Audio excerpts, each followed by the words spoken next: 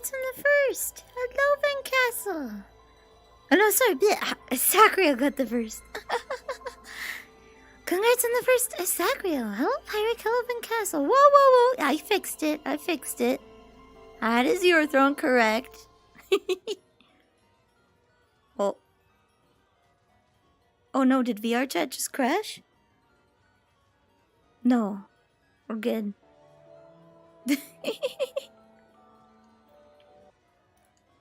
Oh, maybe.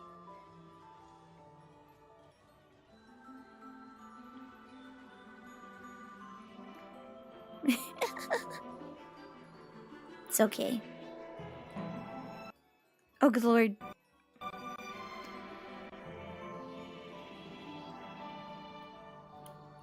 That's okay. I'm prepared for this. I was prepared for this inevitability.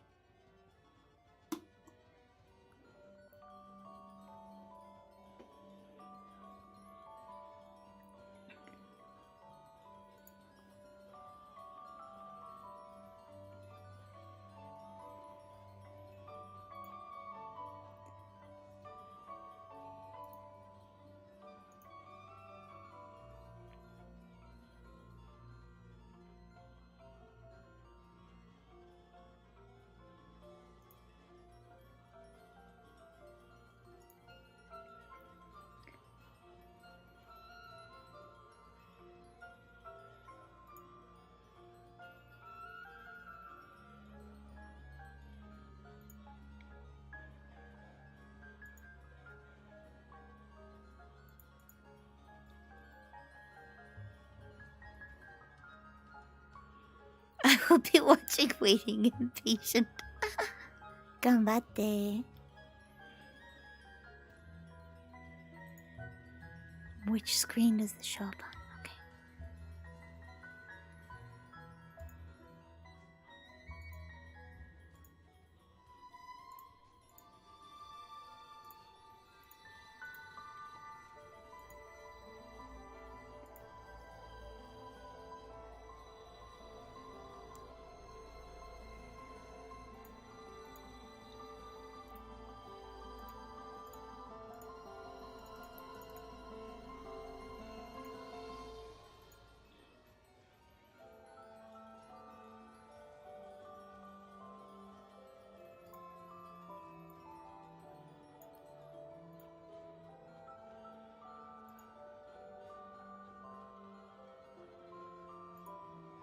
There we go.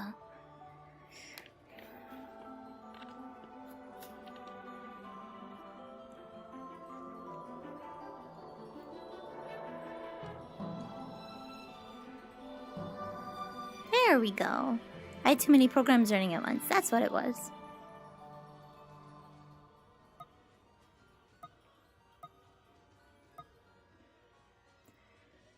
The longer I look at the dancing video, the squishier it looks. Very, very squishy.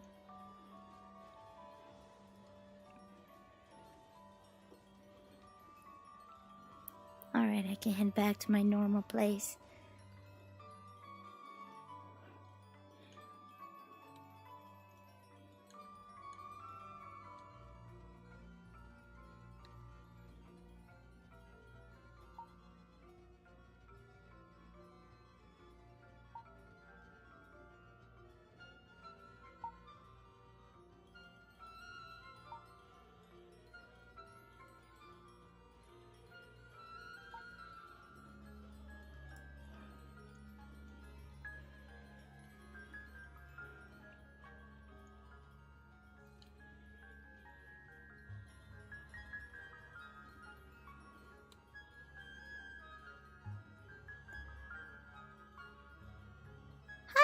STM, welcome!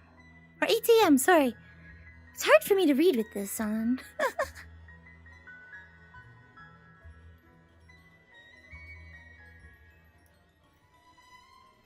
Hello! Hello! How goes? How goes? Guess Stream Elements hates me. I'm sorry, it might be a 5-second cooldown. It might be a 5-second cooldown. Give it a chance to catch up.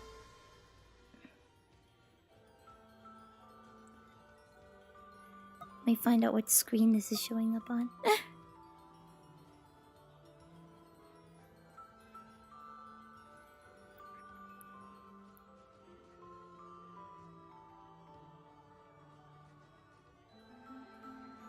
Hi.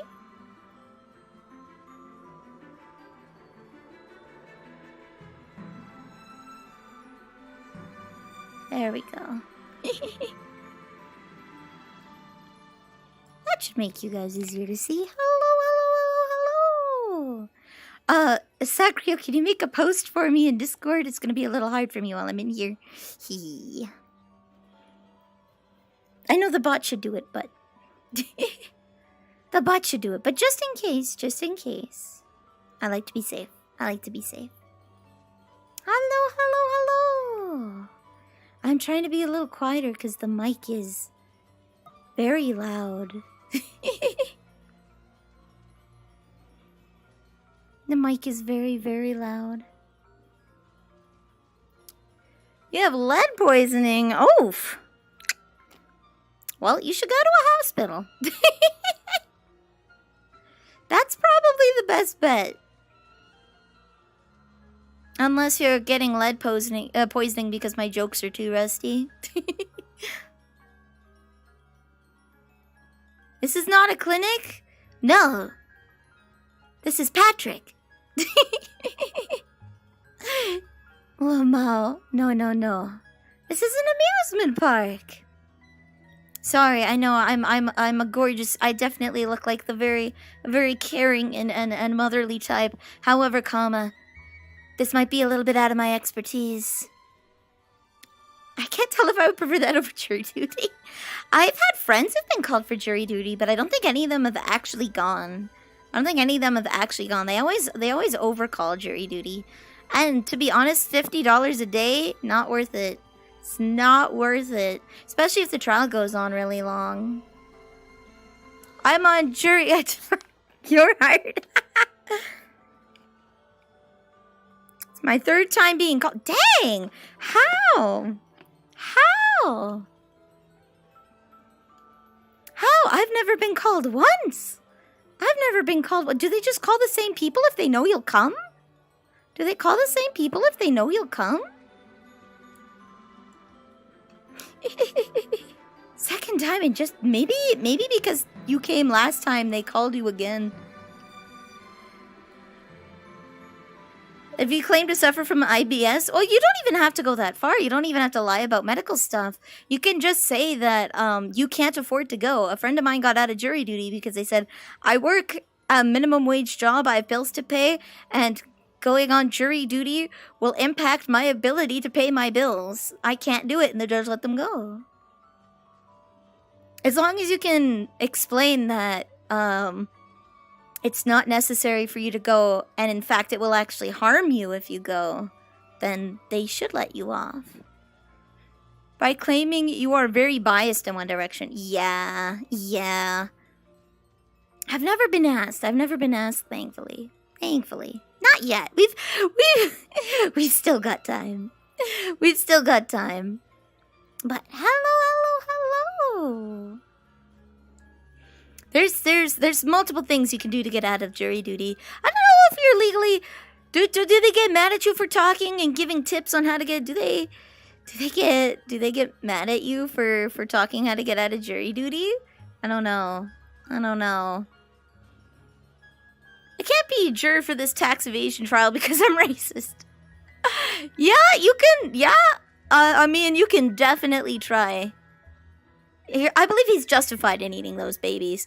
Yeah, because of my personal history, I am more inclined to give this person a guilty verdict because of my biases. I don't know how well that one will go, though. I don't know how well that one will go. But if you are in a position where you can't go because you need to pay your bills, then you can just say that. I get out of a business trip I was gonna poison myself to avoid. Well, I guess it worked in your favor and you're getting paid to do it, so. What redeem do I save for? It's really late in the year, so I wouldn't bother getting VIP. VIP lets you escape emote only mode, which is a Streamloots card. So if you're VIP, if you're VIP, you don't have to subscribers only, or not subscribers only. Yeah, subscribers only and emotes only mode. The only one that really happens is emotes only, though. So you're safe from that. When I'm live 2D, you can change my hair color. You can change my hair color. And I just downloaded a new program, so we're gonna have some new redeems. Woo! And card pack. I have Streamloots. I have to, hold on, activate it here so it'll actually give you the card pack. Oi! I'm not smelly. I'm wearing clean clothes. Oi. Come on.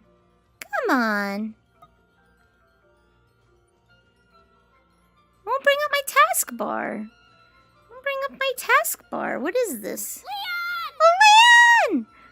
Don't redeem card pack just yet, but card pack gives you a free card pack in my Streamloots. There we go. I have a wireless Bluetooth mouse for this. There we go. There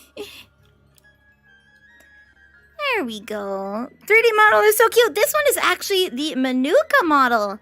You can check in my About Me section down below. You can find the Manuka model on Booth. I've customized it to my color palette, though. You can wear clean clothes and not shower. Oi! I showered like yesterday. Or the day... I don't remember. I showered recently.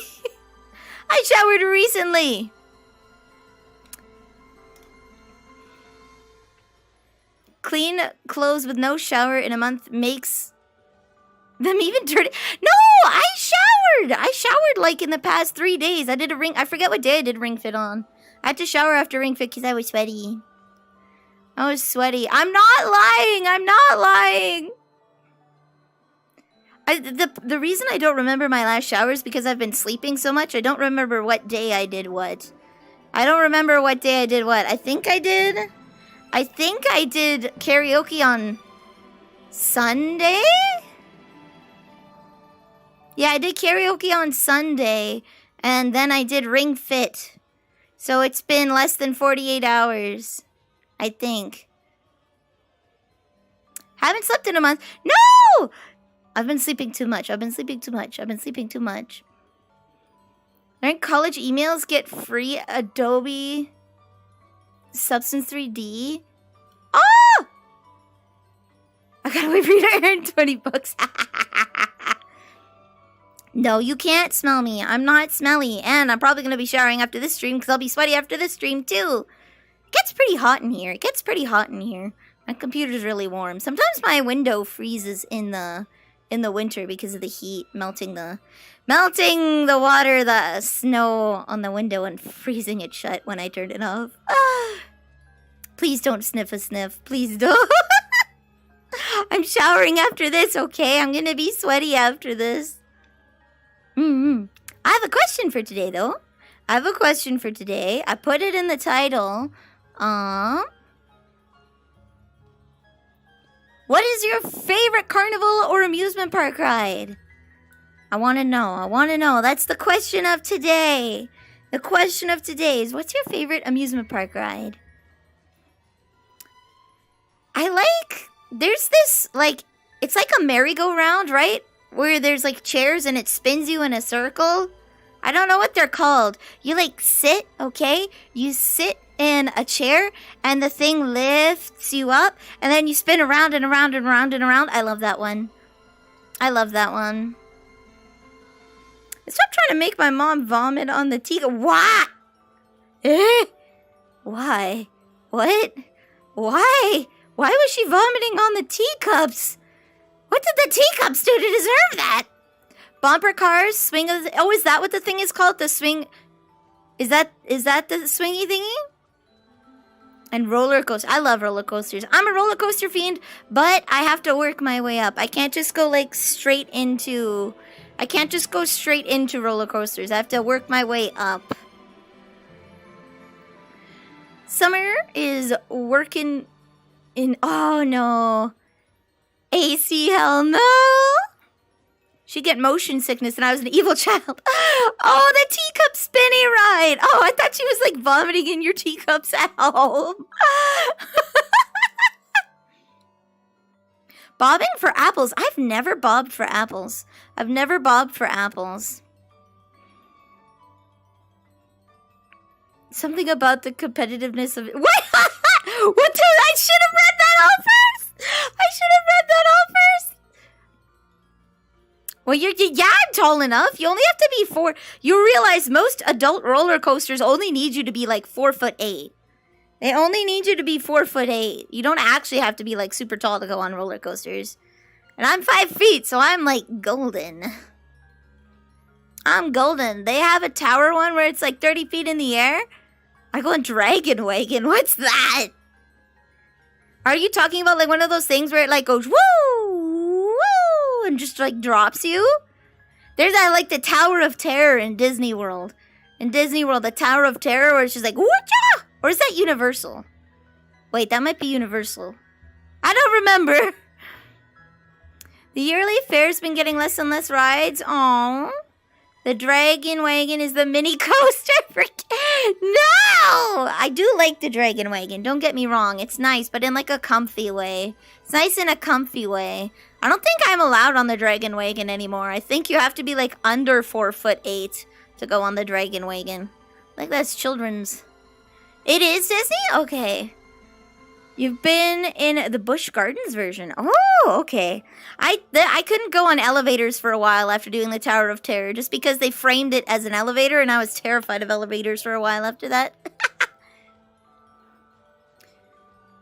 Now the swing of the century, but in a tower. 30 meters in the air. Damn!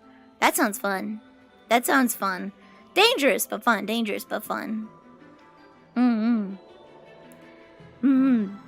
There's actually a couple rides. Apparently, there's a lot of things you can do in this one. There's a lot of things you can do in this one. I'm standing right by a little food stand, it looks like, with coffee and stuff. But there's a lot of rides we can actually do in this. I forgot to turn off all the sound alerts. I can't hear all of them. And I can't hear all of the... I can't hear all of the alerts if they come in. So please, if possible, let me know if something happens. Ew, coffee? Yeah, I'm not much of a coffee gal. I do like mochas, though. I do like coffee-flavored hot chocolate. I'm not much of... I like coffee and cake. That's what my family does. We have coffee and cake. So you get the nice bitterness of black coffee and then the sweetness of the cake, and it's so good. I love that. I'm a tea and soda person. Me too. That's where I'm at. I drink a metric fuck of pop. The last amusement park got raided by Roxy and Tagoth. Yeah, this one actually has rides that you can go on, though. I'm pretty excited with that one. Pretty excited with that one. Isn't that cake called tiramisu? No, just tea and cake. Tiramisu is like a 3-layered cake, I'm pretty sure. I just like coffee and cake. So I'll have chocolate cake and coffee. Or like cherry pie and coffee. It's just coffee and sweet pastry. I drink black coffee, though. I drink black coffee. I feel sugar and milk ruins the flavor of coffee for me. It just wrecks the taste. I don't like it. So that's why I don't drink coffee very much, because it's hard to find like a good coffee place, because lots of them sell burnt or just shitty watery coffee, and I don't like that. Baby version of layered cakes. Yeah. I don't think we have tiramisu. Usually it's just like pie or chocolate cake or something. Like milkshakes. I'm actually not a milkshake person, weirdly enough. Not even chocolate. I love chocolate. I know my name's Vanille, but I don't like vanilla flavored stuff. I don't like milkshakes, ice cream. I'm not a big, or vanilla cakes, I'm not a big, or even vanilla frosting. When I make my frosting for my gingerbread men, I like to put lemon extract in there. and make it a nice lemon-flavored frosting instead. So I have this really nice savory gingerbread cookie with a nice sweet with a little bit of tang lemon frosting. It's very nice. I do royal icing, so it hardens after a little while, so you can make the nice Lebkuchen. You know, in Germany, they have these beautiful, they sell them. They're like these really big cookies. And I want to get an outfit one day with that on there, with a little Lebkuchen pouch, where they're like the big heart with like little frills and whatnot around it. I want to get a Lebkuchen bag for an outfit someday. I think that'd be super cute. I want a really big cookie. Me too. I want like double chocolate chip though. Got separated from your parents at the fair, so you snuck around and sat down at a cop station because he was busy on the phone. Turned around and said, "What the? Hold on. What are you doing? Nothing? Where are your parents? Dunno." He started radioing about a lost kid. My dad was pissed. When I went to Disney World, I was like 14. I was 14 or 15. I don't remember exactly when. But we were old enough that we could just hang out at the exits of rides. We didn't, because we were in a completely different country. We didn't go very far from Mama Nilly. But we were old enough to chill on our own for a little bit, at least in Disney World. It was safe. It's kind of hard being in another country, though. Not into chocolate that much. That's fair, Oswaldo. I'm not. Everyone likes vanilla, and I'm just not a vanilla person. I love chocolate, though. I love all chocolate. Okay, I don't really like milk chocolate, but that's because it's more milk than chocolate. How do you qualify milk chocolate as chocolate? Is there even enough cocoa in milk chocolate, like the white milk chocolate, to be considered chocolate? At least with like milk chocolate, like the brown milk chocolate, it still tastes like chocolate. But like white chocolates, they don't taste like chocolate at all. Too much sugar. You would probably like dark chocolate. You would probably like dark chocolate. I do like dark chocolate biscuits. Dark chocolate biscuits are really nice. There's like these, they're called like celebration cookies, and they have like a picture of Hohenschwangau on it or something. The Schloss Hohenschwangau. Like one German castle on there. And I love eating those, the dark chocolate ones. I was forced to learn Germany lore by a guy who's not that bad. Why? Oh no! See, my family's German. I'm a first generation Canadian. But I think the thing that I hate the most is that, like, for the longest time, everything was World War II. All the movies, all the villains, like Shin Megami Tensei. Guess who's the villain? Surprise! It's Hitler in Japan! Everyone and their dog was making World War II movies, and then people made fun of me for doing my 3. Like, 1, 2... Oh, come on. 1, 2, 3... Like that. My fingers aren't very strong. But people made fun of me. I was doing a presentation in my class. I was doing a presentation, okay, in my social class in junior high. And this kid, I was like 1, 2, and 3, right? And then he's like, stop. And he stopped my presentation for like 5 minutes and freaked out about how I did my 3 until the teacher was like, shut up. Let her finish. He just interrupted my entire presentation because he was freaking his shit out over how I did my 3s. You want a World War II game where you have to run from Stalin? I mean, that'd be a game. I think it's easy for, like, World War II because it's such an easy villain. There's absolutely no way you can gray zone that. There is no gray zone in World War II. There is none. So it was a very easy thing to make, like Call of Duty, Black Ops Zombies, you know? All of those things. It's like Wolfenstein. Like, it's very easy to make these things because it's a very easy villain. There's no gray area. It's very surface level. And it's... everyone hates them, so... Geneva suggestions! What's 1? 1, 2, 3. And then 4, 5, 6, 7, 8, 9, 10. 11, 12, 13. Wait, no, it'd be... yeah, 13, 14. 15, 16, 18, 19, and then 20 would be 20. Did you just say a German number was sexy? No. Eins is 1, zwei is 2, drei is 3, vier, V-I-R, is 4, fünf is 5, sechs, S-E-C-H-S, sechs, not sex, sechs is 6, sieben is S-I-E-B-E-N, is 7, acht is 8, neun, 9, 10, 10. And elf is 11, and zwölf is 12, and then we go 3, 10, 4, 10, 5, 10, 6, 10, 7, 10, 8, 10, 9, 10, 20. That's how we count. Canadians will throw cans of food into German trenches, then grenades. Canadians were fucked up! Don't fuck with the Canadian military, okay? We have no soul. What do we have to lose? Nothing. But, why isn't there any movies, games where you are a... They're horrible people, but they thought they were right.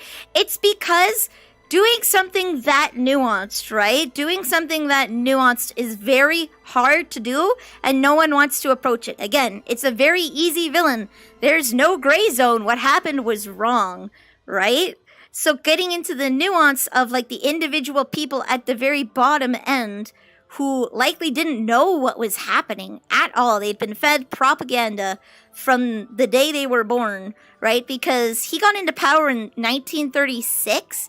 So there's people who were slowly coming into adulthood. Like, again, they had youth programs to indoctrinate children. People who had been born and raised in this doctrine that they had no idea. Right? It's very hard to make a very nuanced thing about that because bad man bad. Oh, bad man bad. And making a nuanced take on that without coming off as preachy, without coming off as sympathetic to the perpetrators. Cosmonaut, welcome to the cookie jar. You are now a cookie. Coming off as preachy, coming off as sympathetic to the villains, right? In the sense that they should not be sympathized with, right? Like, what happened was very wrong. You can't ever say anything that would make it right. It's a very, very, very hard line to walk, and most people just don't want to do it. And you know what? That's fair. That's fair. It's very fair, because who wants to bring that on themselves? Who wants to bring that on themselves? You would get death threats so fast, so quickly on the internet, and so fast, it might, like, really negatively impact your life. It's just not a risk worth taking, right? You would have to be very, very, very, very confident in yourself and in your message. All is quiet on the Western Front, World War I or II? I think it was 1? Potentially, it was 1. A game where no matter what you do, you're gonna lose. I'm not talking about sympathy. Oh, no. Right? You're gonna lose, right? I'm assuming you're talking about a game of one of the foot soldiers going through, right? And basically explaining through gameplay the life of a foot soldier on the other side. You still have to be careful with how you do framing, how you do your narrative, because you can very, very, very easily sound like you're trying to come off as sympathetic to the Nazis when you shouldn't be, right? So, what's the risk versus reward? It's not a lot of reward. It's something that I think everyone already kind of knows, right? That it's like, bad thing happened, not everyone knew what was going on, but it still was perpetrated, right? There's not a lot of reward in coming out with that narrative. You're not going to be like, wow, look at like the progress we made in society for releasing this game. And the risk is if you don't write it correctly, people will send death threats at you and call you a Nazi. So there's just not a lot of incentive for making a game like that. I'm confident I don't care. I'll make a historical show of the life of a common soul reasoning how fun. Yeah. So, like, you could totally make a game about that, and you could construct the narrative well in a way that you're showing what the life of an average person was like while not sympathizing, right? And I'm sure you can make it successful. It's just the risk versus reward, not very high, especially since we've moved on past World War II as being the crux of all of our stuff. That we've left that since a couple of years now. There hasn't been a lot of World War II content coming out, but from like 2000 to like 2015, it was just Nazis everywhere. It's like, guys, what about World War I? Why don't we play like, come on. There's so many wars in the world, and you pick just every game company's like, we're doing World War II. There's so many other wars. What about the American War for Independence? Don't you want to make a game about that? Vanille is sus. Oi. I may be sus, but not today. Not today. No, I'm from Arizona. Last words. Yeah, the risk is making a horrible game people hate you. The reward is people hate you. Play stupid games, win stupid prizes. Yeah. There's not a lot of reward. You're not making a statement in society that we don't already know. You're not pushing the boundaries by any means. And the risk is just too high, so that's why nobody's making it. It's easier to balance World War II equipment than Civil War era. Like gameplay-wise, it's easier to balance the equipment, I guess, because different countries had different access. Some, like the German panzers. Like, there were some people who rode horseback and with cannons into tanks. There are wars that were fought like that pre-World War I. The butchered World War I game. Civil War era weapons are just gonna be muskets and sabers. Yeah, but doesn't that sound fun? Bye-bye. Doesn't that sound fun though? You've got muskets. I know there's an RP war game out there where I think you're either playing like the 7 Years' War between France and Britain, or you're playing the War of Independence. But there's like a really roleplay heavy game where like you have muskets and drummer boys and everything, and I've seen so many YouTube videos of people getting like super into the RP in that, and I love it. It's so good. It's so good. Pearl Harbor is World War II. Pearl Harbor is World War II. I know what you're talking about. Yeah, I don't know the name of the game, though. I don't know the name of the game. Gameplay and game design make a big difference for that with the tech era. There's so few games before machine guns. Yeah. There's that one game, though. There's that one game where they had muskets and bayoneted rifles and whatnot. I wish I knew what the game was called.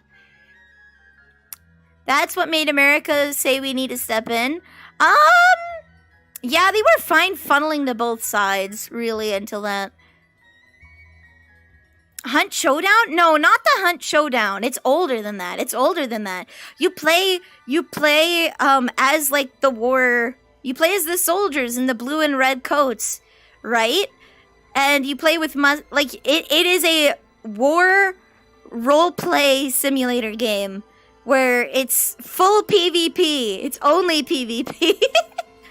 And maybe it's Medal of Honor? I don't know. Maybe it's Medal of Honor. That sexy robot Russian girl came out that was based on a different war? What was that based on? Surprised there aren't any games of the insurgencies in Latin America. It could have been Mountain Blade Warband, Napoleon. Maybe. Valiant Hearts is Cold War. Oh, okay. Yeah. But now we've kind of dropped, like, the wars as a thing, and it's all, like, Spider-Man and Marvel games. There's a lot of Marvel games that came out, so... Actually, speaking of Marvel, I had no idea, but they've released so many movies. I haven't kept up with anything since Endgame. That was the last... I lie. The last Marvel movie that I saw in theaters, I think, was Infinity War. I watched Endgame at home, and then the last Marvel movie I ever saw was in a Discord watch-along. I watched, Doctor Strange Multiverse of Madness. That one was a fun watch. That one was fun. I didn't get so into it, but that was a fun watch. But, yeah, they're mostly mid. I honestly... Endgame, I probably wouldn't have paid to see in theaters. I didn't pay to see it in theaters. I didn't care. Via Bunny, welcome! Welcome to the cookie jar. You are now a cookie. Hello, hello. Marvel movies have World War II and the Cold War in it at the same time. They do. They have World War II with World War II and the Cold War with both of the Captain America movies. With, like, Bucky. Bucky was part of the Cold... So, the first Captain America was World War II. Then, the one with Bucky... Civil War? I don't know. No, it was before Civil War. There's another one where it was about the Cold War, basically, because Bucky was a sleeper agent. Yeah. I watched that one in theaters with my friend. It's so weird. Like, there's... Oh, bonk. Winter Soldier. There we go. I watched that one with Clementine in theaters. But then I tried watching it again at home, and I just didn't care about it. So I think Marvel's actually been mid for, like, a very long time, and people just didn't realize it. I think it was the hype of going to see a Marvel movie in theaters was carrying Marvel for a lot of the way. And then when people finally realized that their movies are kind of mid around Endgame, that's when the love train, the hype train fell off. The Sam Raimi Spider-Man movies and Iron Man are good. I haven't seen the Sam Raimi Spider-Man movies. I do like Iron Man. I haven't seen the Tom Holland ones. I'm still an OG. Andrew Garfield's Spider-Man was okay, but I like Tobey Maguire. Have I seen the picture of a kid crying at Robert Downey Jr. because Iron Man was... Aw, that's shitty. I feel bad for him.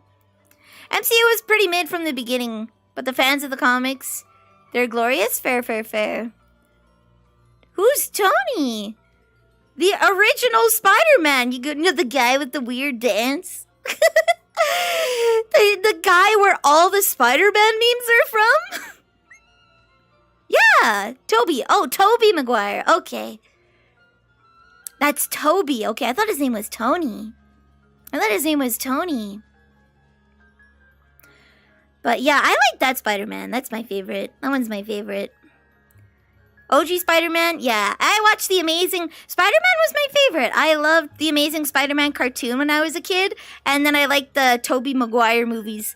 I watched the Andrew Garfield ones. I didn't like them because I feel like that's what Peter Parker would write himself as. If Peter Parker wasn't Spider-Man, he would have made himself Andrew Garfield.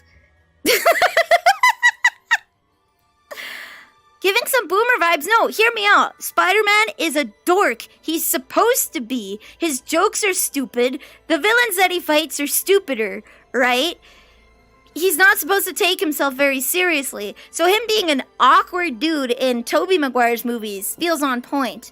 And from what I've seen from like the Tom Holland movies, that's also kind of on point. But Andrew Garfield is what Peter Parker wanted to be seen as. He was the cool geek. He's the whoa. He was super cool and totally not awkward at all. He's just really misunderstood. So I feel like Andrew Garfield is probably the worst Spider-Man in terms of he's Spider-Man, but he's not Peter Parker. He's not Peter Parker at all whatsoever. He's supposed to be that awkward nerd reading the comic. Yeah, Andrew Garfield is a self-insert. What? What, Pico? When? Where? That must have been in a comic. What the hell? What the hell?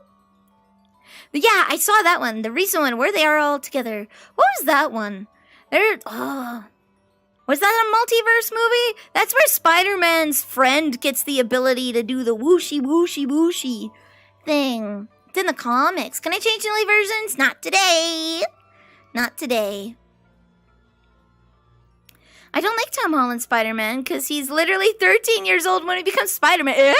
He's in junior high? I thought Spider-Man was supposed to high school or like working for the Daily Bugle. Those are the two Spider-Mans. He's either in high school or he's already an adult, graduated, and working for the Daily Bugle. Nani? Nani?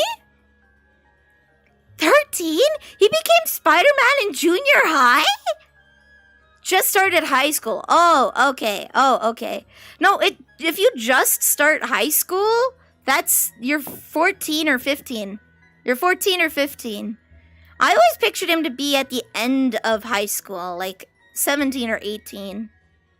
He was a freshman. Oh, Americans, that's right. You guys put 9th grade in high school for some reason. So junior high school is 7, 8, 9 in Canada, and then 10, 11, 12 is high school. You guys, for some reason, have 7, 8, and then 9, 10, 11, 12. Really weird. I don't get that. So I have a name tag pull thing. This says Manuka on it. The name of the model. This is the Manuka model from Booth. 9, 10. What? What do you mean? Ontario does that too? Damn. Okay. No, this is like a barista outfit. See, I've got an apron on. I'm ready to work at the cafe. I'm ready to serve you guys pastries. That totally aren't people. 1 to 8 was elementary school. Dang, okay. Well, where I am, it's 1 to 6, 7 to 9, and then 10 to 12. Service pastry, yeah. I'm Vanille the Pastry Witch. Let me do my intro. Hello, I am Vanille the Pastry Witch. Questionable potions at questionable prices. At your service. Welcome to the store. So, yeah, I turn you guys into cookies and I eat you to stay young. Let me get my ice cap right now. The coffee is... No, it is not. It is not. She eats us. I do. I turn you guys into cookies. But don't worry. If you're here, that just means I haven't eaten you yet. I gotta stay young somehow. How do you think I stay this young and beautiful? It sure ain't Maybelline. Until a German pushes her into an oven. I've been going for over 200 years. We haven't been pushed into an oven yet. We've had some oven scares, but we haven't been pushed fully in yet.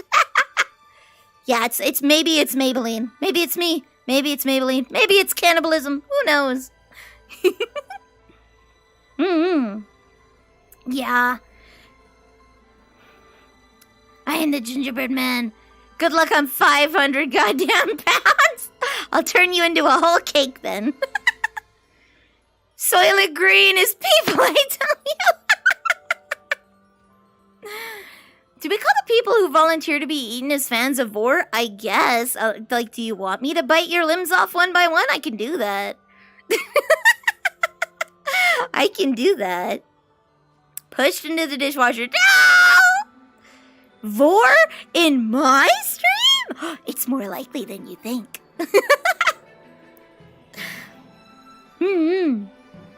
I did not volunteer. That's okay. You may not have volunteered, but you were voluntold. If someone is handicapped, do they get a cookie wheelchair? If you want a cookie wheelchair, I can give you a cookie wheelchair. I think that would be cute. It's just really hard when you make the shape of the cookie, right? A wheelchair would be easy to make. Making a cane would be easy. I think the crutches, like, you know, the walking, dual-handed walking crutches, that might be a little hard, but I could definitely do that. I think it would be fun. It would be fun. I'm not a pervert, I'm just a criminal, Boltarian. Don't mix the two up. I'm not a perv, I'm just a cannibal, okay? I'm immune to the oven. Just toss water. No! Don't get me wet, please! Here's the thing, okay? The reason why I hate bathing so much is I don't like getting in the water because you're not wet and then you're just cold. And then when I'm in the water, I don't want to get out of the water because then I'll just get cold again. So I like pools because you get in the water and you stay in the water, but then I hate leaving the pool because then it's so cold. If I'm out of the water, I want to stay out, and if I'm in the water, I want to stay in. I hate that transitional period. Just shower! It's the worst! I shower! It is the worst!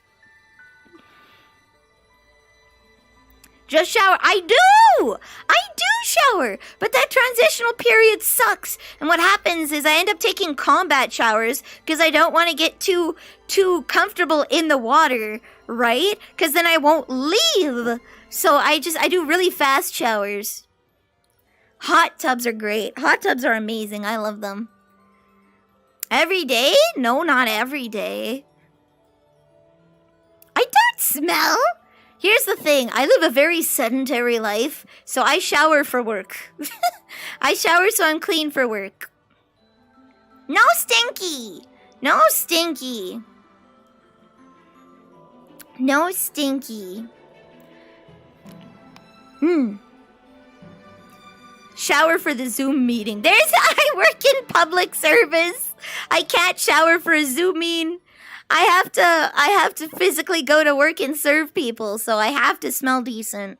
I have to smell decent.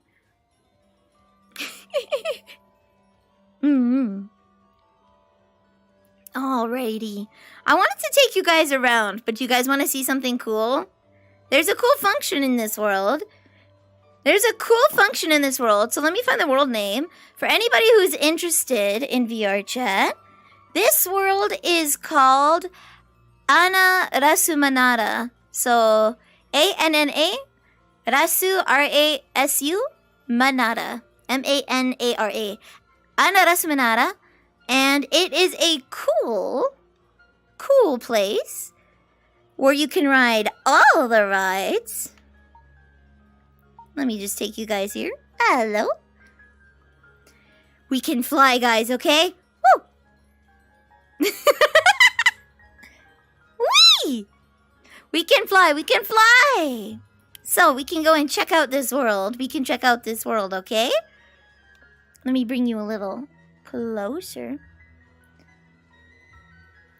Can't wait to get sick on a ride in VR chat. Let's go! So, this is the coffee place that we're hanging out at. And there's some really cute over here stands with a little dude. Look at this little guy. He's got a little hot chocolate. He's so cute. You look shorter somehow. That's because I put you guys a little high up so you're looking over my shoulder. I can't grab anything though. But that's okay. We can ride the rides. That's what counts. We can ride the rides. It's me. It is. So, let's fly maybe. Woo. I want to ride this one. Can I get in? Wah! Whee!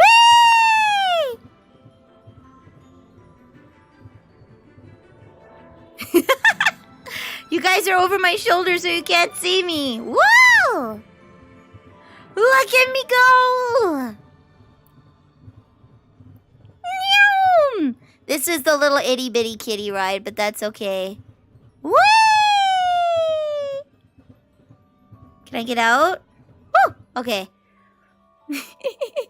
Here we go. Take a photo, quick! Alright, we can go in again. Wah! Woo!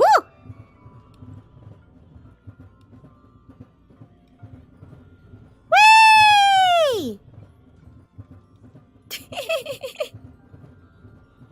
It's a scary looking caterpillar, it is.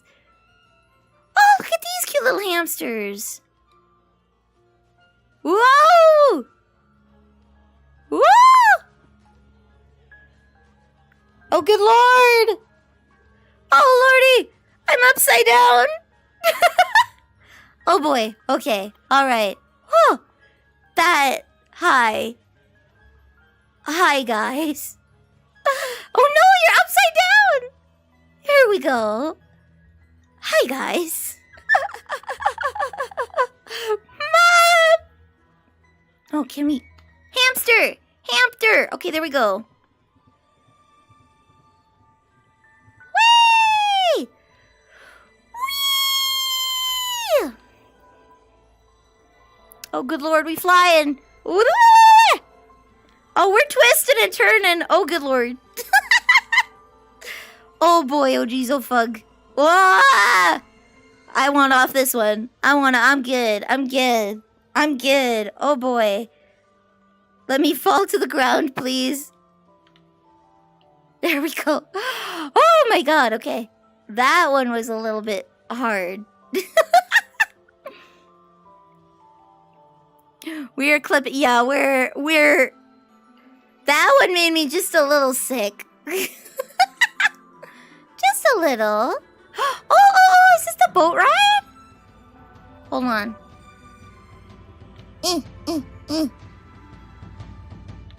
Okay, guys. Are you ready? Here we go. Here we go. Maybe?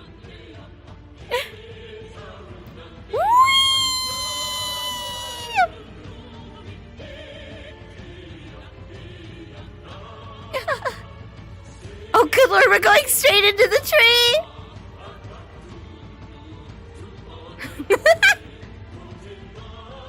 I got a dart. I like how this game has its own... Oh, boy. Whee!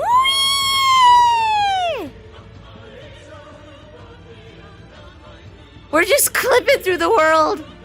Whee! Oh, good lord! Ah! Ah! We're 360ing! I don't like this! Oh, good lord. Where are you guys? Good fucking lord. Okay. Ah. Why am I flipping people off? Help me. Mom, help me. I'm scared. Okay, there we go. Oh, boy. Oh, jeez. I overestimated my stomach, guys. I overestimated my stomach.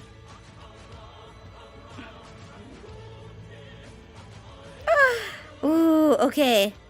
Hi. Hi. It was just my fingers now. No flipping off. That one was pretty intense. That one was pretty intense. The Japanese world creators are sugoi. They are. Totemo sugoi. Tanoshii desu. I want to ride in the... Let me in. Please. Yay!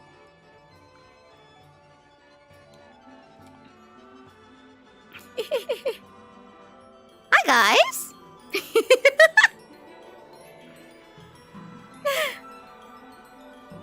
Whee!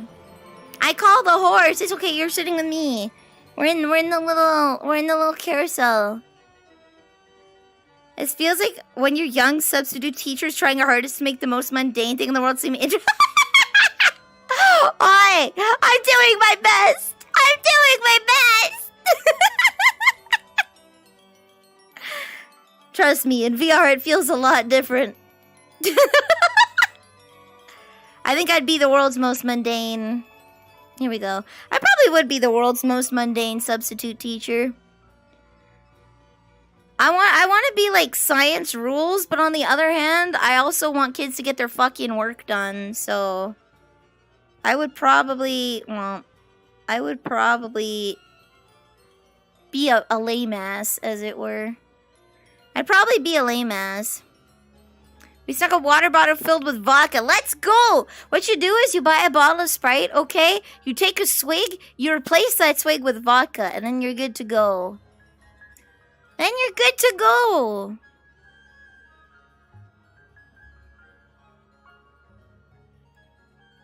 Here we go.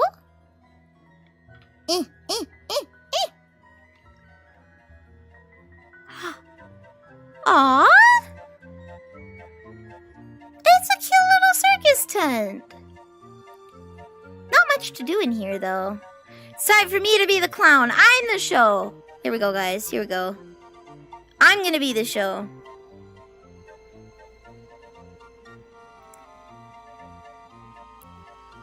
Behavior.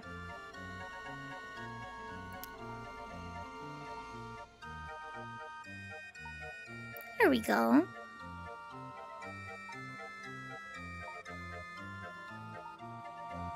Welcome to my carnival! It is I, the amazing Vanille. Hello. Hello. I'm here to show you my cool tricks. The amazing digital circus. Yeah. Alright. My first trick of today. Look at this. Ka-cha! Look at this. I can pop a squat real good.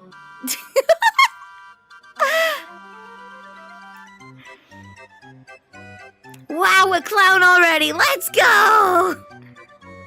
Look, guys, I can make my buns disappear. Are you ready? 3, 2, 1. Ka-cha! They're gone! Woo! Claps in the crowd. Claps. I can put them back on. Just oh. And they're back on. But what's this? What's this? It looks like I gotta sneeze. Achoo! Oh. Where did my hair go? It's gone. It's all gone, guys. Where'd it go? Can you give it back? Can you give it back? Can you guys give me back my hair? Here, let me, I think I see it. I think I see it just right behind you, okay? I think I see it right behind you. There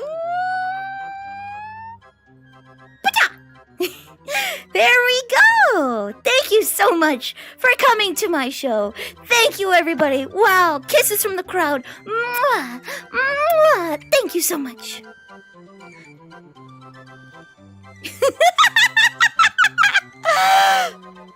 How did you like my show? How did you like my show? Oh, you're down here now. How'd you like the show? There you guys are. Take me out to the ball game. Take me out there right now. I want to be in the corner.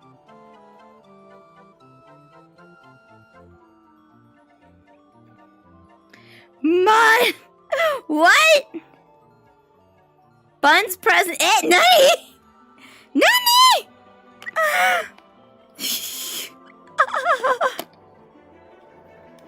No!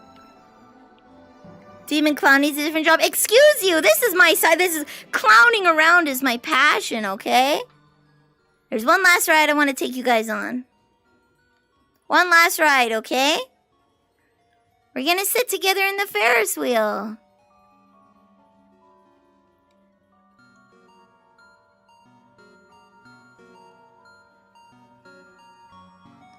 Alright, where are you guys?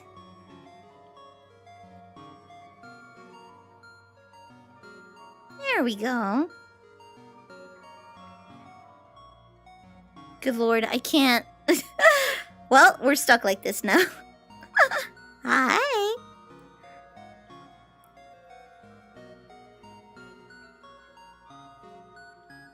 Hold on. There we go. Close enough. Close enough. Close enough.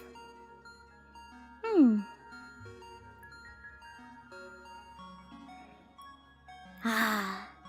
Isn't the sunset pretty? Kinda romantic. Kinda.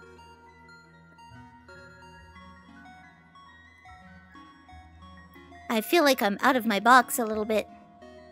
Oh! Thank you, Giga! I finally managed to get my financial problems under control after a solid year of getting hammered monthly. Oh, damn! I wanted to celebrate with doing something I've wanted to do for a while. Thank you! Congratulations, Giga! I'm happy for you! I'm glad things are starting to look up for you. Thank you so much. My shorts are... Don't look! Don't look! My shorts aren't riding up, it's my apron. See? Here we go. Wow, I took my apron off just for you guys. Du kannst Deutsch sprechen? Ja, ich kann ein bisschen Deutsch sprechen, aber nicht so gut. No pantsu? There are pantsu. There are pantsu. Here. Come sit beside me. Look out there. You guys are totally inside. Look at the view. You're blocked by the pillar. Look at the view. Isn't it cool?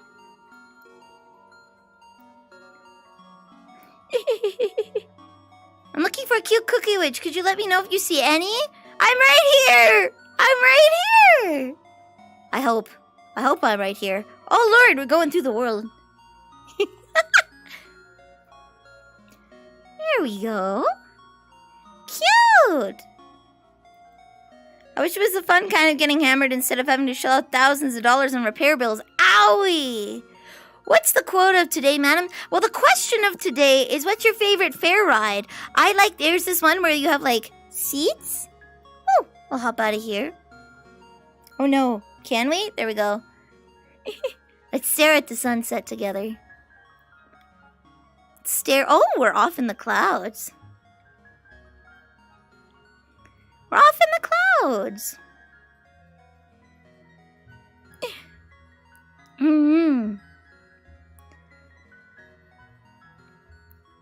Like roller coasters? I love roller coasters. My favorite though. There we go. My favorite is there's like this one. Is it called the Swing of the Century or something? Where there's like seats and you're on. It looks like a carousel, but then it lifts the seats up and you go around and round and round and round and round. That's my favorite. That's my favorite. Nelly is cute. Just a little. Just a little. Just a bit. That's how I have to lure people in. Just a bit. Just a bit. That's how I lure people in. Nani?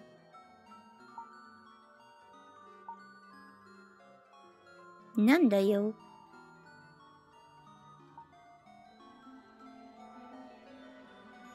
Aha! There we go. Lure people in with the kawaii, but then hit them with the yandere. They'll never know what hit them. They'll never know what hit them. They'll never know what hit them. I'm luring accountants to help me. Yeah, totally. Yoshi commits tax evasion. What happens if we jump? You want to find out? Alright, guys, I hope you're ready. Wait, hold on. Let me just switch my pins. Let's find out, guys. Are you ready? Whee! Oh, you just land. Ah! Oh! We're falling. Very far. Oh, we just respawn. Okay. We just respawn. There we go. We just respawn. What is this? There's something right beside me. Is that my apron? What's that? What's that? Nanidayo. There's something right in front of me, but I can't see it. It's right here. I think that's my name tag. Let me respawn. Nani? I might have to reload.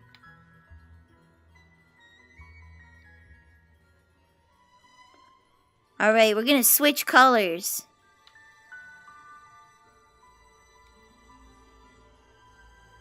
And then back to pink.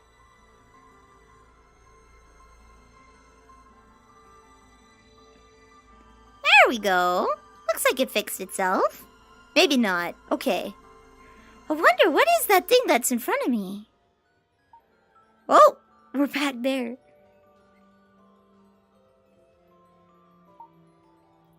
we go. Now it's all nice and reset. Now it's all nice and reset. Definitely not an airbender. I can fly? Whee! Am I ready? Are you ready? Are you ready? Which? You just now figured that out, Volturian. You just now figured that out.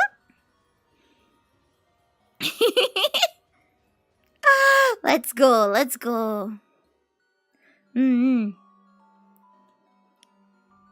no, I got so many things popped up.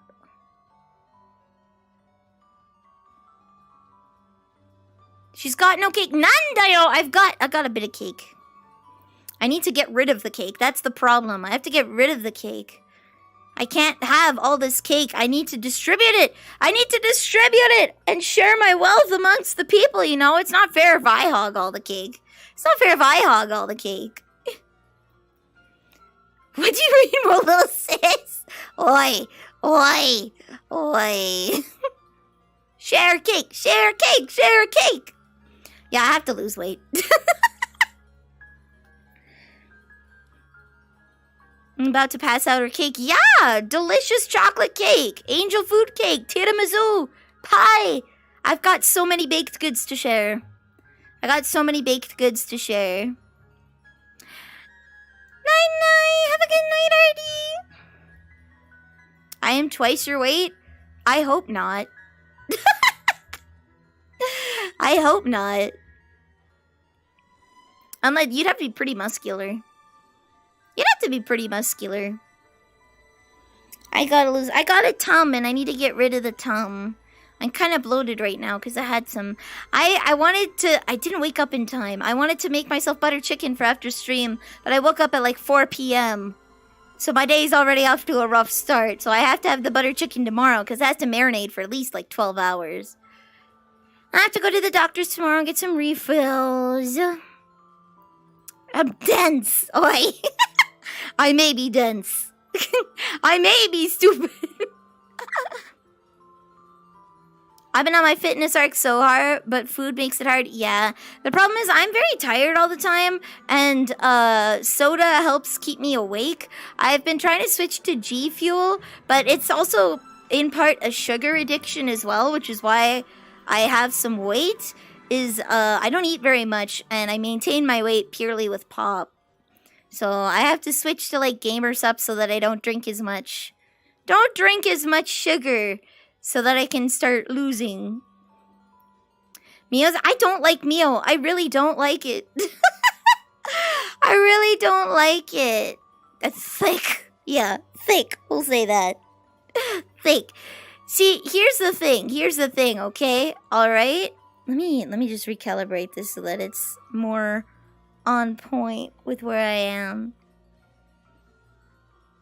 Yeah. So like I got titties, okay? And losing weight will also make me lose titties, and that's kind of sad. That's kind of sad. Losing weight will also make me lose titty, and I don't know if I want to lose titty. But if that's a sacrifice I must make, that's a sacrifice I must make.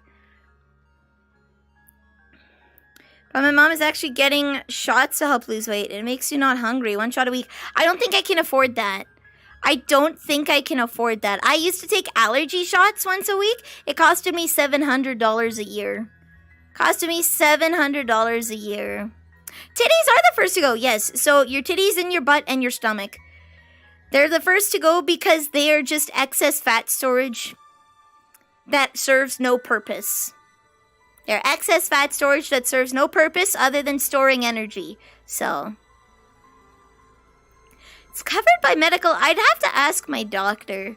But I think my doctor would rather I try first to make lifestyle changes before using medication. I think my doctor's that kind of guy. That's my he probably wouldn't. What does opposite in males mean?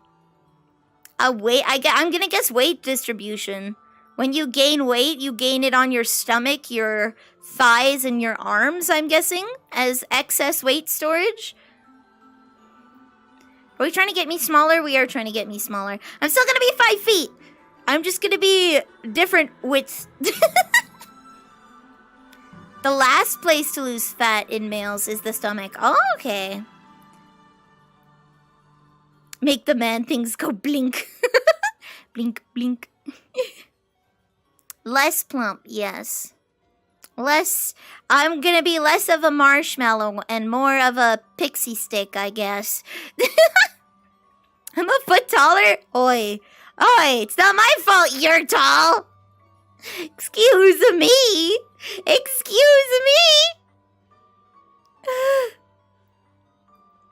I can't keep fat on my body to save my life. I had a great metabolism and then it shot out from under me. So, the problem is I started drinking so much pop and developed the bad habit while I still had the metabolism to keep up with it. Take a walk and lose pounds. Please, can we swap? Can I be a slime, please? Please! Damn, I need that. I'm doing Ring Fit after stream tonight. so that I can get back on that. We're gonna try going a little longer today because I was super tired on Sunday. Been on the grind and dropped like 60 pounds. Let's go! I was doing Ring Fit for a while, but then my subathon happened and I was so exhausted. And I've just been trying to be on the catch up since, so. You think the least healthy thing I eat is like a junior bacon cheeseburger from Wendy's, and that's the healthiest thing on the menu? Oof. Okay. Yeah, I need to change. Number one, I need to eat more food and drink less pop. That's the sweet combination for me. Drink less pop and eat more food. Van Castle, have a good lurk. Run to the market because dinner's soonish. Okay. Have a good time. Ring Fit. Saw someone play through Silent Hill 1 having to run IRL to move. Just do that and you'll get shredded. That sounds fun. I used to be a sprinter. I couldn't do endurance running, but I used to be a sprinter. You know multiple gym rats. I do, but here's the thing. I can't pay to go to the gym. That's why I have Ring Fit. It costs $50 a month to have a gym membership, or $6 for every day that I go to the gym. So, it's just cheaper to do Ring Fit, straight up. It's cheaper to do Ring Fit. Yeah, that's why it's such a good thing, is it makes fitness training more accessible because it's a one-time fee with unlimited use. Before I leave though, running cardio doesn't make you lose weight. But it can to a point. What running and cardio is really good for is exercising your heart and building heart strength. That's where the true secret of cardio is. You exercise all your other muscles, but running and cardio is heart exercise. You make your own free weights. I have a couple small pounded weights, but it's more that it's the guided exercise. It's the guided exercises of Ring Fit where they show you how to do the exercises and give you proper sets, and it helps you pace yourself using the game mechanic. Cardio is about cardiopulmonary strength. Yes, that is heart strength. Heart and lung strength. Cardio before my workout because it gets the blood pumping. Yeah, you do. Usually what I did was I did like a 15-minute, like I did a 10-minute power walk almost. Walking at above a comfortable pace. So you can walk comfortably and then you can like, not quite marching, but like walking with a purpose. And then you do like a short 2 to 3 minute cool down walk of like lackadaisically walking. And then you go on to your exercise. That just gets you warmed up and ready to go. Me swinging milk crates full of books for 3 hours, stacking them 8 high. I used to swing milk crates back at my ice cream parlor job. But the issue with my work now is it's because I'm small, like the till comes up to my navel, right? It comes up to my navel. And so I'm doing a whole bunch of lifting like this. Oh, whoops, sorry, I grabbed you guys. I'm doing a lot of lifting at this height where it's like lift over, lift over. It is hell on your shoulders and not good exercise at all remotely whatsoever. It's putting a lot of weight in muscles that shouldn't be pulling that much weight. You're doing a lot of lifting in a very bad area with muscles that shouldn't be supporting it, because you should be using like your core to do most of your lifting, not your arms. You need to be using your core and your legs to do a lot of your lifting and not your arms, and that's kind of impossible with the job that I have, so. And they won't get me a stool, and they won't do like the tilt changey sizey thingy, so I have to suffer because they're cheap. Strengthening, yes, that can only work if I'm allowed to lift properly. The problem is with my job, it forces me to lift improperly. They make me sit and watch a video every 6 months to tell me about how to work ergonomically. And then they force me to work at a till that's too high for me, so that there's no way for me to actually do my job safely. There's no way for me to do it safely because I'm too short. I will not be able to lift safely because of how high the tills are. It's dumb. I hate it. It's dumb. Do you need... I asked for a stool. They wouldn't give me one because it's a tripping hazard. I asked for a ramp, like a platform, because it's like, okay, then just give me a whole platform in the small section where I stand at. And they're like, that's also a tripping hazard. And I'm like, how? And it's like, well, you might step backwards and fall. And it's like, get good? Like... And you're telling me that lifting like this with an injury is better? Tell him to piss off. I've asked for I've asked for a stool so I could sit because I have problems standing for long periods of time because of weak back muscles. And they said no, they won't do a leaning chair, a leaning bar, nothing. Nothing. It's awful. It sucks. I already have to take an hard walk to calm down, not again. My work frustrates me to no end. It frustrates me to no end. Plus, there are other. I work in a big box chain, right? There are other stores in my area where they've given the height adjustable tills. It's just we don't even have a self-serve checkout because they are too fucking cheap. They're too cheap. It sucks. It's a drag. It's a drag. Yeah. Let me just grab some water real quick. There we go. Doesn't Canada have an equivalent law to Americans' ADA? So here's the thing with the ADA. They're only required to, they don't actually have to accommodate you. They can just say, we can't accommodate you, and then you get medically laid off.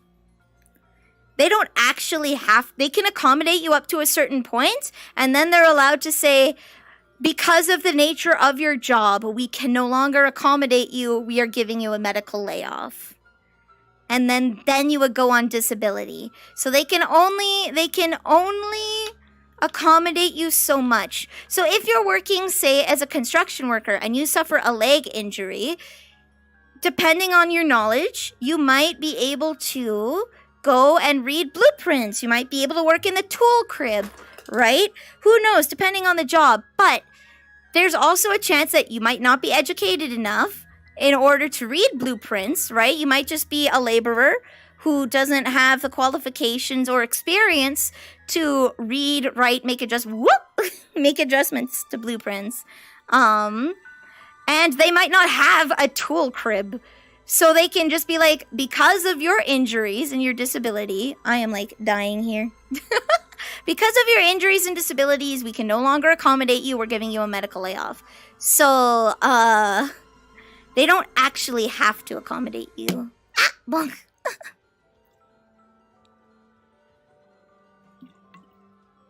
Can I have a chair? Isn't... Whoop! I'm gone, guys.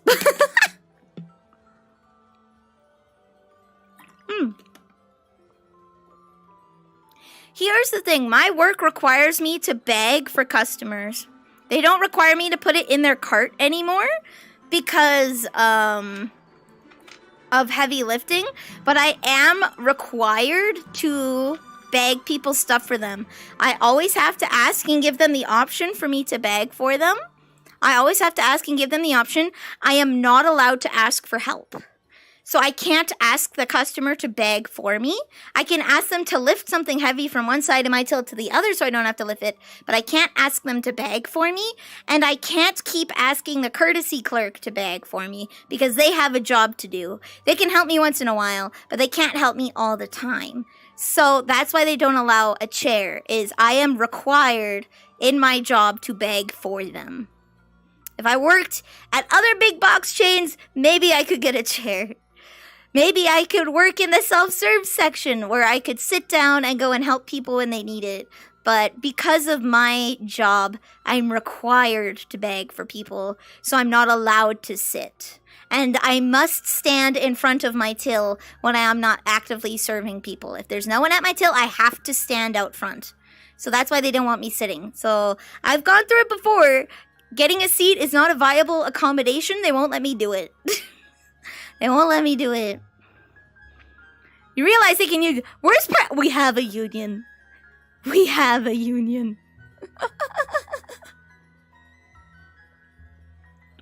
Zoop, this reminds me of Foodland or Zeus. I won't say what it is, but it's a big box chain. But yeah. When they were trying to argue, buying water for people on call to try and combat heat stroke, it didn't last and it didn't fly, but I got, there was a memo from the assistant manager once that told us we were only allowed to take small sips of water at the till. This was during peak fire season, okay? So it's smoky as hell. Our throats are dry, right? There's only so much you can do, and we're coughing because the smoke is bad, right?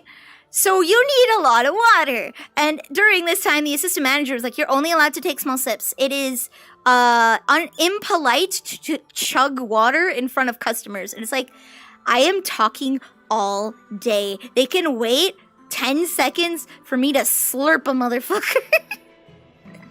They can wait. It didn't fly. You cannot put restrictions on how people consume water at all. Freak that, right? Drink. Slurp. Yeah, no, that didn't last. That didn't last. I can't get an exoskeleton. I don't think my doctor would get that. Take a sip. Okay. I have to unscrew this again. Chug, chug, chug, chug, chug. Yeah, so that one didn't last just because it was really stupid and they don't have the authority to... Whoop! Goodbye. They don't have the authority to restrict us drinking water like that.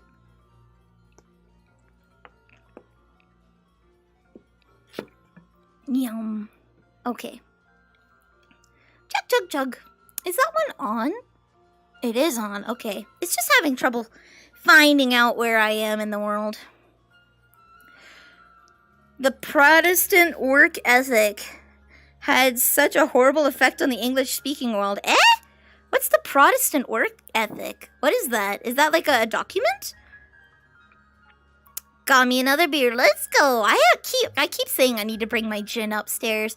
I have gin and tonic syrup down in my fridge downstairs in my kitchen.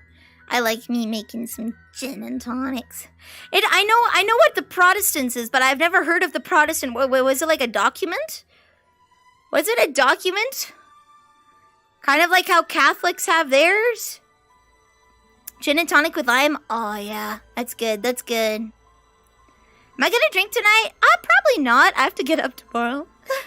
Protestant is salvation through work in the short of it. Okay, but I've never heard of the Protestant work ethic. Is there like did someone write a book or something like that? Because usually there's like a document that someone made. Like there's a whole bunch of like Catholic books on Hail Marying and all that shit, right? Was it just like a word of mouth thing that spread, or was there like an actual like book that was written? Just watching this while eating spaghetti and drinking tea from my whiskey glass. Let's go. German sociologist held that Protestant ethic was an important factor in the economic success of groups in the... Okay, so it was a book. It was a published book. It came from the Calvinist view of predestination of salvation, meaning that you need to show you are predestined for heaven By tirelessly working without enjoyment. Work to earn the right to work. Oh, okay. Yeah, usually there's like someone who wrote a book. Usually there's someone, so it's like a Calvinist book that it was. That's what I was asking. That's what I was wondering. Is like, did someone write a book on that? Usually that's what happened. Like those quiverfuls, there's like a book that someone wrote and then people live by it as if it's their religion. Yeah. It sucks, but you know, you do what you can. I try and do artwork so that I don't have to work as much. And I took Sunday off of work. I streamed sitting down, but I was so zonked. I've been sleeping so much. I gotta get back on track. Later this week, I think on Saturday, we're gonna be drawing the Patreon art that I have. And then I found out Sunday morning at about 12 a.m. Pacific or 3 a.m. Eastern is League of Legends World Championships, and I wanted to do a Discord watch along for that. It's gonna start really late though. Hopefully it's not a 5-game series, but I really want to watch that. So, ew, League. That is the only sport that I really care about, and I only watch the finals. It's SKT versus Weibo or something like that. Chinese team. A Korean team versus a Chinese team. So, with Vanille commentary, hell yeah! You know it! I might have Saishin in there, if he's gonna be awake, because Saishin is actually a, challenger level player? I don't know what rank Saishin is, but Saishin is a pretty decent League of Legends player. He knows a lot about the game, so I might have someone who's knowledgeable there to explain things. Now the video that deep dives it if you're interested. Yeah, send it to me. League World sounds toxic. I really hope SKT wins. Faker deserves it. Iron League gang, let's go! I don't need to know much about the game. I just need to be a hype man. Holy shit, if they pick a Felios, I don't know what the hell is going on with that character. He has like 4 guns, and then depending on what's his primary and what's his secondary, his abilities have different effects. And it's like with the it's too much. It's way too much to keep track of. Faker is a goat. No, not Faker Daddy. I want to hear Vanille commentate a soccer game with the same energy as a Spanish commentator. I could do that easy. Where's Remus? Okay. Yeah, Saishin will know what the hell is going on with the characters, and then I'm just there to be the hype man. I'll be the freak. I'll be the freaking Kobe. I'll be the shoutcasting hype man, and then he can be Captain Flowers at the State Farm analyst desk. Sunday, you say? Sunday, very early in the morning. Very early in the morning. It's like 12 a.m. Pacific is when it starts. And that's like they're gonna have like a pre-show where there's gonna be like this huge AR thing, right? They're gonna have 2 songs. They're gonna have the world song performed, and they're probably gonna have either Heartsteel or KDA perform, right? One of their virtual groups. And then they're gonna have like the introductions, and then the game will probably start like an hour, 45 minutes to an hour into the video. So just a moo-moo. Cry making everyone else's problem. Problem solved. Problem solved. Just a moo-moo. Kench, unbench, let's go.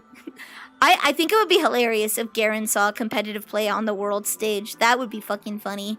That's one character that's never been played at finals is Garen. But yeah. Garen did he play in the finals? Did he play in the finals match? I know he didn't see competitive play in like the world stage for the longest time. But has he ever been picked? He played in Swiss stage this year. There we go! He got his first competitive play on the world stage. Now we just have to see if they'll play him in finals. We summoned Saish, and that means Inksy can be fine. We were just talking about how Sunday I might do a watch along, depending on how long I can go. We'll see, because I work on Sunday. Depending on how long I can go, we might do a World's watch along in the Discord. Because it's really early in the morning. I might not make it through all of it. But I want to see at least part. I hope it's not a 5 match.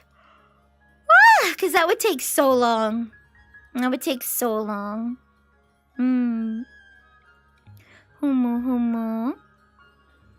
guys like to see the other world that I had prepared?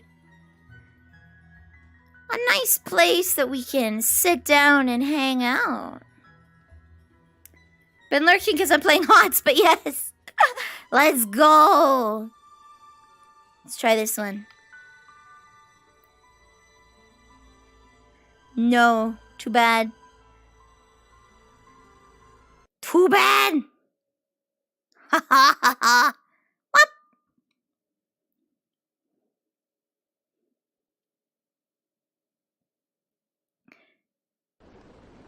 Drawing huge titty. Let's go.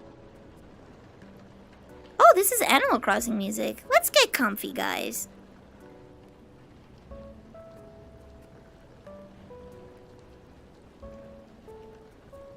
Let's get comfy. Look here. It's like a hyper-realistic world.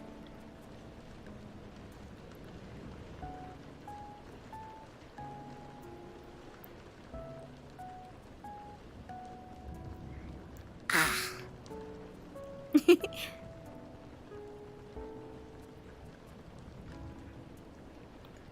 we go.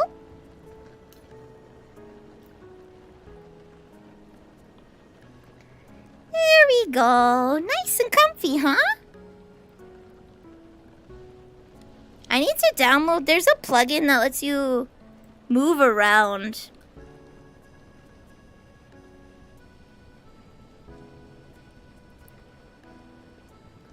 There's a plugin that lets you move around.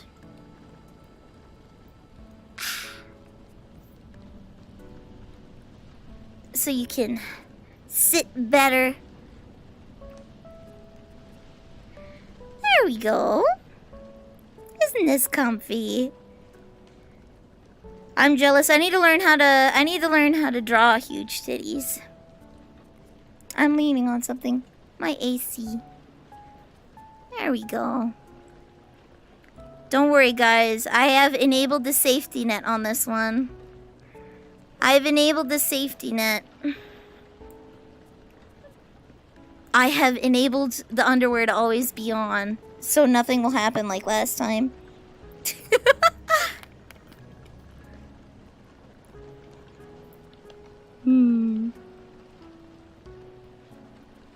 Anime girlfriend tells you you have schizophrenia.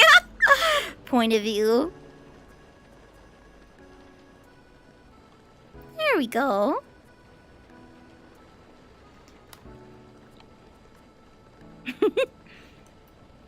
Nani? There we go. Hello, hello. Maybe I shouldn't crane my neck too hard. Because I can tell you, this boob's cover the girl's whole shoulders.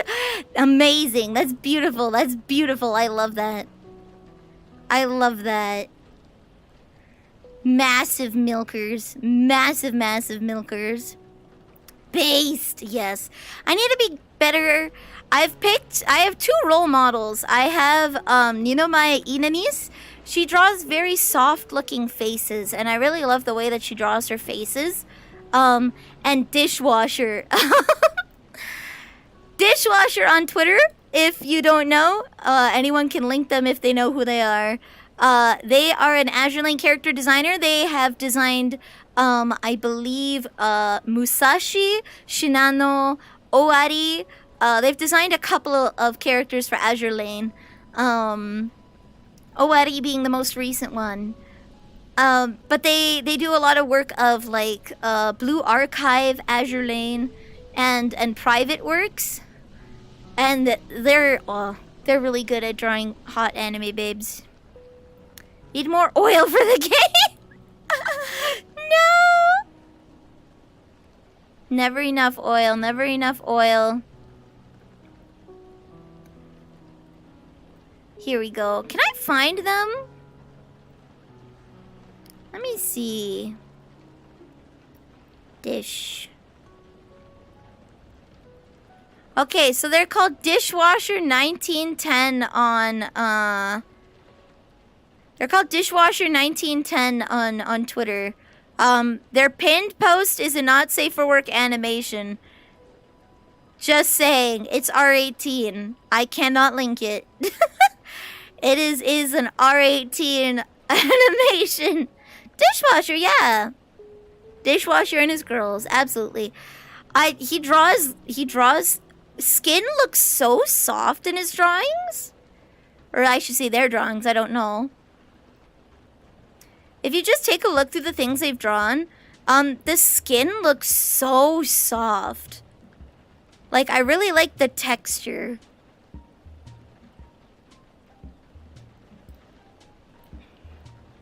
And that's something that is really, really good. They're very good at doing, like, material texturing. And I appreciate that. He did... Owari. Yes, Owari, Musashi, and Shinano, I believe. Owari, Musashi, and Shinano. And one more. I don't remember which one. I don't remember which one.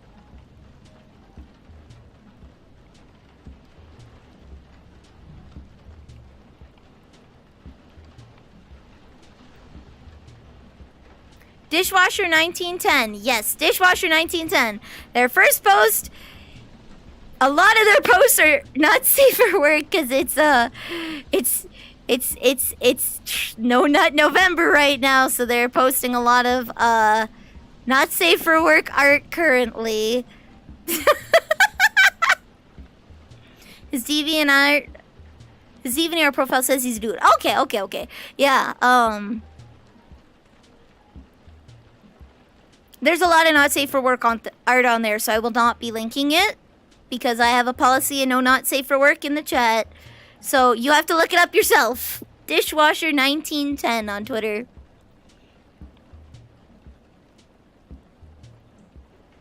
So, You know what else I saw on Twitter that was really funny? It was Hideo Kojima, the guy behind Metal Gear Solid. Or Metal Gear, I should say. Hideo Kojima. So something he did, he likes posting reviews of books and movies that he's watched, right? He posts reviews, okay? And he watched 2 movies recently that he's posted about on Twitter. He's watched 2 movies. I hope he gets the trifecta and gets Yamato. Probably. He'll probably get Yamato. Let me go. I don't want replies. I just want his posts, not retweets or anything. He watched 2 things recently, and someone made a comparison. I wonder if he deleted it because of that. That would be a shame if he did. He retweets a lot of Death Stranding stuff. There was one. Where was it? He had like this long thing about The Abyss. He's like, I watched The Abyss. And there was like this huge paragraph of like his thoughts and opinions. Yeah, there was like, he watched The Abyss or something, and there was like a huge paragraph on his thoughts and opinions on The Abyss and how he enjoyed the movie and what his thoughts were. And then he's like, I watched The Marvels. And that was it. That was it. A massive cinephile. Yeah. When you think big boobs, think of Sepia Scribe or Magister. Okay, I'll have to look them up. Freaking Kojima. A film of all time. Yup. He had so much to say on The Abyss, and then it's like, I watched The Marvels. And that was it. Guys, mind if I get something nice to drink? I'm gonna go this way for a sec. I'm gonna look funny, okay? Don't mind me. You know how I said I need to stop drinking pop? I'm thirsty as fuck. Ugh. There we go. just phase through my body casually. What? Goodbye! Okay. A film of all time.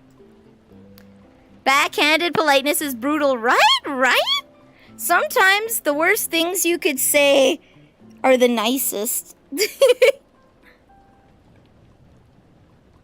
Just need to get this to sit on my head nicely. There we go. I have a toque that I wear in VR to keep, like,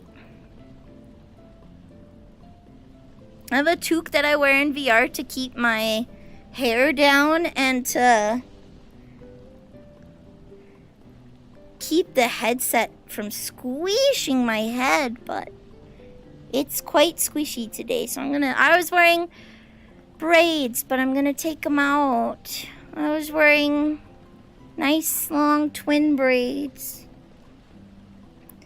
to keep my hair together, but we're sitting now, so I think that's fine.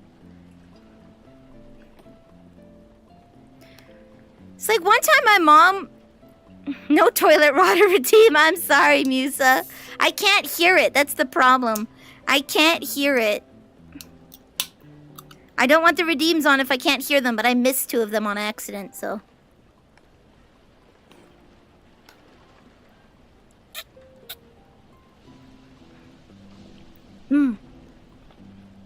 There we go. There's another artist called EUO3. They also do huge boobs. Oh, nice. You have a few prints. They do good work. I don't think their stuff is safe to link. Definitely not. Probably not. Probably not. I like Sakimi-chan, but I feel Sakimi-chan kind of suffers from same face syndrome.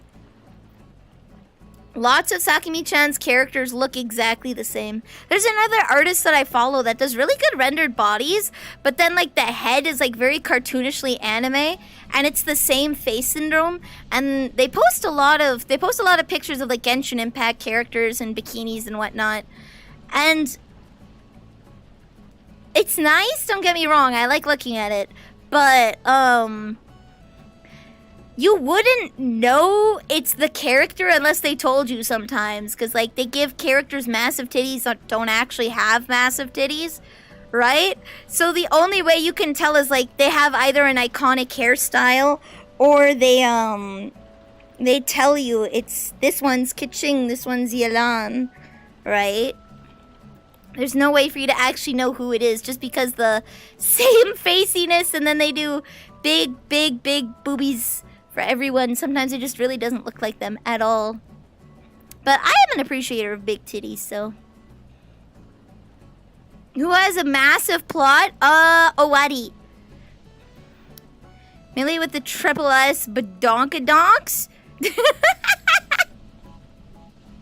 We're gonna be moving that down to a singular S, hopefully. Scale down the size a bit. Just take the size slider and whoop.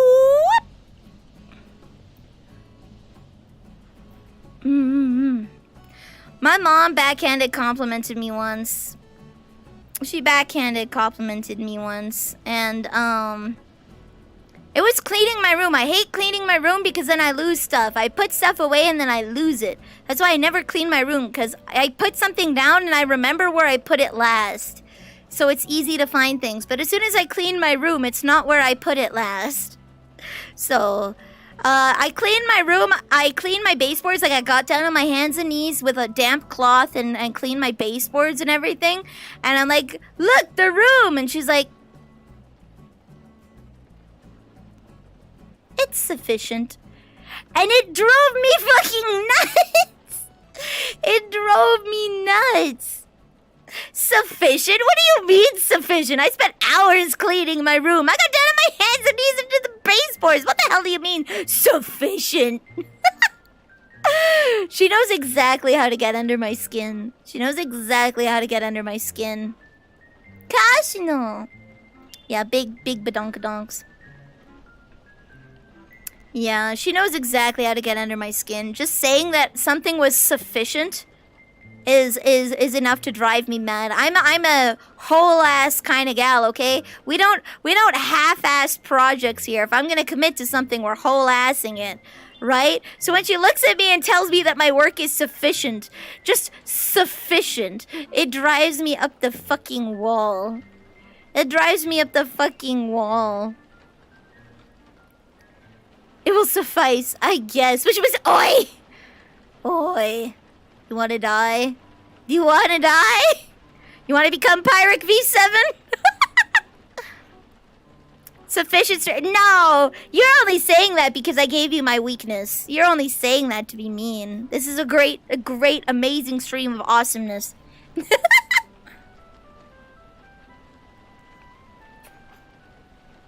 You only have to scrub the walls if there's like a stain there, and there shouldn't be a stain on your walls. There really shouldn't be stains on your walls. It's very easy. Just don't touch them. Your finger oils will get dust and dirt to accumulate on them, so just don't touch the fucking walls and you'll be fine. You really don't need to clean the walls half as much as you think you do. Just don't touch them. Sufficient. Oh, excuse me. Excuse me. Cancel Van Mom.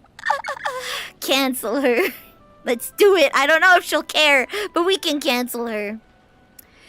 That's what combat showers do? No, it's just called showering efficiently, okay? It's called showering efficiently. I let the conditioner sit in my hair. That's when I clean my body. That's when I use my body wash. And then I rinse off the conditioner. I do my face wash and rinse off the body wash from my body all in one go. It's just called being smart, okay? You can't pair up other things like you do the shampoo really fast, okay? You get in, you get your hair wet, you massage the shampoo in, you wash the shampoo out. You massage the conditioner in, okay? Then you start the body wash really fast with a good scrub, and then you end it by doing a facial scrub, and then cleaning it off your face, cleaning it off your hair, and while you're cleaning the conditioner out of your hair, the water's running down your body and getting the soap off of your body. Then you do a quick scrub to get any remaining soap off. You turn off the shower, you're good to go. 10 minutes tops. 10 minutes tops. Shouldn't take you more than 15. If it's more than 15, you're wasting time. You're dilly-dallying. And I have long hair!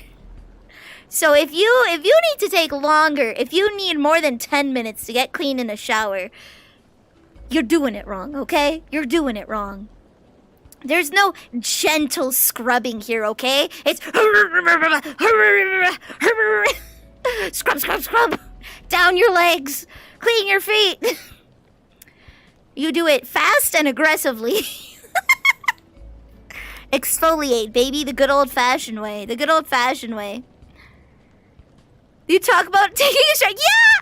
So here's the thing, okay? I don't like the transition phase of getting in water and getting out of water, okay? So I don't like bathing. I don't like taking a bath because then I'll sit in there, I won't want to get out until the water gets cold. But if I shower, one, I don't want to waste water because, like, it's constantly flowing. And two, I hate getting in and I hate getting out, right? So I'll get in, do the job as quick as possible, and get out. So I don't have to have that sad transitional phase. Do you turn off your shower when you soap? No, because, again, I'm doing this very quickly. It takes me about 1 to 2 minutes. Takes me about 1 to 2, maybe 3 minutes in order to scrub my body down. So I don't shut it off because then I would have to go through the whole process of reacclimating the shower temperature. So I don't turn it off. Not quite a Navy shower. Not quite a Navy shower. I don't, okay? It sucks. I like sitting in hot tubs. I like sitting in pools. I don't like bathing. You do it every day. Here in the tropics, some people shower 3 times. I live in cold as fuck Canada. I will shower more often in the summer, but we've entered the cold season. So I only really need to shower when I leave the house. And I have to be careful because if I shower before leaving the house, my hair could freeze and give me a head cold. So I usually like to shower before bed so that I don't have to leave the house and worry about myself getting a cold. Right? Yeah, and after I do Ring Fit or VR streams because then I get sweaty. Then if I'm sweaty, I will shower more frequently. The thing is, I live a sedentary life, so I don't get sweaty.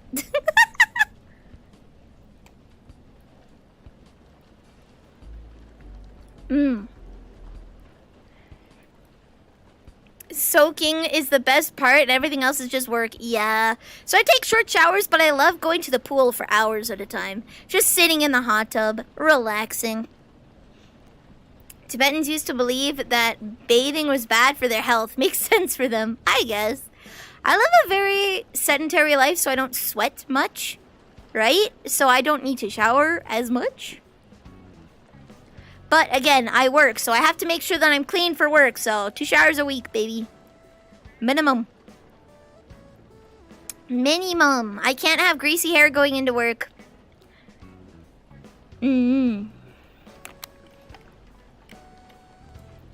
So, yeah. For me, though, it's very dangerous to shower in the winter, especially if I don't dry my hair before going out, because I could get a cold, and I don't want that. I don't want that. It's not fun. It's not fun. So that's why I usually do showers in the evenings and not in the mornings. Because I don't want to get cold. I don't like using the blow dryer because the heat can damage your hair. So I like letting my hair air dry. I only blow dry if I'm worried about getting cold. Or if I have to go in a rush and I need my hair to be dry now. Dejan, no! It's responsible shower hours. There's a secret third reason why I take very cold showers. I used to take a little longer, like 15 on average. But Sister Nilly and her husband lived with us for several months. Like somewhere between 6 to 10 months. She did dishes every day. She did laundry every day. And she showered every day. And he showered like every other day. The sheer volume of water that was being constantly run in the household was so high, right? Like, we did not need to be running, like, you don't need to do your laundry every fucking day. Like, holy shit. We were wasting so much water, so I stopped doing laundry. I stopped doing laundry. I still have like clean underwear and socks. I just have a lot of clean underwear and socks. So I can go for like 3 weeks. 3 weeks without doing laundry, right? Just because I have enough. I have enough that I can be clean. And then that's where the combat, I took less showers and I made my showers shorter just because I was looking at the water bills and it's like, holy shit. I get the water bills now, and like for the past few months, I've seen the comparison from last year. I'm using anywhere from like half to a third of the water. Half to a third of the water. And that's with like increased shower times. Like frequencies.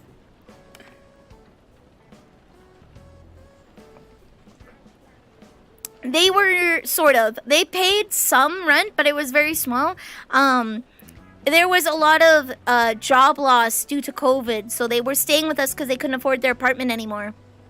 So they were only paying for like a small amount of rent to help cover like the basic utilities, right? So, small amount of rent to help cover the basic utilities. Are they married? They are now, yes. They are married. They had a courthouse wedding because the concept of having to plan a big old wedding and the amount of money that it would take just stressed my sister out. So they did a courthouse wedding and had a small ceremony and did some wedding photos. They didn't really do a ceremony per se.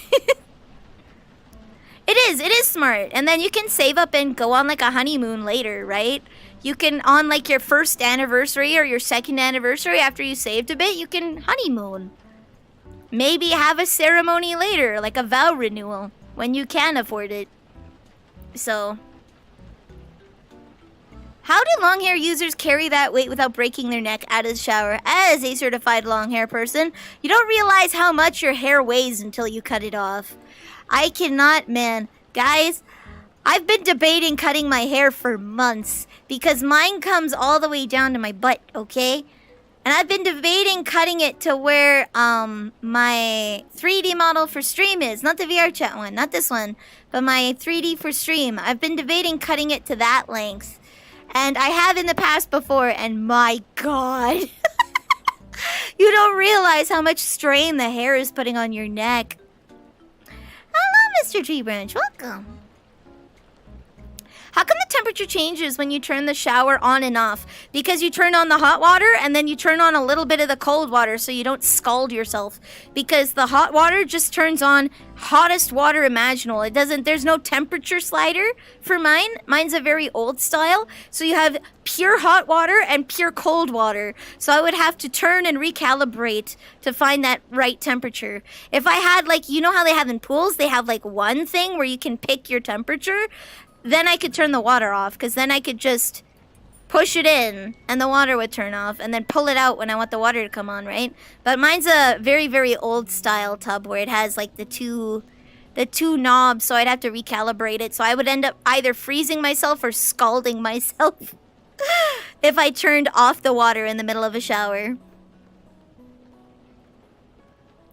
But I hear something insane. This weekend you saw the most cutest thing in the entire world in your life and you can share. Okay, okay. Tell me what's the cutest thing. You can afford an extravagant vacation with the money you're saving by not having a wedding, right? Average price of a wedding in the US is $20,000 to $30,000. Oh yeah, you're spending at least $10,000 on a wedding. Just because they charge, like the catering companies charge you extra, right? It really depends on what you do, but you're spending like, if you're going super cheap, still $5,000. Because you have to pay for food, you got to pay for the wedding dress, you got to pay for the suit, whether it's a rental or you purchase one. You pay for the wedding rings, right? And then usually you'll have to pay a pastor or an officiant to come out and do your wedding, right? There's a fee for them to sign the papers as well. And then catering bills just get insane if you do catering or you go out for food, right? Or even if you get your family to make the food yourself, that's still a lot of money. I don't think you can do a wedding for under $5,000 if you do everything yourself, just with all the added fees of stuff. So yeah, even if they saved like $5,000 from not having a wedding and then on their first year anniversary, they could take a trip somewhere. $5,000 for two people, they could go somewhere. Certified thick long-haired boy. Undercuts are a thing of God. Let's go. Perhaps you should get a mixer style tap. So can't exactly. That it has to do with plumbing, right? If I wanted to change the style of tap, Mr. Tree Branch, welcome to the cookie jar. You are now a cookie. You can't just swap out heads like that. If we wanted to do that, we would have to rip the wall open and redo the piping. Because it is piped in a certain way for the two knobs. If you want to switch to a single knob, we would have to rip open the wall and re-pipe things. And so what we have one of those pre-built, because we live in an apartment, right? We have a pre-built acrylic tub, right? So you have your bathtub and then there's like the shower walls around. It's all one piece, right? So you'd have to cut into that and remove that and replace it either with tiling or getting a whole new tub acrylic, and that's a lot. It's not worth it. It's not worth it. It would take a whole bunch of work. At that point, we would be renovating the whole bathroom, and it's not our place. So it's not our place. If it was our place, Mama Neil would definitely do that. She prefers having tiling to the acrylic tub base, right? Because it looks nicer. So if we had our own place, that's probably one of the first things Mama Neil would do. She would, if we owned it, she would update the bathroom so fast. I know that's the one place that really bothers her. She's got the living room and the downstairs looking real nice. She replaced the carpet with like this sort of linoleum faux wood, so it looks like wood, but it's actually sheets that slide together of like linoleum plastic kind of thing. It's a fake wood tiling, and it's so much better than the carpet. If she could do that to the stairs and the upstairs, she'd do it too. Tub surround. Yeah, the tub surround, that's what it's called, yeah. Is there a way to do it without tearing up the tub? But it's a pain in the ass. Yeah, it's a pain in the ass, and we don't own the place. We do not own the place. It would take my family, our plumbers. We could definitely do it. We've done it for other people. It's just a pain in the ass, and it's not worth the money since we might not be living here next year. Who knows? Who knows? Maybe I will get a job that will help us move out of here and into our own home. And then we'll invest the money, right? So, is the acrylic tub see-through? No. It's white. It looks like white porcelain, but it's not. It's not. It's opaque white, like porcelain. So, I don't think many people actually get see-through tubs. This is the first time I've noticed your model's tan lines, and it's just, wait, there's tan lines on here? There's tan lines? No, that's not a tan line. That's shading. That's shading. There's no tan lines. So that's static shading so that the face appears outside of the head. That's not a tan line. That's not a tan line. It's just really dark shading for some reason. Really dark shading for some reason. The lines around your neck? Oh, the white lines? That's the underwear. I'm calling Cap. You see these white lines right by my neck? That's the underwear. That's the underwear. I put underwear on this model so that if it ever like clips through my chest like this, right? Or if it clips through my pants, I will be wearing underwear. So we won't have a repeat accident. We won't have a repeat accident. Yeah. I put that on. It looked like tan lines from an apron. Oh, I guess, yeah. The neck shading is really dark. So, the neck shading's really dark. Your model has naughty bits? It does. I don't think it's textured, though. I don't think it's textured. Like, it has custom undies. There is no texture for the nipple or areola. There is no texture down there either. I think I'd have to texture that myself, or there's probably a texture for it on Booth. I'm not looking for that because that's not the type of content I make. That's not the type of content I make. So I'm here for full realism and adding details on the body like tattoos and stuff, but I don't need to add that. Yeah, less concerned. Yeah, it's Barbie doll style. There's like sliders so that I can have the nipples like poke out if I wanted, but welcome. We were just talking about the functions of this model. Hi. Hello, I'm Vanille the Pastry Witch. Questionable potions at questionable prices. Oh, welcome to my store. Hello. So this is the Manuka model from Booth. We were just talking about how there is no textures for like the nipples and areola or down there. There's no textures for it. But even so, I didn't want to have clipping issues, so I added underwear under here so that if for some reason it does clip, you'll see the underwear instead. You'll see the underwear instead. You were just chatting, let's go. What was the topic? I'm sure that I could find textures for Manuka on Booth, but I don't do that, okay? I don't do that. I do have some interesting outfits for her, but they're all above board, I swear. I just really like the way latex looks, okay? I like shiny. Welcome. Wow, yeah. I like shiny, okay? I like shiny. I hope you had a good stream. If you need to rest, feel free. Get some snacks, get some drinks. Welcome, everyone. We were just talking about bathtubs. Fun plumbing stuff. I'm not going to invest a lot into my bathroom because I don't own the place where I live in, but if I did, there's some changes I'd make to my bathroom.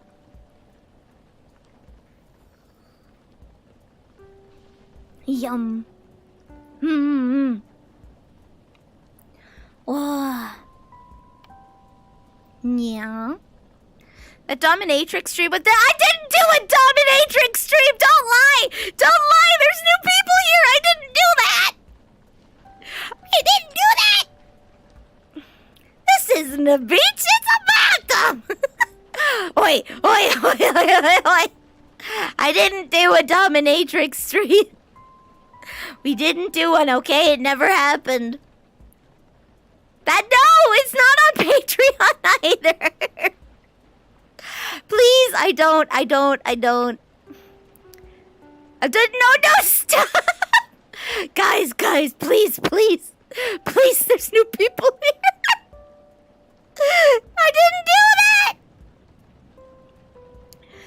I didn't do that. It's not that sexy anyways. Well, okay, one of them is. I gave one of them giant titties because why not, okay? It's my model. I do whatever the hell I want with it, okay?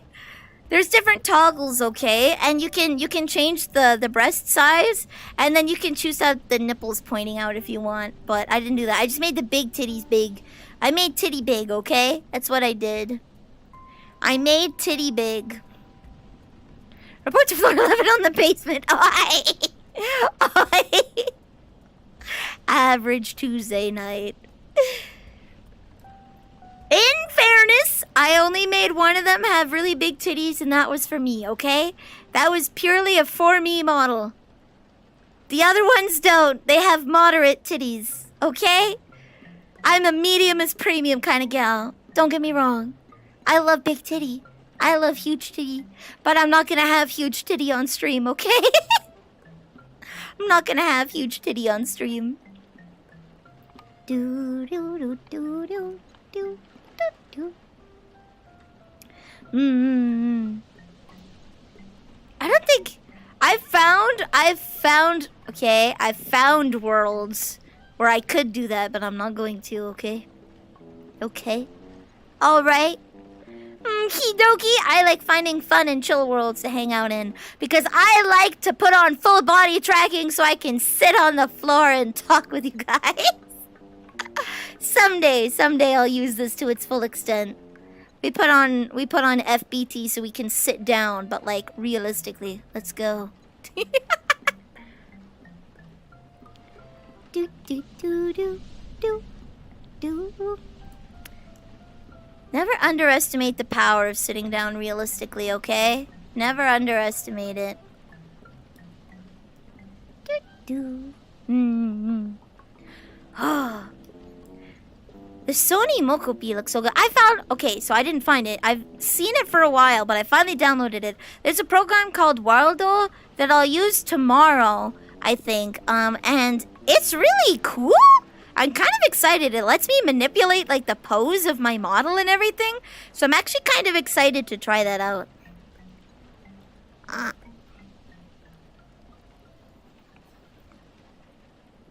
Was Sherb on the wall already or did... Oi!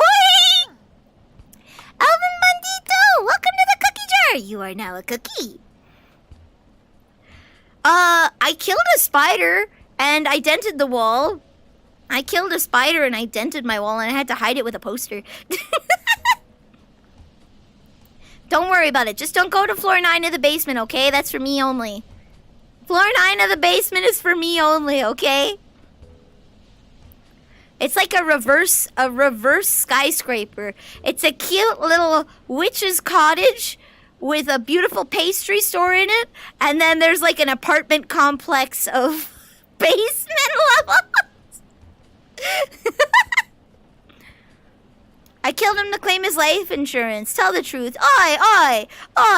Those allegations are unproven in court, okay? It's unproven. Excuse me. The court decided that it was an accident, alright? Baseless allegations like that will get you nowhere. What was I supposed to do when someone surprised me in my own home and crawled up on my wall and scared me? Allegedly. It was an accident. The courts ruled in my favor. I was very scared and acted in self-defense. So, ha!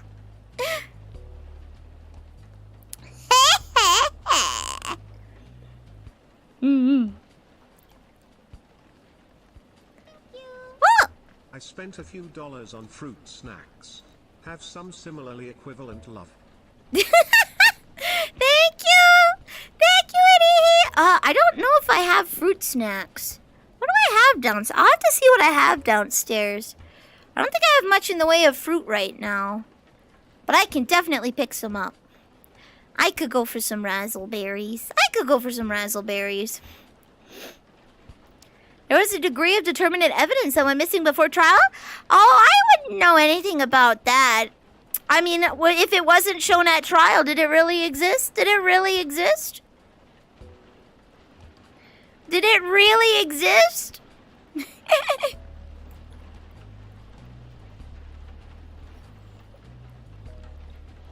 Humu.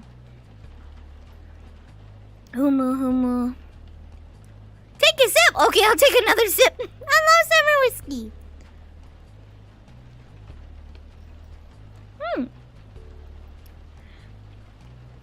Prosecutional incompetence isn't the problem of the defendant. Absolutely right. Absolutely right, Giga. Absolutely right. Domo, how goes the chatting? Pretty good. We're in the city down portion. We're in the city down portion of stream because, alas, I cannot stand for very long. Soon, we're getting these back muscles to be strong, okay? We're gonna do ring fit later, and we're gonna strengthen these back muscles. The conclusion is always call Saul Goodman. Yes. Oh, I love this. This is the roost theme. This is what plays when you enter the roost in Animal Crossing. I love this one.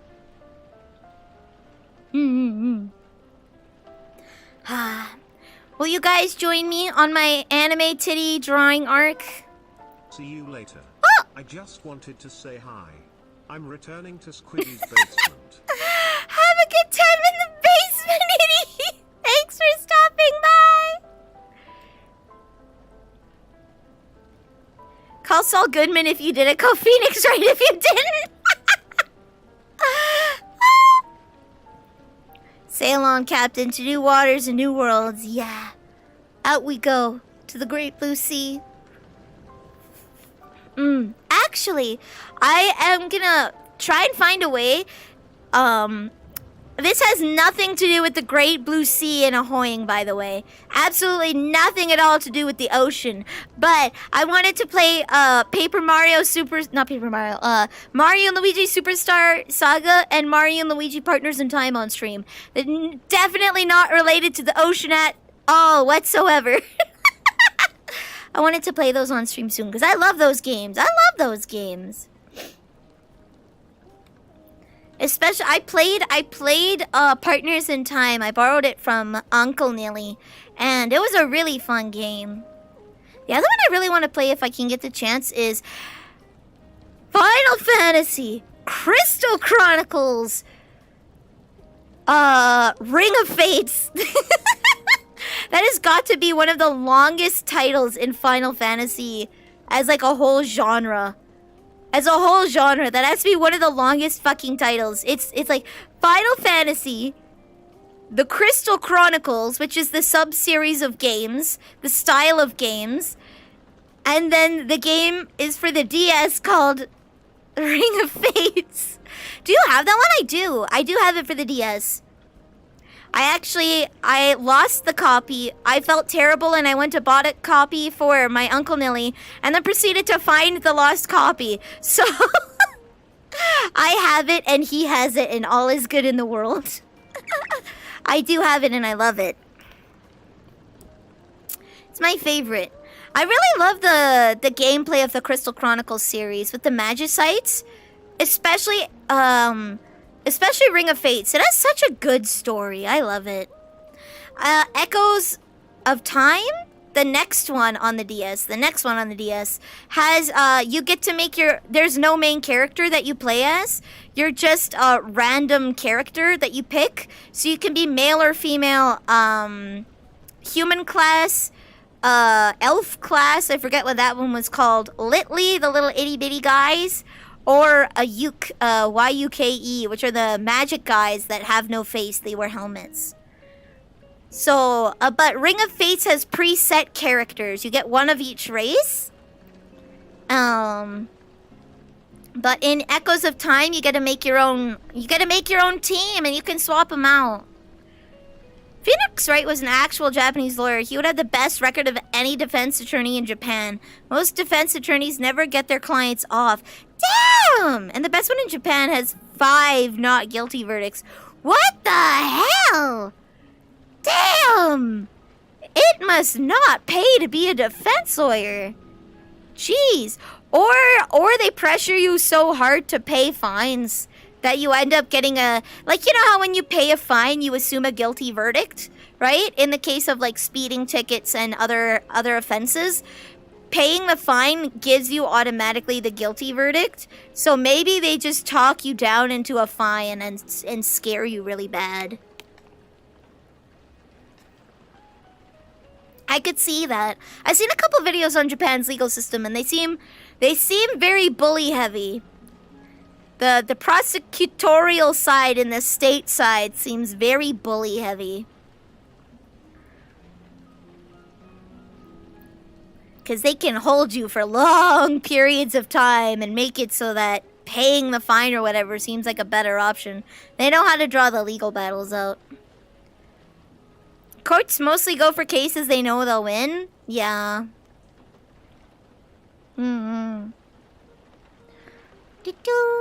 Oh, I can't wait for the Paper Mario 1000-Year Door remake. I need to get the Nintendo Switch expansion pass. I want to play the original Paper Mario because I never got to play that one. But I love the 1000-Year Door so much. It's so good. I love it. I can't wait for them to do it. Hopefully they just do like an HD 1080p port of it and not actually like change any of the art style of the game, because I feel like that was peak. I hated when they put the white cut out paper outlines around everything. I didn't like that style and like the Origami King and Sticker Star. I don't like that. I like the original style.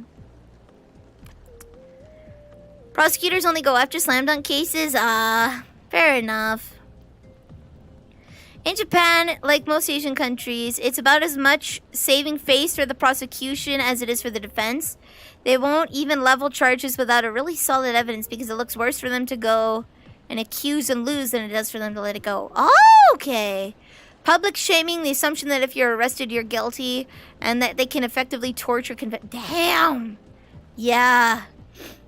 Even in North America, they get paid by case normally, so the faster they get you to settle, the better. Fair. Super Mario RPG, I do want to play that one. Is the remake just an HD port of it? Because if so, I might get that. Though I wouldn't mind playing the original either. At least Origami King had some of the creative things going on with the style. Sticker Star just fell flat? Yeah. Sticker Star and Color Splash, I hate the card game mechanic. I just want the RPG. I just want the turn-based RPG. That's why I like the the Mario and Luigi series, right? With, I think the last one that I played, I didn't get the Dream one, but I got Bowser's Inside Story, and I like that one. I got Bowser's Inside Story. But I liked, the Partners in Time, and then there was Bowser's Inside Story, and then there was one more, I forget. I think I played 3. I'm not sure. Maybe I'm mixing things up. I am Miyamoto's mortal enemy if you want RPG elements in a Mario game. Come on, they're the best, though. They do it when they did do it, they did it really well. Like, they made really good games. Prison in Japan is terrifying. They get investigated by humanitarian organizations all the time. Damn. The new one is most faithful to the original. Okay, well that's good. I know sometimes when they remake games, they like change aspects of it. And that's what I don't like. I want to experience the game as it was made, just in a higher definition. When remakes happen, there's two kinds, okay? Either you do a direct HD port where you're just updating the graphics and everything else stays the same. That's just a port, right? A remaster. A remake, a ground-up remake, like Resident Evil 2, 3, 4, right? Ground-up remakes like that, I also like. I think I've never played 7, but it looks really fun. Where they take the core concept of the game and they try and modernize it, right? Into a different style. But they still keep the core identity of the game the same. Like 2 and 4. I like those. I like those. 7 remake is good. 4 remake, you mean? 3 make is a DLC for 2. It's not even remotely near 3. But 2 make and 4 make are amazing. And I really liked 1 make. I really like 1 make. 4 make, I really liked. After playing both, I think they're 2 different games, honestly. Oh, Final Fantasy VII Remake. Okay. Sorry. Yes, I did mention that. I haven't played it yet, though. Turning Final Fantasy VII into hack and slash action game hurt your soul? I can see. I think they went with what, the Final Fantasy 15 style? I think they went with Final Fantasy 15 style gameplay. But it looks fun. I think they both look like the original and the new one. Both look like very good games, but they're different, right? Kind of like how 2 make and 2 are completely different games, right? Because they play completely differently. But they're both good. Yeah, Final 15 style, yeah. 15 isn't very good. It has a lot of issues. I haven't played 15. The last one that I played was 13 and a little bit of 14. It's kind of like a sequel. Well, see, here's the thing. When you do remakes, you can change things, right? Like they changed Leon's character from the 2 make and 4 make from the original, right? So in the original 2, Leon was late on his first day at work because he broke up with his girlfriend and got hammered and was late on his first day to work. That's why he was late. In 2 make, he asked to be assigned to Raccoon City and he was late because he got lost getting there. And then he met Claire at the gas station, right? So they changed a lot of his character, and then they changed the core gameplay to be like 7, right? And it's great. It's great. It made him more human. It goes 2 different ways. So we'll take 4, right? The 2 make, 4 make, and then 4 are completely different characters, right? And they play completely differently too, right? I consider them 2 separate, equally great games. 2 separate, equally great games. Is my head transparent? No, I think that's the light. There's a light like right over there, and it's reflecting off of my hair. See? See the light there? I'm just in this weird reflection place. Yeah, just don't look too hard. I'm in a weird reflection place where I'm getting some rim light bounced off of my hair because of the lighting in this room. And it has a light mode, a night mode. It's totally the shading on the hair letting the picture behind. Is it? Maybe. Maybe. Could be the video player. Oh, yeah, it's going there. Interesting bug. Just on the bottom, though. Interesting. Who knew? Maybe. Final Fantasy Remake has some time shit happening in the events of the original game are shown to characters like, hey, you should stop this. Yeah, it looks like they're changing the game. Like they changed they changed Resident Evil 2 and 4, right? They changed the game. Like the ending is different, right? They have definitely changed the game, it looks like. They are literally remaking it. They're not remastering it and bringing it up to date with modern gameplay standards. They are remaking the game from the ground up. They're taking the core idea concepts and what they wanted to do, and they're making a game from the ground up, which can include character, story, and gameplay changes. Right? So that's the difference between a remake and a remaster. Final Fantasy VII Remake is the proper title. It's not just a retelling. It's a Peggy Sue situation. What is the Peggy Sue situation? But yeah, they're literally you take the core concept of the game and what the story that they want to tell, and then they just from the ground up they make it different because they don't have the same compression issues that they used to have with CDs, right? So they can take more time to flesh out more characters and tell a deeper story because they don't have to worry about compressing everything down to a small file size because that's not really a restriction anymore, right? So they can change a lot of things because they don't have to worry about that where they did in the past, right? So, it's supposed to be letting your face appear through your hair where it's thin, but the face head is there, so showing them all behind you. Maybe. Yet they're still splitting the game into 3 parts, but you're getting a whole ass motherfucking game.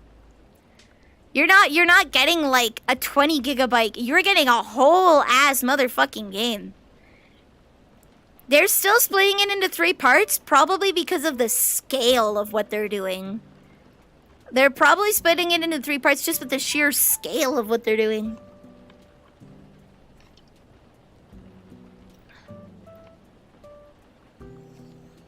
Do you have to pay for all 3 parts? Yes. But you're getting a whole ass game in return. Yes. This isn't a 10-hour game. This isn't like Resident Evil 3. Right? Where it's a one and done game. It is a long ass game from what I've seen. It is a long ass game. So you're paying for basically what's gonna be 3 full games. 3 full games. Oh, there we go. Now I won't have clipping issues. $60 for each part, yeah. If they hadn't changed the gameplay so much. Again, that's the thing with remakes. You take a bet. There's a chance when they made Resident Evil 2, right? There's a chance that people wouldn't like it. There was straight up a chance that when they remade the game from the ground up, that there was a chance that people just wouldn't like it. It's a risk you gotta take. 4 discs on original release, yeah. Massive. And it's them... Oh, so it's as if the game happened and this is a separate timeline. Okay. I know the general vague story of 7, but not too much. I just know that Aerith dies. No lolly! No lolly. I'm a grown-ass woman. I can do a sweet lolly voice, though. I'm afraid I am not a lolly as I get mistaken for a 14-year-old. That does not count. Bread baking, which, yes. 8 and 9 had 4 discs. Oh, damn. Grown-ass muffin, no longer a cupcake. Damn straight. Wow. There's nothing wrong with a short 10-hour game if it's good or replayable, but Resident Evil 3 Remake wasn't good. No, it wasn't good at all. Again, like, Resident Evil 1 and 2 were also fairly short games. It only took me 16 hours of stream time to play through 1, right? And you can beat it in 3 hours if you know what you're doing. Sub 3 hours if you know what you're doing, right? So if you're mechanically good at tank controls already and you don't have to suffer through learning how tank controls work, you could beat Resident Evil 1 in your first playthrough in under 10 hours. And I would say it's still worth it. It's still worth the price. It's a good game. It has replayability. 3 sucks. And I don't mean replayability and like there's the Chris route and the Jill route. I mean like I would play the Jill route again to try and get a sub 3 hour run. I would play it again just to try and do that sweet speed run. The Final Fantasy VII Remake, the first part doesn't even leave the city. Getting out of the city is the prologue in the OG. Felt like a joke for them to stretch that out to $60 of content. Well, they did turn it into an open world. That's the thing, Lorbot, right? Is it went from It went from what I've seen from my friend the Oddcog playing the original 7, you have like rooms that you go between, right? Rooms. You have loaded zones that aren't necessarily that big, to like third person, like you're in the open world. So they did a lot of the stuff. You get out of the city in Final Fantasy VII Remake, but you basically face some creative as fuck bosses. Oh. In game, they did some weird time shit. It's a key part of the story. And did time shit to make one character who died get out of the situation. Aerith? Yeah, I know Aerith dies. It's a key part of the story, and her survival would negate huge parts of the lore. I think that's why they're changing the story, Lorebot. It's a remake. It's not a remaster. They're remaking it. It's not a remaster. You're not getting the exact same game that you got years ago. You're getting something different. They're taking the core design concepts and they're building something new. So it's a risk that you take, right? What's smarter? Do you upgrade the graphics and make the exact same thing like Paper Mario and Super Mario RPG? Or do you take the risk of Resident Evil 2 and Final Fantasy VII? And do you, from the ground up, remake the game into something new, right? And change the story. It's a gamble. Both sides are a gamble, right? If you just remaster it, right, you're still potentially selling it in 2 parts, right? People might get mad at you. Depends on how much effort you put in. It could flop very badly because people won't want to pay full price for a game that they played years ago that doesn't have any dramatic changes to it. They could just not want to, right? Whereas something like Paper Mario, they've released several other games in the series that I haven't played as well as it is. People have been begging for emulation of it, and they just have not given emulation. So they can safely just remaster the game and put it on the Switch and make money off of it because people are begging them to do it. But then you have stuff where, like, you could play Final Fantasy VII on Steam. Why would I play a remaster at a whole brand new price if all it is an HD upgrade, right? Why would I do that? So, it's a risk. It's a risk that they chose to take. And they lost you for it. And that's the gamble.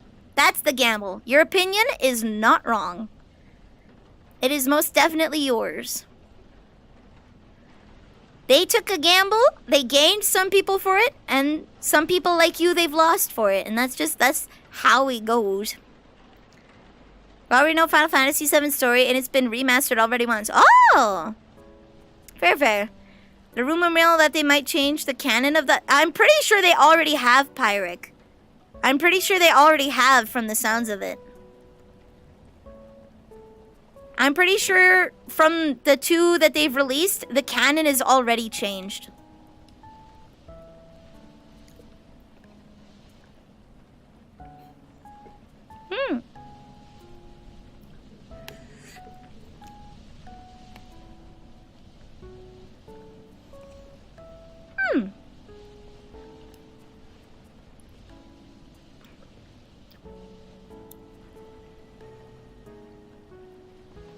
Just integrate, but they altered it a bunch. No, the mill is saying Aerith lives. Yeah.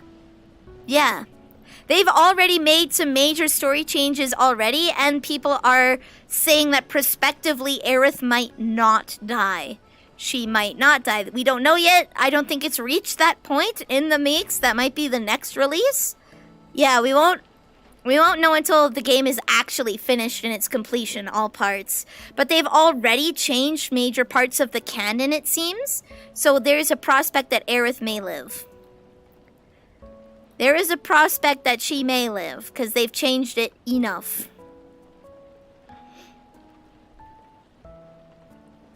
So who knows? We'll have to see. I might wait for it to like fully come out to play it, just because I haven't played Final Fantasy VII before. So I'd probably want to play the original first so that I know the story and then can compare its changes. That's why I really like playing game series as a whole, is because, like, I can say Fallout 4 sucks. I can say it by playing just Fallout 4. And from a gameplay standpoint, it's not for me. I don't like it. It sucks. Right? But I won't truly know how much Fallout 4 really sucks until I play 1, 2, New Vegas, and 3. I won't know. I won't know how shit the storytelling is in comparison to the series, right? I won't know the canon that they've changed. I won't know the different choices that they made and, like, game makes. You heard about major spoilers? Maybe. You know what? Maybe, because I might play it. I know Aerith dies. I know Sephiroth kills Aerith, and there's this scene where he's like, no. I might care. New Vegas is peak, 3 is not. I'm gonna say I didn't enjoy 3. I just wanted to get 3 and 4 over with. I like the Liberty Prime at the end of 3, but I wasn't a big fan of 3. It felt a lot more empty. It felt pretty empty to me and hollow. 3 walked so Vegas could run.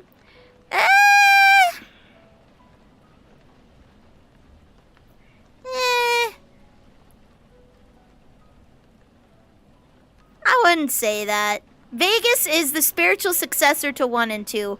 I'm sure Obsidian could have made just as good a game as Vegas without having the assets of 3. I'm sure they could and would have made just as good a game without having the assets pre-made for them. They could and would have made as good of a game. This sounds so close to Dear You with the piano in the background. It's throwing me off. Do-do-do, do-do-do. This piano bit just sounds like the prelude to it so much. I mentioned a spoiler, but I don't think she noticed. It's something about some guy named Zach living. I don't know who the fuck Zach is. I'm gonna be honest, no fucking clue. So that spoiler went whoosh if it was. Yeah. I'm still drooling for the Elder Scrolls 6. I'm not. After the mid reviews of... I haven't played Starfield. After the mid-tier reviews of Starfield saying it's a Bethesda game, I am not, like, drooling for the Elder Scrolls 6. I really want it because I love Elder Scrolls lore, right? I love it. I am like waiting with bated breath for more lore because I'm a lore nut. But I don't know. Skyrim was such a mac and cheese game, and Fallout 4 released after is also such a fucking mac and cheese game, right? And Starfield sounds like it was aight. It was good. It was okay. It's a Bethesda game. Bethesda's motto is good enough. Bethesda's motto is good enough. So I'm not holding out for Elder Scrolls 6. People who crap on it are not playing it right. I would say no. That's usually not a good argument. There's people like Darkside Phil who play games wrong. And yeah, you know what? He doesn't play games right because he's a dumb fuck, right? The only time I think that's really a valid argument is Skyward Sword. Skyward Sword takes fucking 5 ever. It drags its feet. But it was still a fun game. And lots of people who didn't enjoy Skyward Sword were sitting on the couch just going like this with the controllers. If you actually stood up and did the full arm swings and actually got into it, you would have a lot more fun with the game, right? I think if you played Skyward Sword just sitting and just like flicking your wrists to do the movements, you won't have gotten as much enjoyment out of the game as if you had actually like stood up and done the full swing sword movements like you're supposed to, right? Because the tracking works way better when you do the full movement rather than wrist flicking.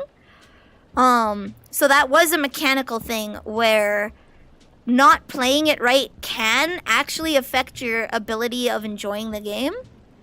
But you are an explorer, so you need to explore to get the meat and potatoes. Here's the thing. You don't need to explore to get the meat and potatoes. Hear me out. Hear me out. Your main story should be compelling enough that I want to play it, not avoid it like the fucking plague. Like Skyrim, the main story is so garbage. I get the ability to unlock shouts from Right One, and then I never touch it again. It sucks balls. Okay? Morrowind, on the other hand, very similar. I actively pursued the main story because they made Dagoth Ur so compelling to me. I actually avoided going out and exploring and running around and dicking around and doing things because I was so invested in the character of Dagoth Ur, I wanted to meet him, right? They got me interested, and I very much enjoyed the main story of Morrowind a lot. I think they played it really safe with Oblivion, but again, I kind of had to avoid the main story to explore the game. It wasn't the worst story in existence, I just felt it was very tepid and safe. But I enjoyed playing the main story of Oblivion as well, and the side characters were great, right? So your main story should make me want to go after it. If it's like Skyrim, where the main story is just so dull and awful that like I never want to play it, I had to make myself finish it once so that I could say that I finished it, right? If that's how your main story is, then it's not good. I am the kind of person that values story over mechanics. I will suffer through games with mechanics that I don't like if the story is good enough. So it seems like the contention here with Starfield, with Fallout 4, with Skyrim, is that their main stories just aren't compelling, and you have to go out of your way to find content that actually is. Like, I had to be led to certain vaults in Fallout 4 to find interesting stories. Like, there's a really good vault in Fallout 4 where you get to play basically Murder on the Orient Express, and it's fun, and I loved it. I had no idea it existed, and someone had to guide me there. So that's not exactly a good thing. That's not exactly a good thing. You should make me want to. You need to make me want to engage with your world, right? You need to make me want to. One of the ways you can do that is like through Thieves Guild and other Radiant quests, right? With the factions, right? Doing Radiant quests that forcibly take you to outer places in the world that get you to explore. Yeah, and then you can go and find fun stories. You can find good and fun stories that are just out there, right? But Fallout 4 really fucking sucked for that. Skyrim Civil War is more interesting than Alduin. It is to a point, but again, the person in charge of writing the plots has stated the main quest is an excuse to justify gameplay. Yes. This is why I don't hold bated breath, right? Again, Bethesda's motto is good enough. The lead writer has openly said people don't care about story so long as they just want to get to the gameplay. They just want to get to the good part, which is the gameplay. So you just have to write something tepid enough that it'll take them through the game and make the mechanics of the game enjoyable enough that they'll continue playing it, right? But I'm not the kind of person that enjoys that, right? If they can get you into the space fantasy of enjoying being on a space explorer, great. You're enjoying the game, it's worked. They could not get me into that fantasy in Fallout 4. They couldn't get me into the survivalist experience of Fallout, the roleplay survivalist experience of 4. They couldn't. The gameplay, I didn't like it. I didn't like it. And the story sucked, and the side character quests were good, but it was, yeah, no, there's no redeeming Fallout 4. It sucks, right?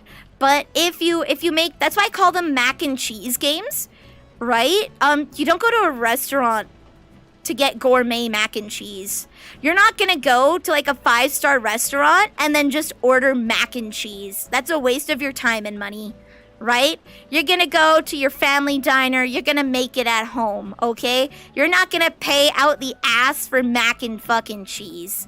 But you eat mac and cheese because you like it, because it's good enough, right? Get those 45 minutes in before refunding, yeah. I have not purchased it. I did not really care. right? At all.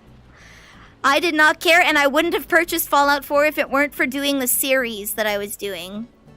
But, again, they make such mac and cheese games. They want to get you into a gameplay loop that feels good so that you can ignore how garbage the game actually is. They'll have a few good moments here and there, but they don't actually care about making a good game in its completeness. They care about making a good feeling game to play, but not a good game to be in, if that makes sense. So it's okay. It's okay is what I got from most people's reviews, is that it's just like Skyrim.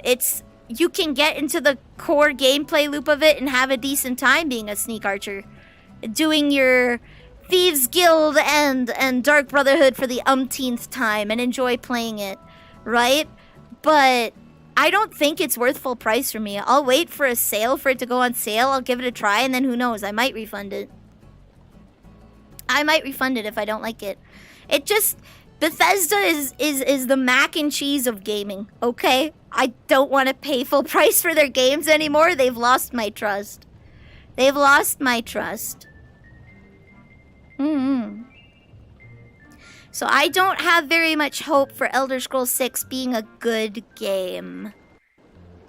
I don't have a lot of hope just because of, like, all of that. If this Seth guy who usually makes reviews for old games says the game is mid and he brings up weird stuff in it, I trust his word. I've heard, like, a lot of things. Like, not that many people are mad that Starfield didn't make the only reason people are mad that Starfield didn't make the Game of the Year was because all of the Game of the Year awards are, like, remakes or sequels. They're remakes or sequels of existing games that people loved. Like RE4 makes on there, right? Except for the sleeper underdog of Baldur's Gate 3, okay? Which is probably going to get it. I have no doubt that Baldur's Gate 3 is going to win, just because it was the underdog, right? But Baldur's Gate 3 is probably going to win. Starfield wasn't put in there, and the only reason people are really mad is because besides Baldur's Gate, everything is a remake or a sequel. And Starfield was a new game, but just because it's new doesn't mean it's good, right? Just because it's new doesn't mean it's Game of the Year worthy, right? It's a game about exploration, and the exploration is obnoxious. You have to go through 3 to 4 menus to fast travel.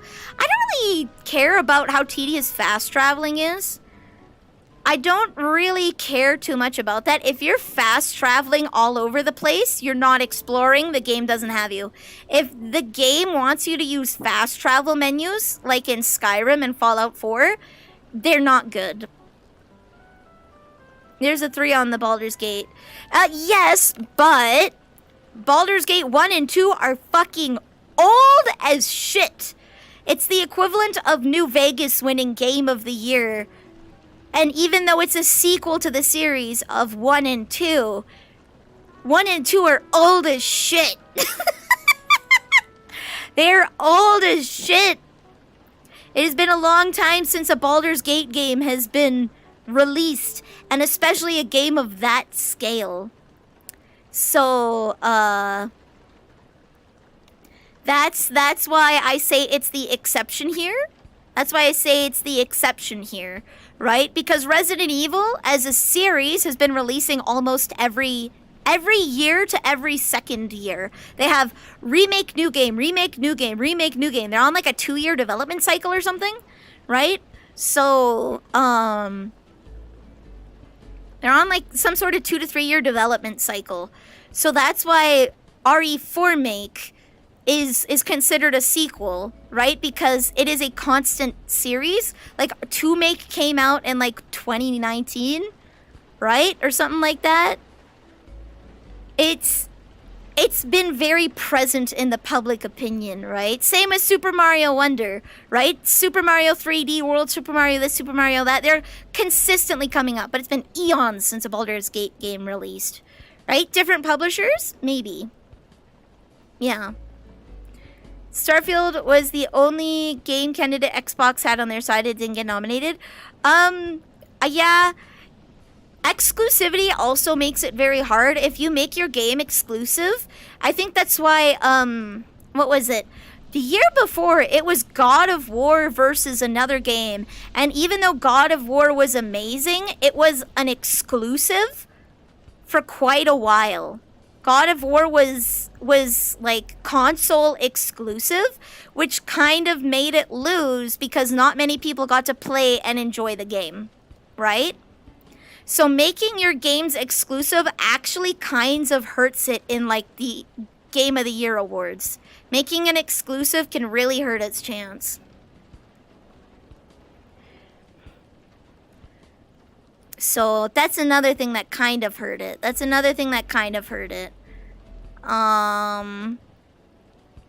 But yeah, it's not that Starfield is a bad game by any means. I think it's just okay. It's not Game of the Year quality from what it sounds like. Again, like Skyrim. An okay game, it's not Game of the Year quality.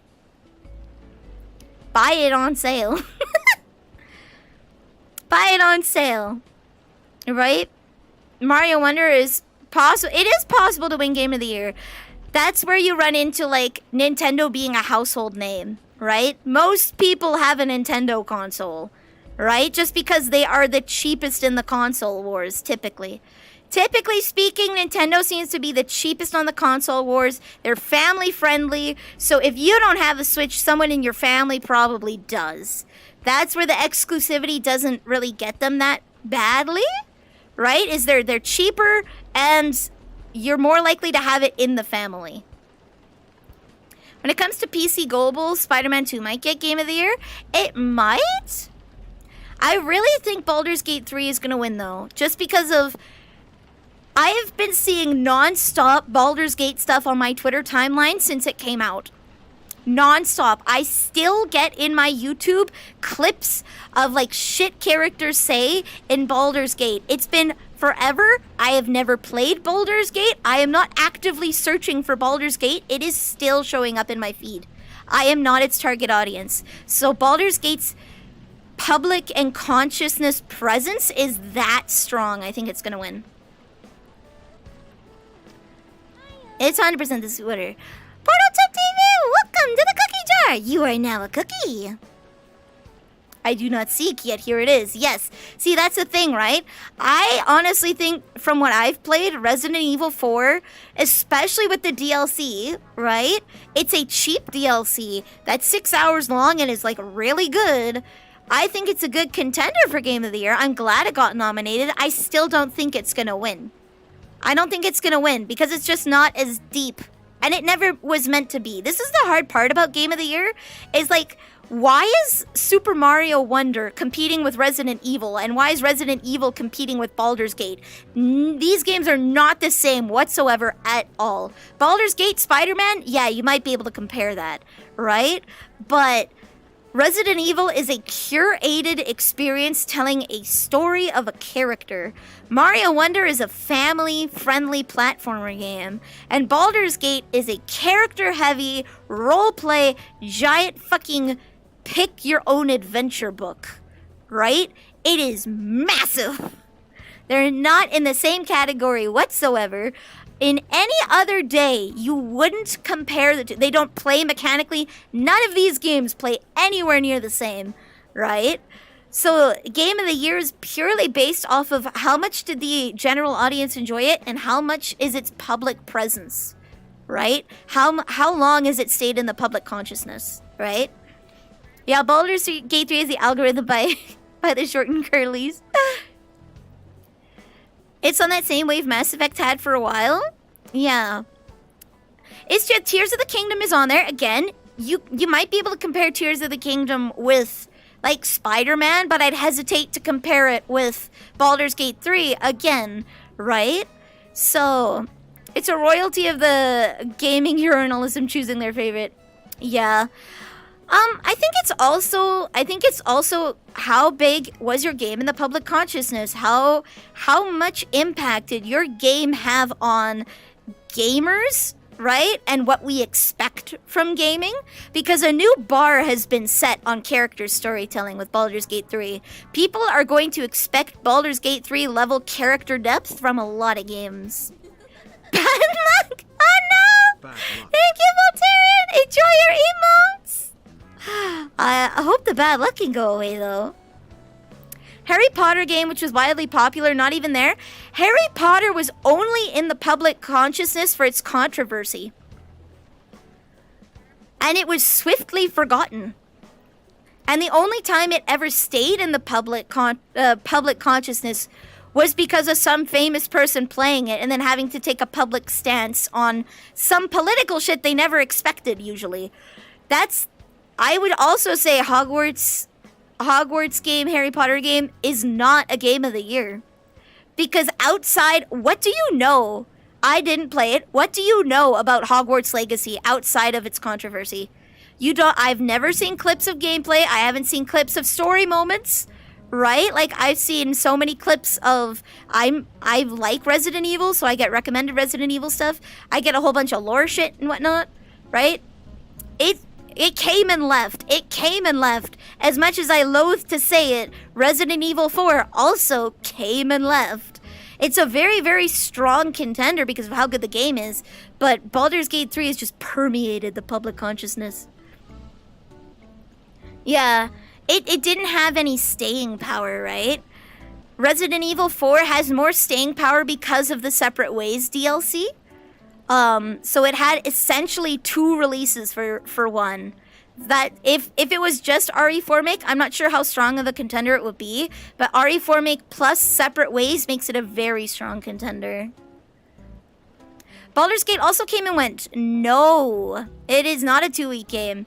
Again, I do not consume any form of Baldur's Gate content. I still get clips, I still get shorts about weird shit that happens in the game, right? I am not searching this up. It just happens on my feed. People posting their experience with the game and they're like, wow, I didn't know the game could do this kind of thing, right? They're surprised at the depth of the game. So I am still getting Baldur's Gate 3 stuff, even though I do not engage with it. Right? I'm still getting that shit. It sounds like a lot of people really enjoyed it, and they're enjoying picking it apart. They're enjoying picking it apart. So I do think Baldur's Gate is going to win. Not for the horny, though I do think horny. One other thing that Baldur's Gate 3 has above everything else on that list is the horny. And not in the horny art way, but the ability to romance a character and see the romantic sexual side of them in a game isn't often explored, right? Like Fallout 4, Skyrim, very surface level, right? But you actually get to get serious character depth and lore and storytelling.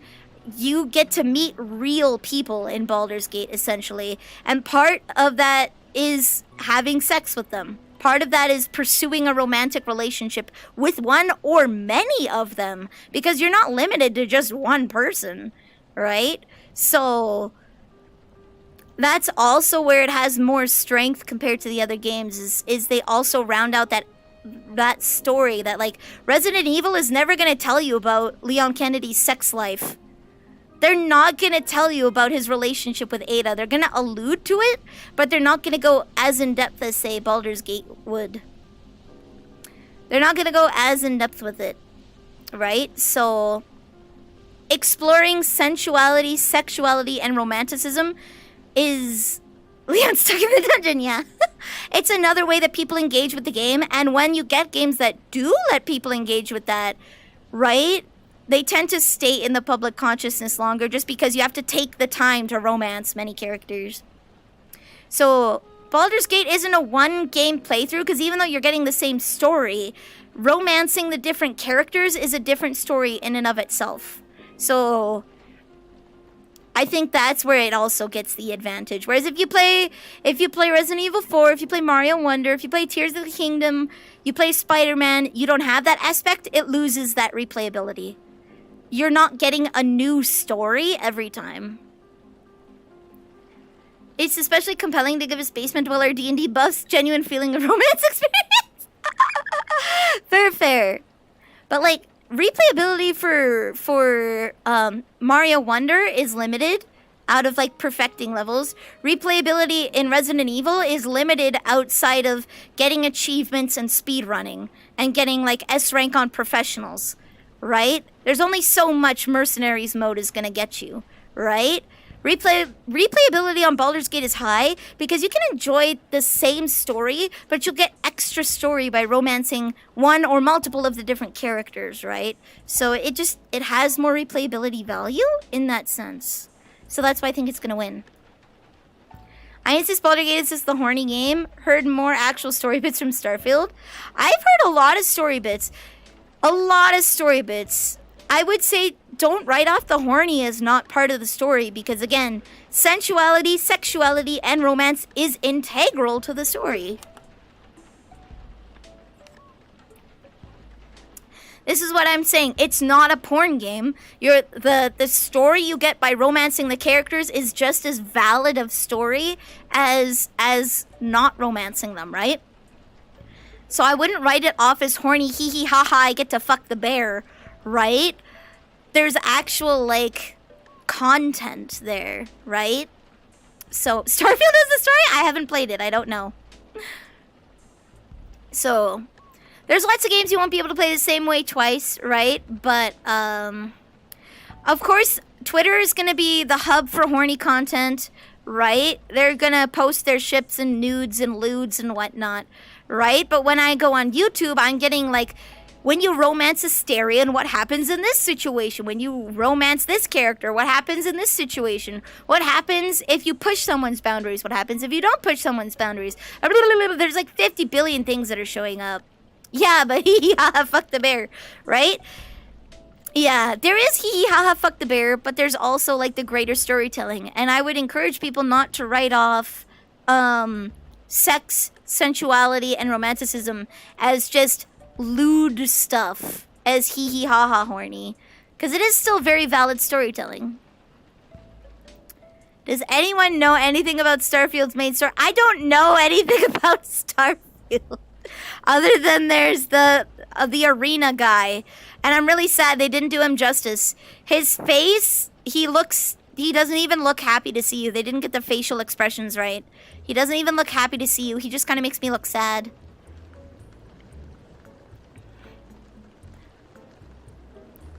I'm part of everyone, and I didn't hear a thing about Starfield's story louder than a shrug. I have no idea what goes on in Starfield.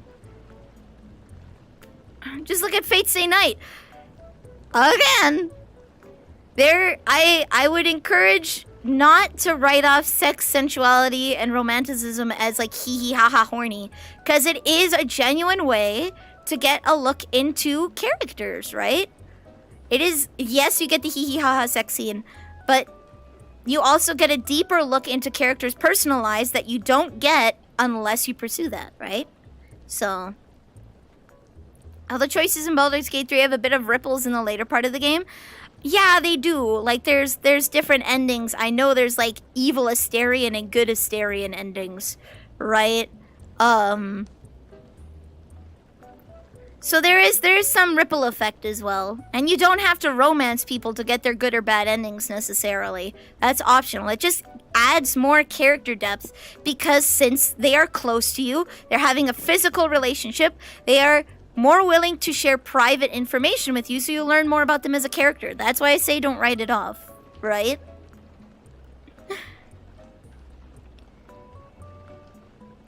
You probably have people who don't know anything about Skyrim, and Skyrim, most people that I've spoken to have never played Skyrim's main story. They get a couple of quests in, fucking hate it, and never play it. I know my friend Asacrio has never beat Skyrim's main questline, ever, because he didn't give a shit, right? He has no idea what the fuck happens in that game. He's played it for hours. No idea what happens in the main story of Skyrim. It's that mid, right? So Champion Rust where you can play as companion characters? Ooh. Character being defined by sexuality is as lame as character being defined by their reg story. Yes, if they're defined by their sexuality, but the thing is they're not, right? It's just one avenue to learn about the character. Yeah, it's just an avenue to learn more about the character, right? And some people are defined by their sexuality, right? I know Sister Nelly, for a long time, she put a lot of her self-worth in sex and sensuality. She needed to feel sexy and needed to feel wanted. That was a very big thing for her. So having sexuality being a defining character thing is something that real humans have, right? And that's where you get people like Asterion who are so used to, from what I've seen from the clips, because I've seen a lot of fucking clips, is people like him are so used to being about that fake sex life, right? He's a vampire. He's there to be pretty and do whatever he needs to get your blood, right? Having him open up because you get closer to him and find out about him that way is interesting. Sexuality is a route, not the content. No, I would argue it is the content. For some people, sexuality is a large part of their identity. For me, it's none. I have none. I'm not a sexual person, right? You would argue that the lack of sexuality is a defining point for me, right? It's caused problems in my life because I don't realize that people view me sexually, and that's caused me problems, right? So you get the hee hee ha ha fuck the bear scene, but that's just the reward for people who want the content of that, but still pursuing the relationship with them is worth doing. He's a spawn, so he's a thrall for his master. Oofies. Yeah. The sexuality is the root. You get as you would in like an H game or something, you would get the reward of the sex scene because you find character sexy, right? It's like, yay, I got to bang the character. Whoopee! But I would say for a lot of people, sexuality and romanticism is tied. Because again, for Sister Nilly, they're very strongly tied for her. She needs to feel sexy, she needs to feel wanted, and a large part of her romantic life is her need to have sex in order to feel validated, right? So for people like me, it's completely separate. Like, sex is nothing to do with me, right? And for her, it's very much to do with her. The only part of Skyrim's main quest I think is actually well done is Parthenax. I think the Blades fucked Parthenax up. The fact that you have to mod in the option to let Parthenax live is a blunder of a royal capacity. The fact that you have to mod in the choice to let him live is a blunder of magnum proportions. Roommate gets all the sex scenes unlocked in Hero Fate. Just imagine, okay, you're having that fabled druid sex scene where you fuck the bear, screen goes to black, and then you just hear my voice. Yippee! Imagine that. Imagine that. Imagine that. Focusing on it is cheap. Focusing in on it is cheap. But hear me out. A lot of people focus on it on like Twitter and stuff because they're starved of that content here. Outside of hentai games, how often do you get to have sex with characters? People are starved for that kind of content, so that's the stuff that you see a lot. You can't have sex with anyone in Tears of the Kingdom, not in Spider-Man, right? You can in like Fallout 4. I'm assuming Starfield is the same and Skyrim. You can, but it's bare fucking bones. Really bare fucking bones, right? So, people are starved for that kind of deep content. And you're probably only getting people focused in on that because they're starved for that kind of content. And the fact that it's in a game to the capacity that it is making people go fucking rabid. They're going fucking rabid. You put a very cursed idea in my head. Let's go. Screen goes black and you hear you're finally awake. You don't get to have sex in any game outside of dating games. There's no actual sexuality in the games. And I think that's a shame because that's a part of the human condition. Internet is always horny. You do get to have a sex. You get to marry. Or do they not have sex in Skyrim? I've never actually married a character. I'm not gonna lie. I don't give a shit. I don't give a shit. I know that you can fade to black in Fallout 4. You can sleep with several characters. Same with Fallout 3. You can sleep and fuck several characters. It's just a fade to black. Same thing with Baldur's Gate. It's a fade to black. You're not getting a sex scene. You're getting a tender moment, and then before it goes to sex, they fade to black because they obviously can't show you the fucking on screen. They can't show you the fucking on screen, so they have to fade to black. So sexuality, being able to romance and have sex with a character is... You're getting foreplay. I guess, yeah. You're getting the tender moments beforehand. If the game was actually focusing on sex, okay? Which it isn't. There would be a lot more focus on, like, the foreplay moments. You would probably hear moaning in the black and more sounds that allude to sex.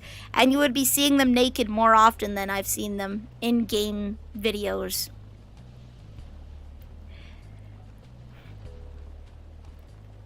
I think gamers are still very puritanical about their games in that sense. They're still very puritanical. Which is a shame. I am.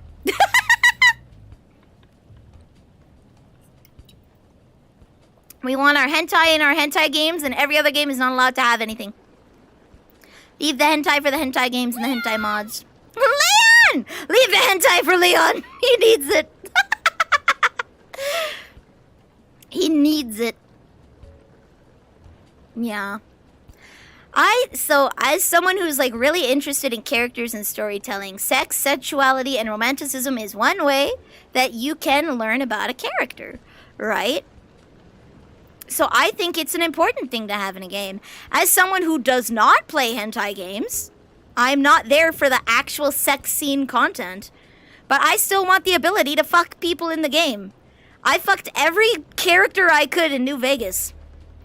I slept with Mr. Fisto. I slept with everyone I could because I wanted to know that I had the ability to. I didn't want to be restricted, right? I slept with everyone in New Vegas. Because I wanted the ability to. I'm sure you don't play any tycoon games as well. I don't. I play management sims though. I do like Honeycamp Studio. That's actually a really good management simulator. It's a really fun, really good management simulator, surprisingly. Is that considered a tycoon game? It wasn't love, it was a matter of power. I just want the capability to, right? Like if I open the outhouse, I want the ability to take a shit. Same thing, Fallout 4. If I see water in the toilet, you better let me fucking drink it. Neffy Gonzalez, welcome to the cookie jar. You are now a cookie. Good evening. I just want the ability to do stuff. Take a sip. Okay. Stretchies, I am on the ground. I'll do my best. Ah. I don't know. I think it's a route in games that we haven't explored enough. You kiss your mother with your toilet mouth? No, actually I don't. I'm very averse to physical affection. I don't kiss my mom. Was that amusement park game that was rated teen? I remember trying to swoon all the ladies in the park. Eh? Amusement park game? I don't know. Are we able to model shift? What does model shift mean? Hmm? There we go. Ah! The drink the toilet water is gone. Yes, I forgot to turn off the redeems. I can't hear them. I see it show up in front of me, but I can't hear them. That's why I had them turned off, but I forgot to turn all of them off, apparently. Oh, will you be able to do the thing? No, I can't. Not here, not here. I can only do that when I'm little chippy vanille. When I'm itty bitty chippy vanille.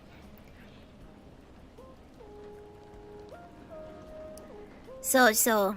Mm-hmm. The damn flute! Let's go. I need to practice my recorder. Darn flute spam. You know, I was super angry in the moment, but hindsight, it's funny, okay? Hindsight, it was funny, but goddamn was I fucking pissed. Goddamn was I so pissed. You know how hard it is to think when you're constantly hearing Titanic flute?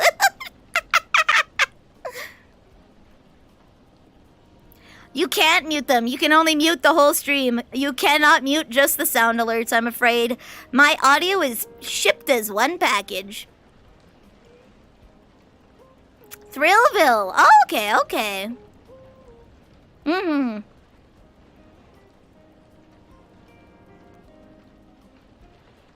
You may be muted when that happened. Fair enough, fair enough. I wish I could mute it, but then that wouldn't be fair. That wouldn't be fair.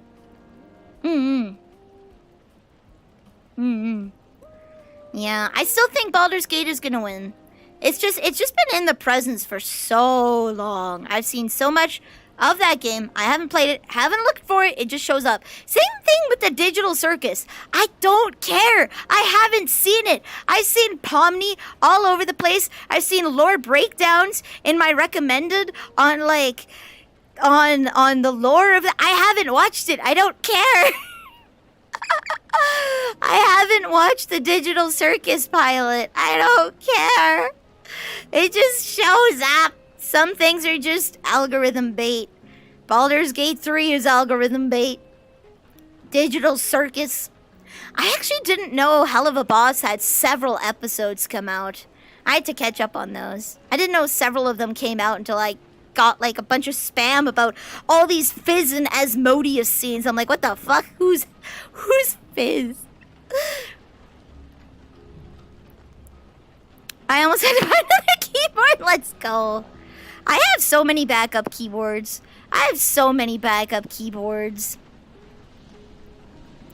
I spilled chocolate milk and popped too many times. I'm afraid of not having one. So I have like so many. I have like a $20 Logitech keyboard and mouse combo. That's my backup.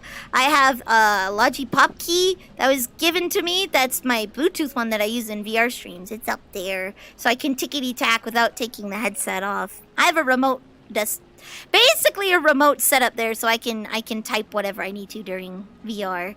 And then I got a really cheap, shitty keyboard so that I could use some keycaps that I got years ago from Azure Lane. One of their anniversary packs had Prinzu Gang keycaps in them, and they've been sitting in my closet for such a long time. I just got a cheap ass fucking keyboard and put them on there. So I have that. It's really clickety-clackety, so I'll use it to make ASMR videos. But if for some reason I don't have a keyboard, the world has ended, guys. If I can't type, something's gone wrong. Something's gone wrong if I have lost the ability to type. There should be no reason. No reason that I can't type. Ooh, speaking of keyboards, I need to get a better setup for hand cam streams because I've got a computer to break down and clean, and I wanted to do that on stream. I wanted to do like computer cleaning streams just because I enjoy doing it. When all else fails, steal his keyboard. I'll steal Mama Neil's first. I actually might replace her keyboard with one of my backups because I hate the setup of it. The size of the buttons, and it's wrong. It's so hard to type on her keyboard. The keys are so fucking huge. They're like 1.5 centimeters squared. Like, what the hell? They're massive. It's so hard to type on her keyboard. So I'm probably going to take that, clean it. You give her one of my backups. And then, because I have a $10 backup that I was using before all of these keyboards. I spilled chalky milk on a keyboard and I had to run and grab some. Did you get a nice keyboard? I do. That's the one that I use all the time. I have a Corsair keyboard that was given to me that I use as my main keyboard because it's nice, it's beautiful, it's got the right tactileness. I put some dampeners on there so it's not so loud during stream because it was really fucking clickety-clacky. But we got some dampeners on there so it's not so loud while I'm on stream. That's my main keyboard that I use. It's really nice, yeah. It's nice. Keyboard for people with 5 fingers, yeah. Mama Neil and I have small piano hands, so... we have small piano hands, so... I'm gonna probably swap that with one of my backups that I got from Walmart. That's just a little smaller. I bought a $20 keyboard and mouse set because my mouse died eons ago. So I've had that one just sitting around as a backup. I'm very accident prone. Last night I accidentally knocked over my pop can and got some pop on my desk mat and my Leon mouse pad, so I had to clean that up. But thankfully, no electronics were harmed. Nothing was harmed, and I can very easily clean desk mats. So, yeah, I'm paranoid now because of how accident prone I am. I'm so scared. If I wreck that, that's a nice keyboard. Given your hand size, probably. I have very itty bitty hands. Like this isn't too far off, pretty much. This isn't too far off. I have itty bitty piano hands. I'm actually going to be getting, my friend is getting some strawberry gel nail thingies in. So I was going to pay her, because she's starting her own acrylic and gel nail business. I was going to pay her for some nice nails so that I could do the keyboard ASMR stream. And I would have some really nice, cute nails for it. Is it weird? No, it is not.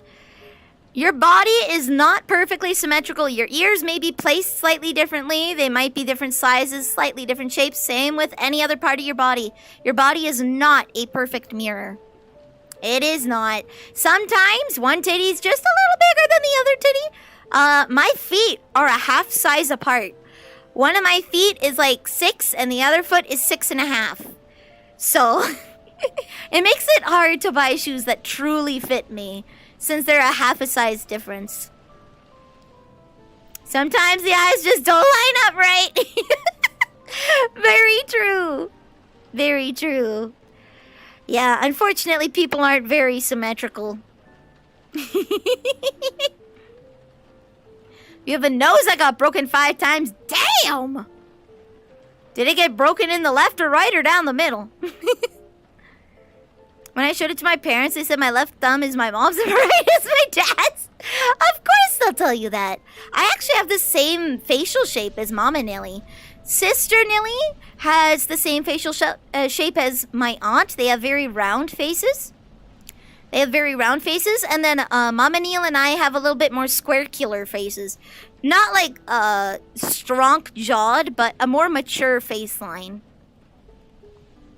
But I have a button nose, and I'm really small, and I when I talk to strangers, my voice goes up, right? So if someone's like, what can I get for you today? I'm like, I'll have a Pepsi or Coke, please.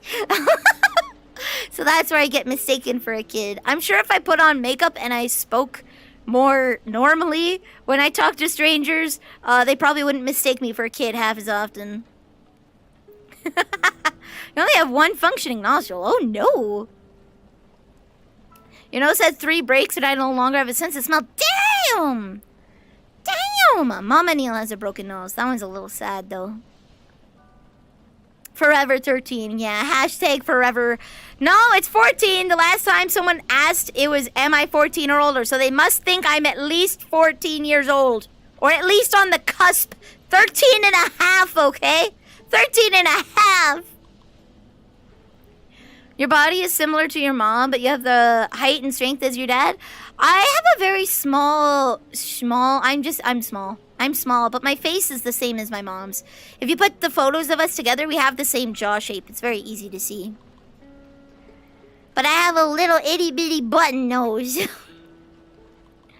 Usually set your nose after you break it. Ow, okay. I've never broken my nose. My face is really round. My face is round, but it's just a little more... Oh, just a little angled. Just a little. Sister Nilly's face is like really round. So she has the baby face. She has the baby face. I don't have baby face, but the rest of me is baby apparently, so... The rest of me is baby apparently. My face can't save me.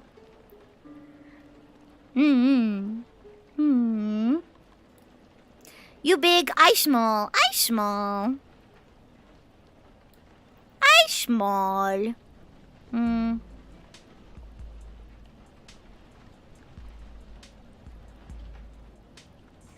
Wow. Mangoes. Oh, mangoes, guys. I didn't actually sleep until 6 a.m. I forgot to take my meds. I was in like a half asleep daze, and my cat kept coming to lay on me because she found out that I wasn't sleeping. I was in a half asleep daze until about 4 or 5 a.m. when I finally figured out I forgot to take my nighttime medication, didn't I? And then my neighbors were getting up and going to work at 5 in the morning, so I didn't fall asleep until like 6 a.m. And then they woke me up like every 2 hours. I don't know what they were doing. They were like they were drilling or installing some sort of shelving unit in the wall that was right near mine. I don't know what the fuck happened. It was so noisy from like 10 to 12 to 2. I kept getting woken up. I kept getting woken up by like construction noises. Like the sound of someone sawing something. And then a drill. I legit saw someone was breaking into my house. I went downstairs to check a couple times because I was like paranoid. But I was so exhausted. After the second time checking, I just fell asleep. I didn't wake up until 4 p.m. When you close your eyes over and over again to 3 a.m., how long is it going to... Yeah, see, the key is don't look at your phone. I know it sucks, but don't look at your phone. Because then it's just going to remind you that you're not sleeping. Don't look at your phone. Don't look at your phone. I don't have a clock in my room for that reason. If there's any point where I'm looking at the time, I will be awake because I'm stressed out about the fact that I'm not sleeping. I'll be so stressed about the fact that I'm not sleeping. I cannot have my phone near me. I can't have a clock in there. Because then it'll be like, oh my god, it's 2 a.m. I need to sleep. I'll get 8 hours if I fall asleep right now. Sometimes I want to check out the book game. Fair. I'm not sleeping. It's like, okay, maybe I need to tire my brain out. So I'll play some Sudoku. I'll play some word games, right? And then sometimes I doom scroll on Twitter. I'm like, this isn't productive. This isn't productive. There's one night where you slept in 20 to 30 minute intervals. Oh, the roughest time I had was back when I had a dance with Lady Rona.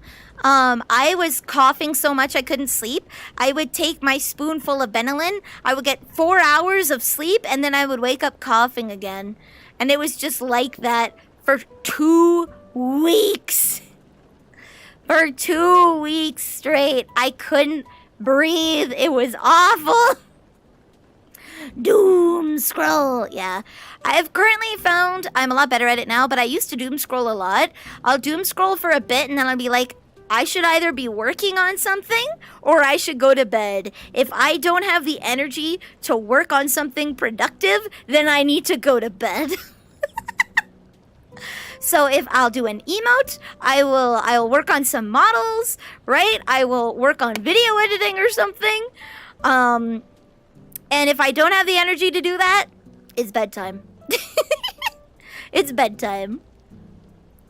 My I need sleep ritual involves visualized meditation. You visualize whatever dream I want to have whenever I remember of my last dream and then only think about that until I'm suddenly awake 5 to 10 hours later. That's good.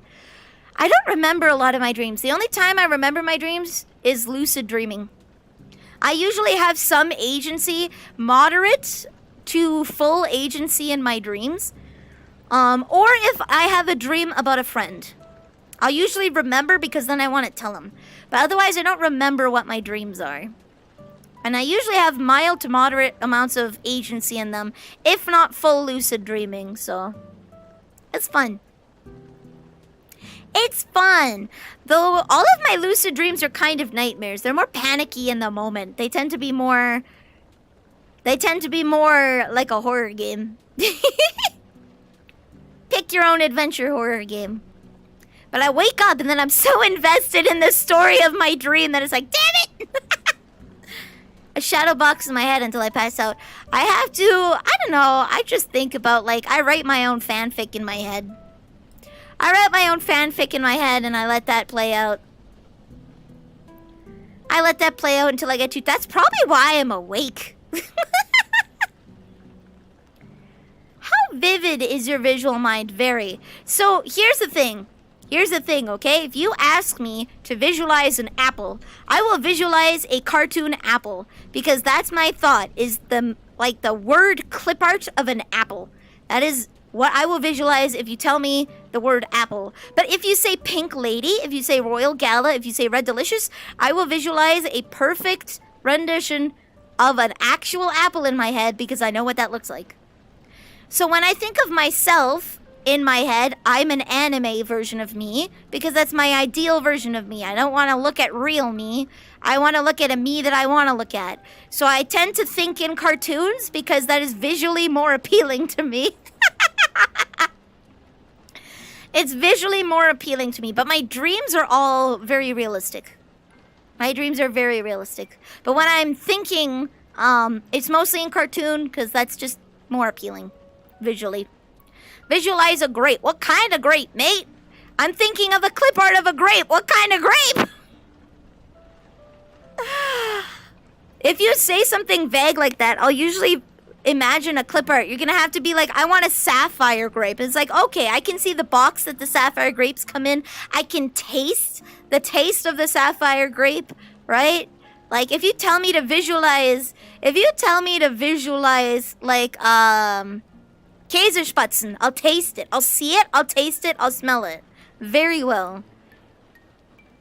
Auditory as well. If you tell me to... Sometimes my thoughts are so loud I hear them outside of my head. Sometimes my thinking gets so realistic that it's like I can hear them like on my left side of me. A raisin grape. Yeah, then I can visualize a raisin. I can visualize a raisin. You can recreate a voice profile and have it say whatever I want. Ooh, I don't know if mine's that strong. I haven't really tested it though. Crazy Nelly. What? Anime looks better than real life, okay? That's why I'm an anime girl on the internet. Doesn't this look a whole lot better? Isn't this more fun? It's not my fault anime's more fun. Anime Nelly isn't saying, oi! Oi! Just you wait. You wait. They'll invent smell-o-vision and then I will purposely buy fart smell and I will put it in there to make you gag on purpose. I will do that on purpose. It's technically the next day. New daily question now. Shit. Okay, new daily question. Whether it be for your career, your personal life, or your hobbies, you can pick whatever you want. A game that you really like playing, or a hobby that you have. Tell me who's one of your inspirations in life. Tell me who's one of your inspirations in life. No. We're gonna pretend those weirdos don't exist, okay, Giga? It's just for the laughs. It's just for the laughs, okay? It's just for the laughs. We're not weird here. Who's your inspiration? You can pick a game, you can pick a hobby, you can pick your job, you can pick your personal life. Tell me about someone who's been an inspiration to you. In what facet and why? In what facet and why? So for me, a big inspiration for me was Mori Calliope. Work ethic. And Hosho Marin. Hosho Marin especially. A huge inspiration to me. Because when she started getting overseas viewers, she started like in earnest learning English. She started taking English classes. Because she wanted to connect with her overseas viewers. You can tell in everything that she does, she puts in 110%. And just the sheer work ethic. And she always strives to do her best in everything. That's an inspiration to me. That is something that I find inspirational and is my guide. She also knows how to toe the line of being horny and adult fun and being respectful. You know, all those hee hee ha ha horny marine memes. But not once have I ever heard a single thing that is bad about her personally. Everything I've ever heard about her is what a nice and wonderful person she is behind the scenes. How she's like a mother figure to people and how she helps people so much. They never have anything to say, oh yeah, horny marine grabbed my tits off screen. No, it's always something nice. It's always something nice. She's an inspiration. I don't really have an inspo, I just do me? Fair enough, fair enough. Assassin's Creed propelled me hard into the parkour lifestyle. Oh, I remember the Assassin's Creed 2 phase of like parkour videos everywhere. I love that. I love that. Mr. House, pragmatic and had a vision for the future in a post-apocalyptic wasteland. Fair enough, yeah. Wreck-It Ralph, because I'm not a good person. She just wanted to test her luck with overseas sexy guys because no one in Japan wants to touch that. As funny as that joke is, she genuinely wanted to connect with HoloLive English and be able to speak with them, and she genuinely wanted to be able to connect with her overseas fans. Right? As funny as hee hee ha ha sexy foreign males, she's just a hard-working person. Wreck-It Ralph, I'd say Wreck-It Ralph is a great inspiration to have, not as a bad person, but because he's a good person. Wreck-It Ralph is actually a very good guy for a bad guy. He plays his role as the bad guy in the game, right? But he's a very caring person. He's a very, very caring person. I'm a bad person, period. You should pick a different role model then. If you want to be a bad person, maybe pick Mr. House from House. Dr. House, I should say. Wreck-It Ralph is actually a really good inspiration. I'm on the villain arc. I would say Dr. House would be a great inspiration for you. He's tactless and doesn't care about other people's feelings. He's a villain and he's honestly a big antagonist in his own show. If you're on your villain arc, there's better inspirations than Wreck-It Ralph. There's better inspirations than Wreck-It Ralph. Wreck-It Ralph is actually a really good guy for being a bad guy. I'm inspirational. No matter how much life throws at me, I'll strive to be better. Thank you, Robo. I do my best. I do my best. We whole ass it in this house. We whole ass it. We don't half ass in this house. We whole ass.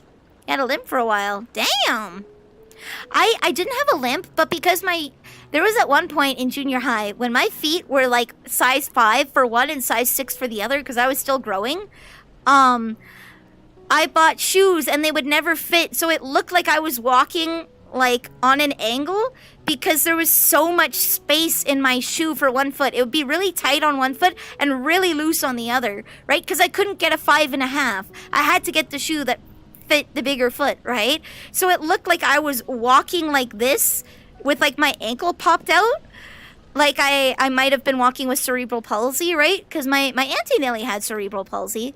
But no, I just had 2 different sized feet. I had 2 different sized feet. I got a lot of concerned questions from the teachers. They're like, oh my God, are you okay? Did you hurt yourself? I'm like, nah, my shoe's just too big. My shoe's too big. If you want a proper villain arc, go watch Monster. You'll find your inspo, maybe. Fuck you. If you want to be a villain, who's a good villain? Like, Dr. House really is a good one. Unironically, because he doesn't care about other people's thoughts and opinions. He's very arrogant and thinks he's right all the time because he's a specialist in his field. And he finds it very hard to accept him being wrong. It takes a lot of evidence. He will not accept emotional evidence, right? Or anecdotal evidence. He needs cold, hard, thrown in his face, you're fucking wrong, House. He needs an intervention every single time he's wrong. Like, he is that stubborn. And he's so impersonable that nobody in his team wants to hang out with him. He's a great villain. He's a great villain. He's a great villain. Not someone you should be looking up to, though. Not someone you should be looking up to. Because truly, for if I say that I'm a wise man, it surely means that I don't know. The smartest people know when to admit they're not.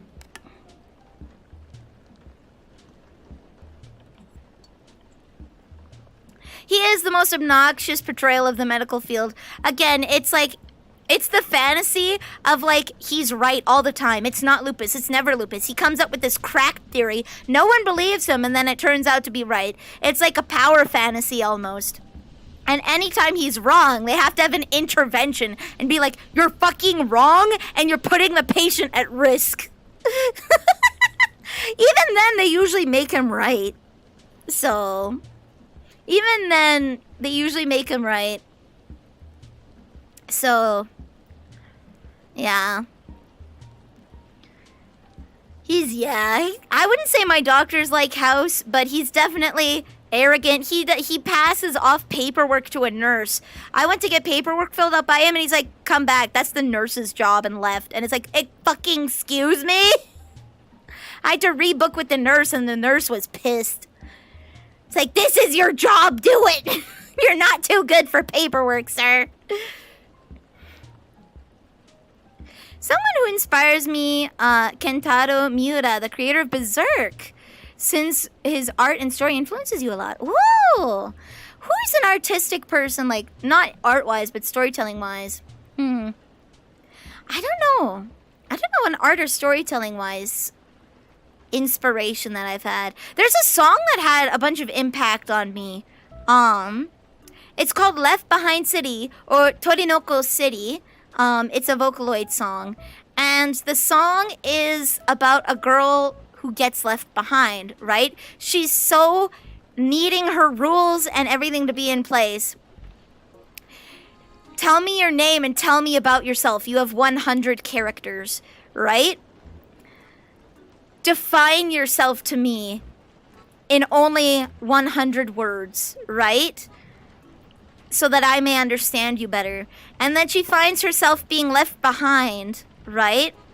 She finds herself being left behind because of the way that she views the world. If you hop off the tracks, they'll only get further and further and further away from you. If you hop off the train, it'll only get farther away, right? So you best keep on running. So that song has really inspired me a lot, in the sense that I don't like to sit around waiting and wallowing, because the longer that I'm off the train and the longer that I let myself sit and not do something, the farther away everything gets. Downplay the smart and paramind the smart and put effort into disproving the smart. If your doctor has multiple patients to see than usual, then passing off paperwork to a nurse or admin is the norm until we get downtime in an office to review and go over it. No, he decided as a rule he doesn't do paperwork anymore. He decided as a rule. There was no meeting, I guess. There was no meeting because the nurse was pretty pissed because suddenly she just got a whole bunch of patients dumped on her with no warning, and now she has to fill out a whole bunch of paperwork, right? He just decided that he doesn't do paperwork anymore. That was a him decision. There are other doctors that do their own paperwork in the family clinic I go to. It was very much a him problem for that one. Yeah, he's too good for paperwork. He's too good for paperwork. I think it's because he might get commission based off of how many patients he sees. So if he can revolving door see a person every 10 minutes, he can make the most money. That's probably what it is. They might give him bonuses for the amount of patients he sees. Whereas the nurse is salaried. Doctor just not doing paperwork? A registered nurse can fill out paperwork in the, not in the absence, but in place of the appointed family doctor, so long as the family doctor has all of his paperwork sorted out. So a nurse can't fill out forms for me unless my doctor has accurately documented my medical history. So if I come in with something new, he has to put it on my chart. If I need a form filled out, the nurse can then look at that chart and fill it out on his behalf. She cannot fill out my paperwork unless he fills in the chart. So that's where nurses can't see you as patients. Nurses can't generally see you as a new patient because they don't have the authority to write your charts like that. Doctor can sign off on it as long as it's accurately documented. Yeah. So, like, when I got my allergy shots, a nurse was able to do it and document it because I had been prescribed by a doctor the allergy shots. So the nurse was able to document my reactions or lack thereof to the allergy shots and do that for me in the doctor's stead and add that to my chart. But the nurse cannot prescribe me the shots. They don't have the authority, right? So there's lots of things nurses can do in tandem with doctors. They just don't have solo authority on a lot of things. Yeah, nurses cannot sign off on prescriptions. It all has to be the doctor. They can look at the charts. If the doctor's prescribed something, they can write on the charts, like with my allergy shots, but they can't give you anything new. That's the doctor's job. Never heard of a base GigaChad nurse. That's all I'm going to say. Base GigaChad nurses don't get the praise that they deserve. I'm going to say... I've had based GigaChad nurses. Again, like this poor lady had so much paperwork dumped on her, and she was really good. She was thorough, asked me questions. She filled out my paperwork better than the doctor ever did. The doctor just looked at me to basically fill it out for him. But she asked me questions. She looked at my charts. Like, she asked, like, on top of questions. The doctor's like, how do you want me to fill this out? And I'd have to tell him how I wanted the form filled out, right? The nurse went above and beyond and was like, okay, this. All right. Is there anything else you'd like to add? Stuff you haven't mentioned, right? He just looked at me and told me to tell him what to put on there. But she actually engaged and spoke with me. He's like, are you having trouble with this? Like, can you tell me what your work looks like? Right? So what do you think would be a good accommodation kind of thing, right? So GigaChad nurses are usually the surgical nurses. Hello, Yoni. Welcome. I've also had GigaChad nurses where I had a nurse step in. The doctor didn't want to prescribe me an inhaler, a steroid-based inhaler, when I danced with Lady Rona. I couldn't breathe, and I needed to go to work, right? And I can't not breathe when I'm working. So the nurse actually made him prescribe me an inhaler because she's like, the patient wants an inhaler. Do it! So the nurse stepped up and was a Chad. When I asked the doctor, and my mom asked the doctor because I couldn't really breathe, so my mom did all the talking. The nurse recommended an inhaler. The doctor was like, nah, she doesn't need an inhaler. We gave her steroid shots, and then the nurse was like, no, you give them an inhaler. Most people don't say they're underappreciated. Welcome, Yoni, to the cookie jar. You're now cookie. Welcome. Become cookie. Yeah, damn Lady Rona. But yeah, she was a GigaChad. She made the doctor prescribe it to me, and I did end up needing it for quite a while. It did help quite a bit. So, the fuck kind of docs are you seeing, right? Right? So, I think GigaChad nurses don't get called out because a lot of the stuff they do is behind the scenes that the patient will never see. The patient won't see all the effort that they put in on the patient's behalf because they have to save face in front of the patient, right? Because generally speaking, she pulled one on him, right? She suggested, and then the doctor said no, and then the doctor gave me the thing, and then she was like, yeah, I convinced the doctor to get this for you. She cannot, right? Any nurse cannot contradict the doctor. Like, you can contradict the doctor, but you have to save face, right? If the doctor prescribes something, the nurse may say you may want a second opinion, but the nurse is going to say, yeah, the doctor's a stupid piece of shit. Go get a second opinion. Or I've already got a second doctor to come look at you. They can't do that. A lot of the stuff that they do on your behalf, you'll never see. Because they have to save face in front of people.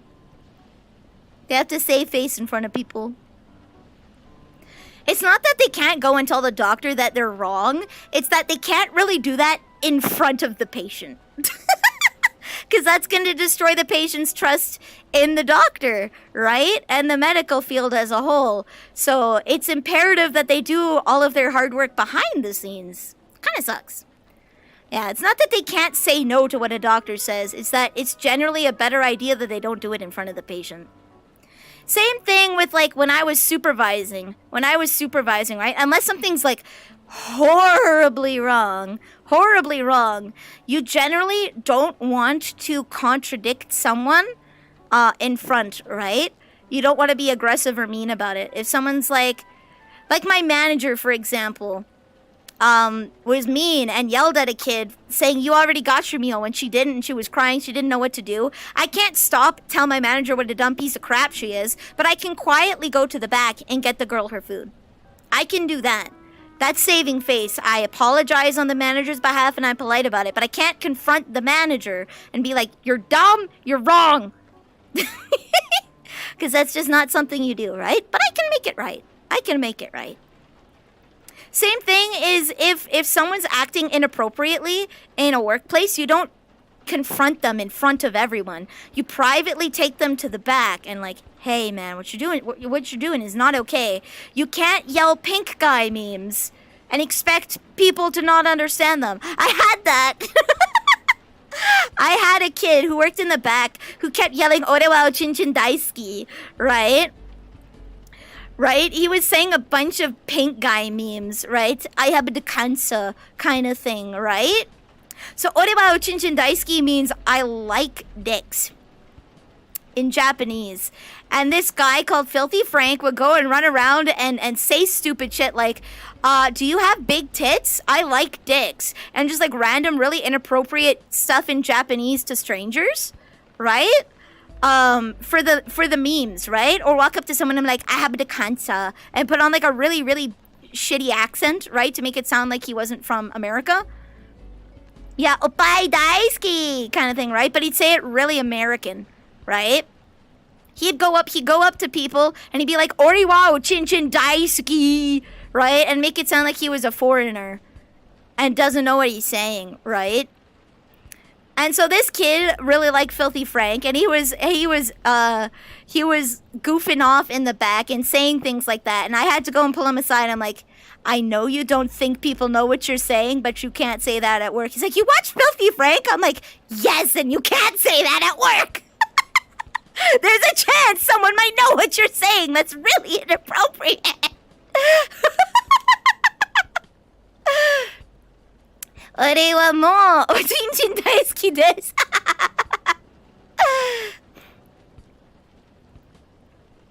Yeah, you don't need wa if you're saying mo. Right. Yeah, so I can't stop and yell at him and be like, what the hell are you saying? You can't say I like dicks in a public place. They are at work. Be professional. I have to take him to a private place. I have to be like, you can't say that at work. I can't embarrass him in front of his co-workers, and I can't yell at him in front of customers. So I have to go to the back and do it privately. So I think a lot of Giga Chad nurses exist, and you'll just never know. You'll never know. Because they can't do it in front of people, just like I can't do it in front of customers. I think there's way more Giga Chad nurses than we give credit for. Especially because nurses are usually the ones dealing with police, right? Nurses are usually the one dealing with police, and they have to be the bad guy and be like, I'm sorry, you can't see the patient. You need a warrant. Like, you can't come in here. And they have to put up with the pressure of policemen and women trying to come in and being like, that's a suspect. You gotta let them out right now. They have to stand on the front lines and be like, I'm sorry, there's due process here. You can't just go back there. So there's a lot of Giga Chad nurses. You just don't get to see them. Nurses I had post-surgery were really nice. That's good. I've had a lot of good experience with nurses. Sister Nilly hasn't. Sister Nilly has had a lot of bad experiences, unfortunately. A lot of bad experiences. She's kind of afraid of hospitals, and for good reason. Because, like, you can only get mistreated so much before you, like, rightfully develop a fear. She, unfortunately, is a mild hypochondriac. Like, someone talked her into passing out once. And lots of times people don't take that well. Lots of times people don't take that well. But yeah, I've had mostly decent. It's just the clinic that I go to for my family stuff is very money hungry, because they get paid based on how many patients they see. Because it's insurance based, right? I don't pay to go to the doctor. The government pays for me to go to the doctor. So the more patients that they can run through, the more money they make, because they get paid on how many cases they see. So they make me book multiple appointments. It used to be that I was only allowed to book one thing per appointment, right? If I wanted refills, I'd have to go one day. If I wanted paperwork, I had to go another day. If I wanted to talk about a new issue, it had to be another day. And until the government finally pressured them, and now they have to see me for two things in one day. So I can now get a refill and tell them I have a problem now. And only one appointment. But yeah, that's where my doctor is kind of a dick. I think he gets a bonus for seeing as many people as possible. So he's a very in and out doctor. He's always late to every appointment. Like I've waited over an hour for him when I've booked an appointment, just because he's like every 10 minutes he's seeing a new person. I barely see him. It kind of sucks, but that's the way it works here. Your father has a seething mistrust of doctors and hospitals. It's worrying, but what you gonna do, right? My Oma Nilly is also afraid of going to the doctor. She's like genuinely like, she will not go. She's had like very life-threatening things happen to her and she just will not go. She was throwing up for hours. She wouldn't go to the doctor, so I had to give her some of my medication. I had to give her Leon, and Leon took her to the hospital. Leon! Hello, Spartan! So when I had my food poisoning, they gave me an anti-nauseant. So I had to give her my anti-nauseant so that she would be okay. And she recovered, thankfully. I think she also gave herself food poisoning, probably. But she will not go to the doctor. She'll have like a cyst on her face. And she's like, nah, I'm good. Hi. She has definitely stuff where she like needs to go to the hospital and she just won't. She just won't. The banner is taking a while for me to ride. 75 pity and no Dendro Daddy. No! No! I found out, I actually have everyone I need to make a good Farina team. Because I can use Bido and Fischl and Jean or Jean. I can use Bido, Fischl, and Jean. And I already have Bido and Fischl and Jean fully built. So once I can level her up, I have a pretty decent Farina team. So I'm pretty happy. I don't have to put in a lot of effort. And then I found out, I do have a decent ice character if I want to do freeze. I have Diona. So I would sub, I think, Jean for Diona or something like that. And then I'd probably put another water character, like another main DPS. Probably something like Child. I'd do like her and Child and Diona and Jean. Because Jean can tank shit. Charlotte is dope, except I can't build her until I reach Fontaine, so I'm not going to invest in her since I already have Diona. Did you pull Novi? No, I did not. I came after that. I'm on the Farina banner. I was not able to pull Novelette. I only came in when I saw Farina was available. I really would like to get Novelette and Nahida. You see one Tim and it's cracked. Let's go. I want to see, if I had to C6 anyone in my team, I'd probably want to do Jean because she's like my hard carry in the healing department. Gotcha sponsorship one. I know through Stream Elements I could do it. I don't know if you guys want to hang out while I still have to go through the Inazuma story and the Sumeru and Fontaine. So there's actually a lot of story stuff I could do for Genshin Impact. I don't know if you guys would want to watch me play Genshin Impact, though. If you need build tech advice, feel free to hit me up. I will do. I'm on my grind dark. Let's go. I'm building up Child because I can get all of his stuff in Liyue. I left Genshin Impact before the teapot was a thing. So I have to do a whole lot of shit to catch up. The way I'd finished the main Archon story, but the teapot wasn't a thing yet, so. We're talking about Genshin. I managed to luck pull the new Archon, Farina, in like 2 10 pulls, and it's like, well, damn, I gotta play now. So sometimes when I have a little bit of time between like starting stream and I don't want to start working on something because I'll work and forget to start stream, I'll just play a little bit of Genshin Impact now. There's Vanille characters in Genshin now. Yeah, if I were a Genshin character, I'd probably be Farina. I'd probably be Farina. And yes, I do know her Archon quest. I've watched the spoilers. Holy shit. That is the best story I've seen in my life. Why is it in a gacha game? I'm at adventurer rank 40, so I need to level up my stuff a little bit. I need to level up my peeps a little bit. Because they're not quite strong enough since I increased my world rank. I need to grind a little bit before I can progress, because I think I'm going to get hard filtered in Inazuma. You were also carrying your fiance the entire time. Damn. Play on stream because you can get primos. Oh, okay. Once you hit AR-45, you need to reach out. Oh, okay. I'm at like AR-42 or something. 40 to 42, somewhere in there. I'm really close to 45. But I don't want to increase my world rank until I've like got everyone to level 70 or 80. Just because I'm struggling a little bit without a healer. Increase your world tendency.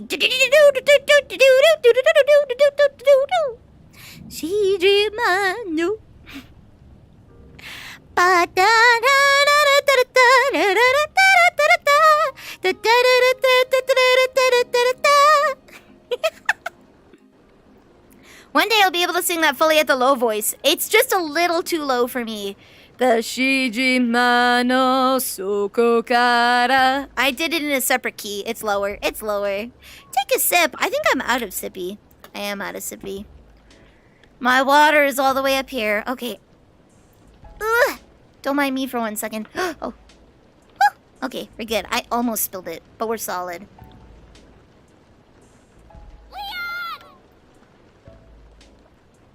That's a Dark Souls reference. Oh! Leon! Hello, Betty! I didn't know that. I didn't know that. And thank you for the sippy, Betty. Do-do-do-do. I should make a Betty Padoru. I wouldn't be able to do it off my base, though. If I made a Betty Padoru, I would have to, like, that would be a completely original emote. I just think it would be funny to see Betty carrying the bag in your mouth. And spinning around. I don't know, who knows? We'll see. We'll see if I have time. If I have time, that might be pretty funny. Delayed back pain, let's go! That's why I sat down 2 hours in. That's why I sat down, so I wouldn't get that. I'm not gonna tempt fate. I already called into work on Sunday, just because I'm finding it hard to stand for 4 hours right now, so I need to get back on my grind. Does Vanille buy bagged milk? No, that is an Eastern Canadian thing. That's like Quebec and surrounding Quebec area. That is Quebec and surrounding Quebec. Some places in Ontario, but not all places in Ontario. Out here in the West, we don't have bagged milk. We don't have bagged milk. We have those gallon jugs, those 4-liter jugs. I have seen bagged milk though from my family in Ontario. It's just we don't have it. My job sucks. It does. But you know what? One day I'm gonna be able to make money off of my art. I'm already making money off of my art, and I do have a Patreon, which thank you very much, everybody.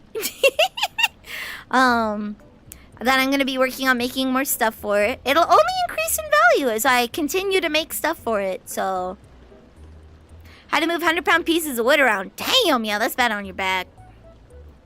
When traveling through the world, if you die, you could increase the world's tendency, which makes enemies stronger and add more of them. Oh, no! Oh, fuck! That's bad. That's bad. Oh no. Jeebus. Jeebus.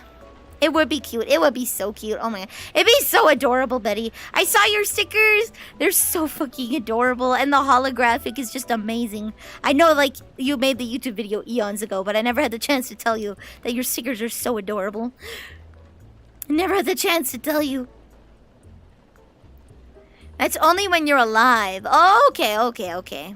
Fair enough. I thought it was like when you die, the enemy is like, fuck you, we're getting harder.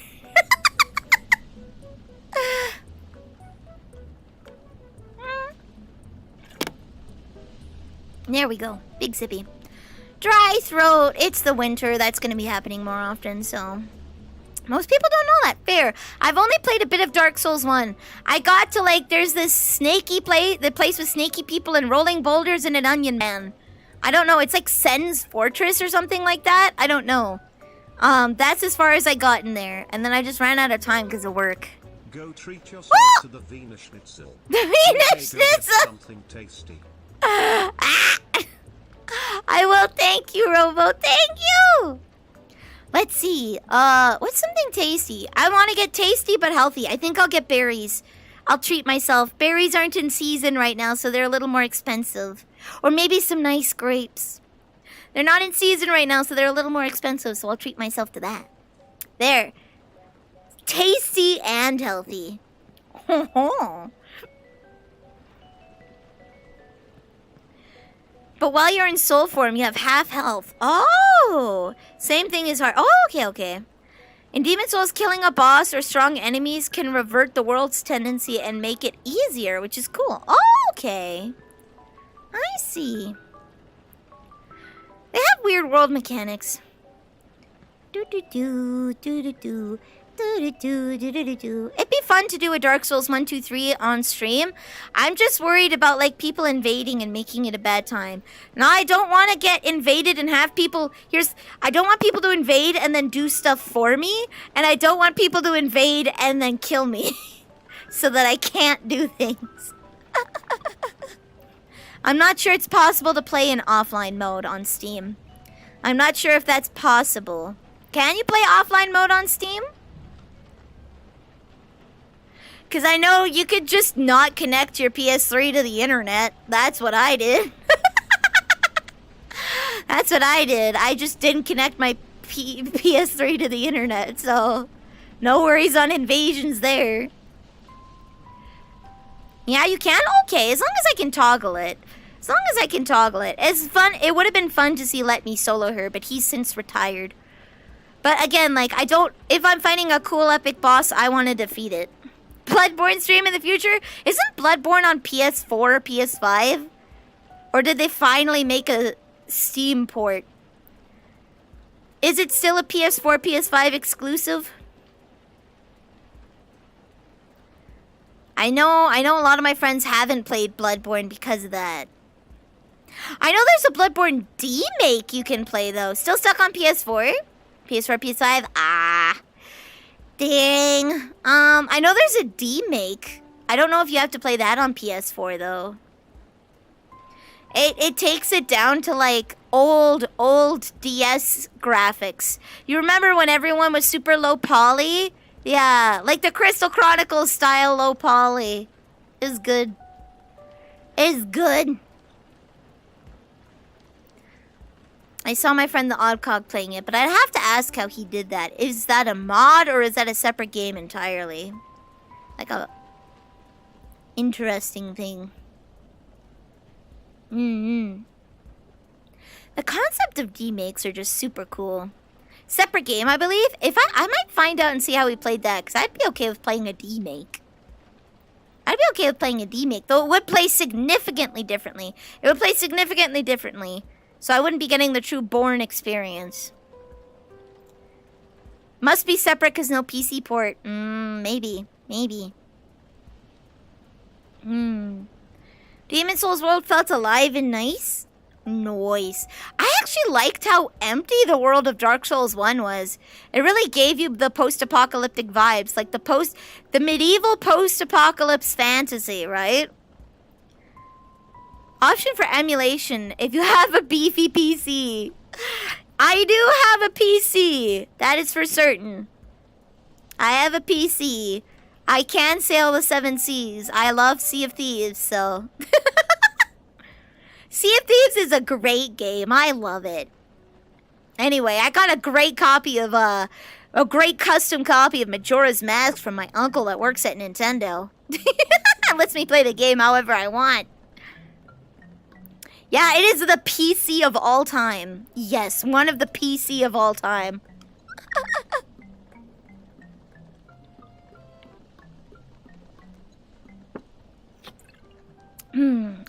Speaking of Majora's, actually, Majora's Mask, I have a really cool concept. That's the Patreon art for this month. I have to draw that. Have you seen the new project? I have! I've been getting updates. I know Omega Paladin has been following it very closely. The Unreal 5 remake of there's an Unreal 5 remake of Ocarina of Time. Did they continue on the Unreal 5? I think it was Unreal 4 when it started. It was Unreal 4 when it started. Did they move the Majora's Mask remake project to Unreal 5? I love playing Dark Souls games online, especially when making a new character, meeting other undead, traveling again. Or new souls playing through their first time. It's an amazing feeling helping someone learn mechanics and watching them beat a boss to get great memory. See, that sounds really fun. That sounds really fun. I know my friend is Sacrio and Morikori. They had a bad time in Dark Souls 2 because they kept getting spawn camped by someone who was watching their stream, and it was like really bad. They couldn't play in the Dark Souls 2 category because this person was like actively looking for small streamers to go in, invade, and just purposely be mean to them. Oh, Ship of Harkonnen online multiplayer. Damn, that sounds cool. It's Unreal 5.3 now. Ooh. Grand section was 5.3. Ooh. Baldur's Gate 3 stream 1. I want to see Vanille struggle to pick... Wait, no, I'm sorry. It's Asterion. If I'm gonna dink someone, it's gonna be Asterion. He's got an attitude. My type is characters with an attitude, but the skills to back it up. I like Leon Kennedy. I like Levi Ackerman. I like Tartaglia. Like, that's my type. That's my type. I like characters, specifically males. For males, I like guys with an attitude, but the skills to back it up. I also like that for females. I like Prince Zugain from Azure Lane, and that's definitely she's a I'm sexy and I know that you know that I'm sexy. She that's her personality. I love Prince Zugain. You enjoyed Dark Souls 2? It's your favorite in the series. I know it's not a lot of people's favorite in the series. Leon and Asterion are not himbos! Okay? Alright? Original 4, you might have an argument. In the original 4, you might have had an argument. In 4 Make, he's not a himbo. Not at all. He's a man with a plan. He's a man with a plan. Oh, hi, Omega, by the way. There we go. You think are you a himbo? You might be. You might be Boltarian. You might be. Who knows? Are you? Are you? Are you? Are you? Are you?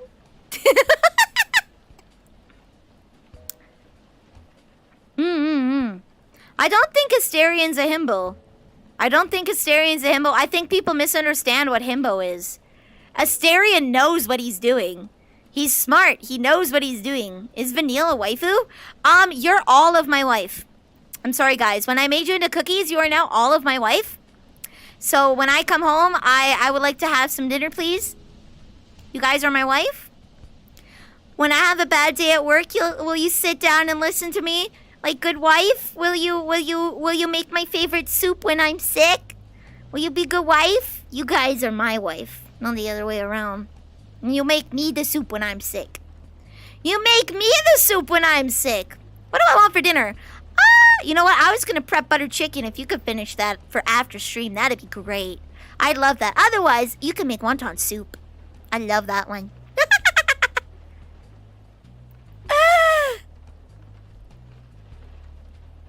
You know what, Paladin? You're probably a himbo, because Chris Redfield has his himbo moments. Chris Redfield really does have his himbo moments. I'm sorry, I'm too horny. Oh no! Oh no! I can't sit down when you took away my chair and won't give me a cushion. Sit down right now. Dinner's in the freezer. Go start the oven while I play cards with the rest of the wives. Oi! Oi! Oi! Excuse me, you guys are my wives. You guys are my wives. Don't flip this on me. I know I came home late, but I'm trying my best, sweeties. Oh, muffins, I'm trying my best. I go to work. Oh, where's my sad face?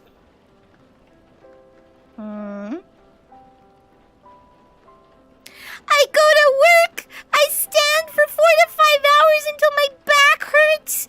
I take pain meds so that I can stand for longer. I lift the stuff. I come home. I do the art. I do the singing.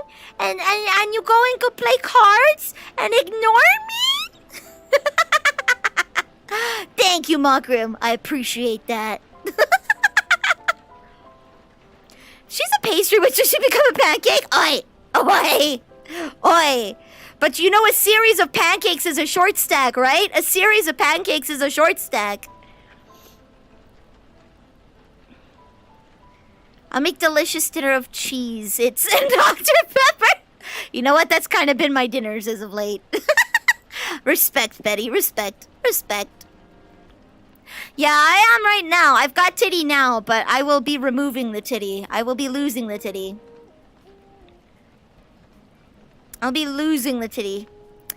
The tummy first, hopefully. The titty can stay, but if the titties have to go for the tummy to go, then I guess we're losing titties, mates. We're losing titties. If having no titties is the price of having a smaller tummy, then that is a price I'll have to pay. Making some Texas barbecue. That sounds delicious. You know what I really want and I'll never be able to have?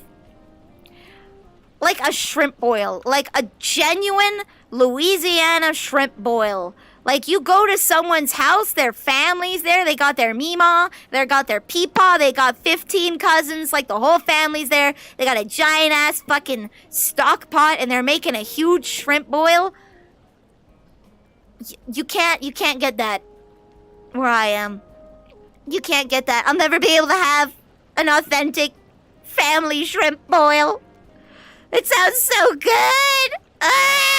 It sounds so good. I want it.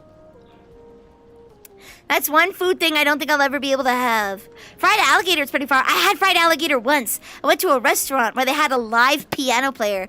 And Mom was like, can you play Piano Man? And they're like, oh my God. Yes, I can.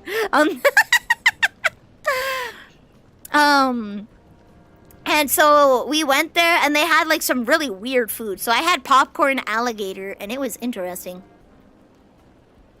Fried ice cream? No, I can't do that. That's too sweet. I can't do that. There's a place in the big city that makes a huge shrimp boil, but it's not authentic family made. Homemade shrimp boil. I need someone from Louisiana to authenticate that as like a genuine shrimp boil before I'm like, yeah, I've had a shrimp boil. I'm sure there's a restaurant that makes it. I want an authentic one, not a made for white people. See, that's the hard thing. I really love spices, okay? Not in the sense of spicy, though I do love spicy food. I love spice, like flavor. I love flavorful food. My mom and I love going to eat out at great places that have like spicy food and not just hot, but like flavorful food. Put in like a cup of garlic. Hit me up with that shit. Throw 15 spices there, I'm in for it. I'm in for it. But, I live in a small town full of British retirement home white people. So we don't have, all of the restaurants in my itty bitty town are very bland. Because, yeah, They don't. We had a good Chinese restaurant, and then it got taken over by a new owner who realized that he didn't actually have to make good food because the people in my town will settle for literally anything. They'll settle for like the cheapest shit because they can't handle spice. I have to go out of town. I have to go out of town for good food, so it's sad. Louisiana shrimp boil is made by white people. No, no, no. Like a family get-together. A family get-together. Where you have the huge stock pot and you throw everything in the crawfish and the shrimp and the everything. I am a fan of Thai, Indian, Korean, Chinese, Japanese food. I love like African food as well. There's a lot of good food out there. There's a lot of good food out there. I am very explorative. Take a sip already. I think I might be running out of water. Yeah, we're gonna run out of sips here, guys.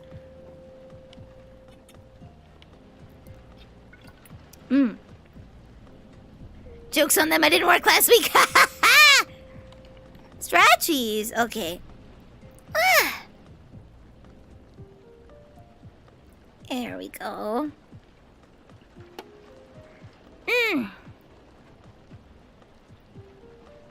Is shrimp boil white people food? I've only ever seen videos. I've never seen a video of a white person shrimp boil. Maybe they just don't post it on YouTube. Maybe they just don't post it on YouTube.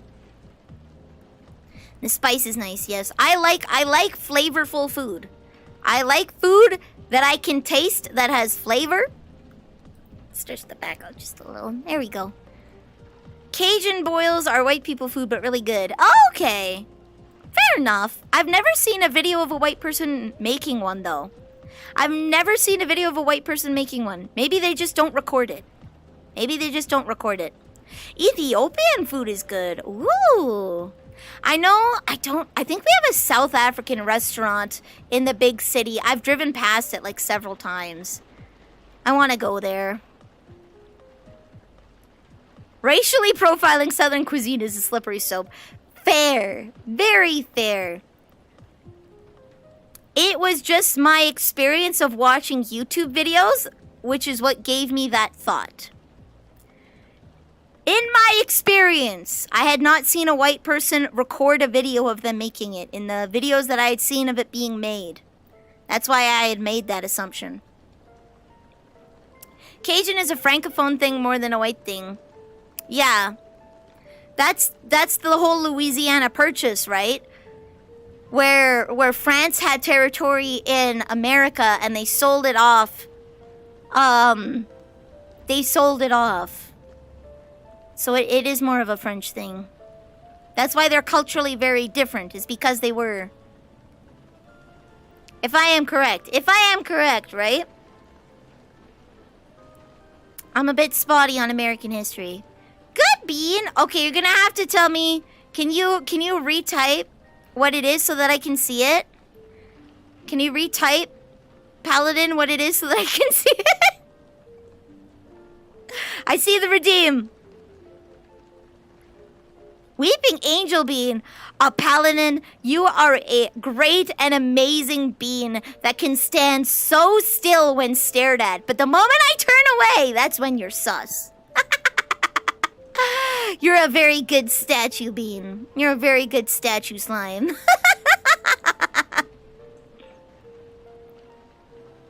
Not just culturally, Louisiana is the only state in the U.S. that has a totally different legal system based off of French civil law rather than English common law. That's so interesting. I didn't think... Well, I guess Quebec is the same. Quebec is the same. They're legally very different. They're legally very different than all the other provinces of Canada. Though the French identity of the place is somewhat washed away in comparison to somewhat like French Canada. Yeah, in French Canada, they hold on very much to their French identity. Very, very, very much to the point that it's a meme. Slurp. Very much that it's a meme. Do do do do do do do. I I just really like having good food, okay? And I live in a place where I can't get good food easy. I have to go out of my way to get good food. And the thing is, like, when I go to places, people assume I can't have spice. They assume that I can't have spice. Actually, I couldn't beforehand. That's the funny story. So I love hot pot, right? I super duper love hot pot. And I didn't have a very high spice tolerance at all. Right? Jalapenos I thought were very hot. Now they're kind of mid. Like, I can eat jalapenos. I'm not phased whatsoever now. But I used to think jalapenos were hot. So I could have, like, mild spice. Not as terrible, but, like, I could have some spice, but not a lot. I went to Hot Pot, and when they're scooping out all of their stuff, they give you, like, just an itty-bitty spoon of, like, chili oil and stuff, because they're like, oh, she won't like it spicy. And I was like, no. I would like a full scoop of garlic chili sauce, please. Because they were, like, very tepidly putting spice in my soup, right? She misheard me and thought I said 4 scoops of garlic chili sauce. She misheard me, so she put 4 fucking heaping scoops of garlic chili sauce in my bowl, and I was like,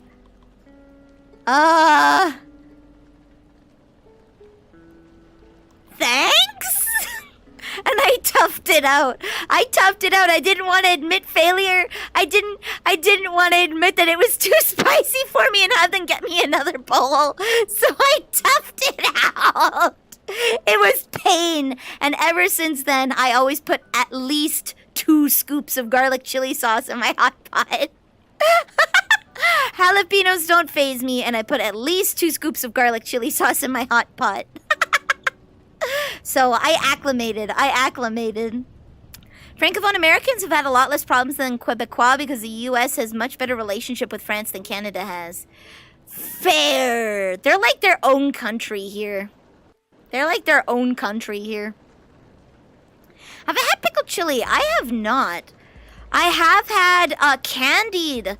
I've had candied jalapenos, though. Those were delicious. I love those. Candied jalapenos are so good.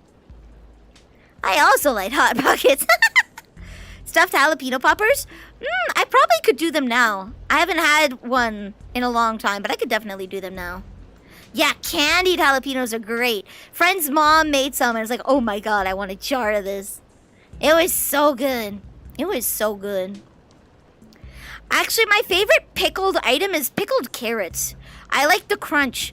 Like, it tastes like a pickle, but it's got the crunch of a carrot. Right? It's got the crunch of a carrot. So, more crunch than pickles. Pickled carrots are my favorite. Stuffed peppers do sound good right about now. They do. Habanero and blackberry ice cream made in your town is a legit best ice. I've never had that. I have had habanero marmalade, though. I've had a mandarin and habanero marmalade. That's actually best eaten on tortilla chips, weirdly enough. It's like sweet chili heat. Essentially, it's a very sweet but hot jam kind of thing, but because of the way that it tastes, it actually tastes better with like tortilla chips than bread or crackers. It goes more with more of a salty flavor. As a contrast, German used to be one of the most common spoken languages in the United States, second only to English. World War I happened, and German, as a commonly spoken language, died out all at once everywhere, except for the Amish. Yes, at one point, same thing for Canada. German was in considerations for being the second official language, just because of how many people came from Germany, right, over to North America.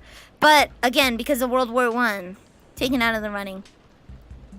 They're also far more widespread because they didn't settle all in one place. They're all over Canada. Most of my friends have at least some part of German heritage. Even if it's 5 or 6 generations back. Poutine is overrated. Cheese curds kind of suck. I like poutine, but yeah. It's a comfort food. Like, poutine is mac and cheese, mate. Poutine is mac and cheese. It's a comfort food. I did, however, have fancy poutine once, and I was disappointed. So if you go to the Epcot World Center at Disney World in Florida, you can get this beautiful wine gravy poutine with cheese curds from Quebec and AAA Alberta beef, right? The steak was great. I had a really nice Saskatoon berry tea, which was really good because they imported that too. And the poutine was nice, but I realized that, like, poutine is just a comfort food. It's like mac and cheese. I kind of regretted getting the fancy poutine. We went to the Canadian Pavilion because we wanted to see what their take on our food was, right? So I kind of regret getting poutine as a side because, like, yeah, it was fancy. Yeah, it tasted good, but I don't know. It's a comfort food. It's a comfort food. Yeah, it's a comfort food. When I don't know what to get on a menu, I'll get poutine. When I don't know what I want, I'll get poutine. I won't go somewhere fancy and like, I want poutine. Nah, it's comfort food. Family diner at the most. Family diner at the most. I know for a fact because my mother does genealogy as a hobby. You're English, but your last name is German. Yup. There's a lot. I have friends whose last names are very German. But they have like several generations back, right? They're very far removed. So there's a lot of Germans in Canada. Or people of German heritage. If you can order at a diner at 3 a.m., then that's the purest form of the food in question. Yeah, Denny's poutine, baby. Denny's poutine, 3 a.m. poutine. Coke and poutine when you should not be awake. Your given name is a Polish variant. My family name is a clan on one side and a region on the other. So, I can't say anything. You don't intend on ending up at Denny's at 3 a.m., but you end up there anyway. We actually had like this routine of like just randomly going to Denny's at like midnight to 3 a.m. And we had a regular waitress. Her name was Dom. And she moved to Ontario and we were so sad. We had a going away party for her. We asked her when she was going and when her last shift would be. And we bought her cake. I made her a card. Everyone signed it. We brought her a Dairy Queen cake. We brought her a Dairy Queen cake for her to enjoy. Like, we ate it at the table and she got a slice to take home with her and the other people in the kitchen got to have some. And like, we left her a huge tip. She went and moved with her husband to Ontario. So 3 a.m. Denny's was a really fun thing. It was really fun. No one ever goes to Denny's. You end up there. Yeah, it just kind of ended up being a thing that just happened regularly. You're after work, you're tired. It's like, I want to eat Denny's. It was so nice. She was so cool. We tipped her $20 once to bring a guy a raw egg. She was a Chad. You could say surprise me and she'd bring you out something good. She was a Chad, and then she moved, and it's just never been the same since. Remember going to 2 a.m. Denny's after playing D&D? Yeah, it's so good, right? Late at night. It's right. Your neck of Georgia Waffle House is best class. I've been to an IHOP in the States, but they don't have maple syrup. It's fucked up. You guys need maple syrup. You guys are missing out. You guys put fucking jam on your pancakes? It's weird as hell. Maple syrup, mate. The best maple syrup. I like blueberry maple syrup. That one's my favorite. A lot of Americans and Canadians are descendants of nobility. Your father's side is German nobles. Mother's side is English. Oh, nice. Interesting. And yes, I would agree with that. Married out of nobility generations ago. They weren't the first son, so they married out.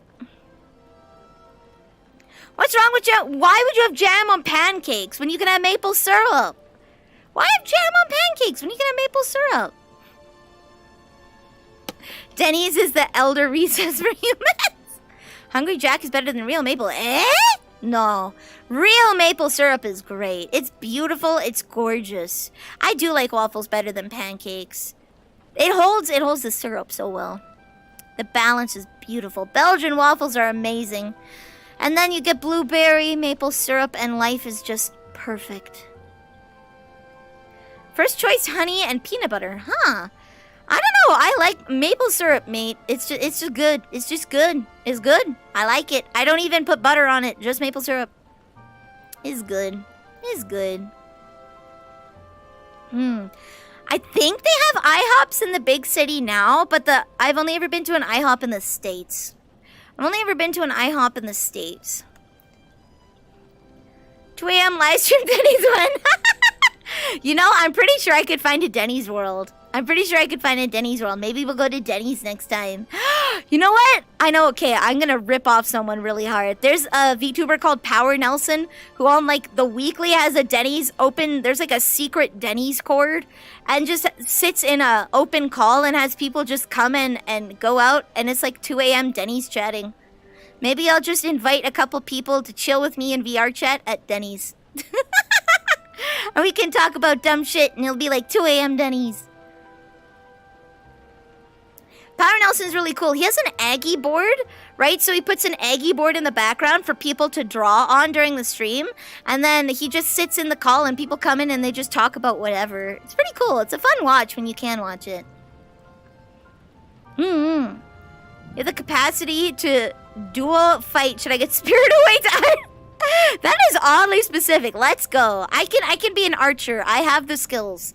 I can be an archer, though I don't have many other. I can cook. I can clean. So I guess I'll make it somehow. I'm a very fast learner. Even though I wouldn't survive well initially, I'd make it work. I'd make it work. So favorite food from Denny's? I usually end up just getting poutine because it's the filthy hours of the night, and I just want pop and a nice gravy poutine. I usually just get poutine there. Otherwise, chicken fried steak is nice.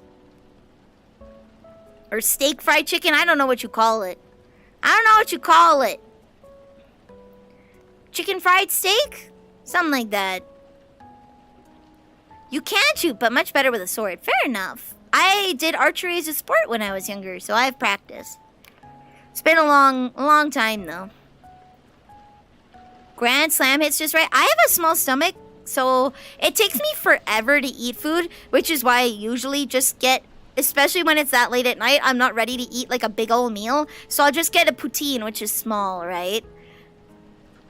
I'm not usually prepared to eat that much that late at night. Chicken fried slam. Oh, gonna call it a night. Have a good night. Rest well.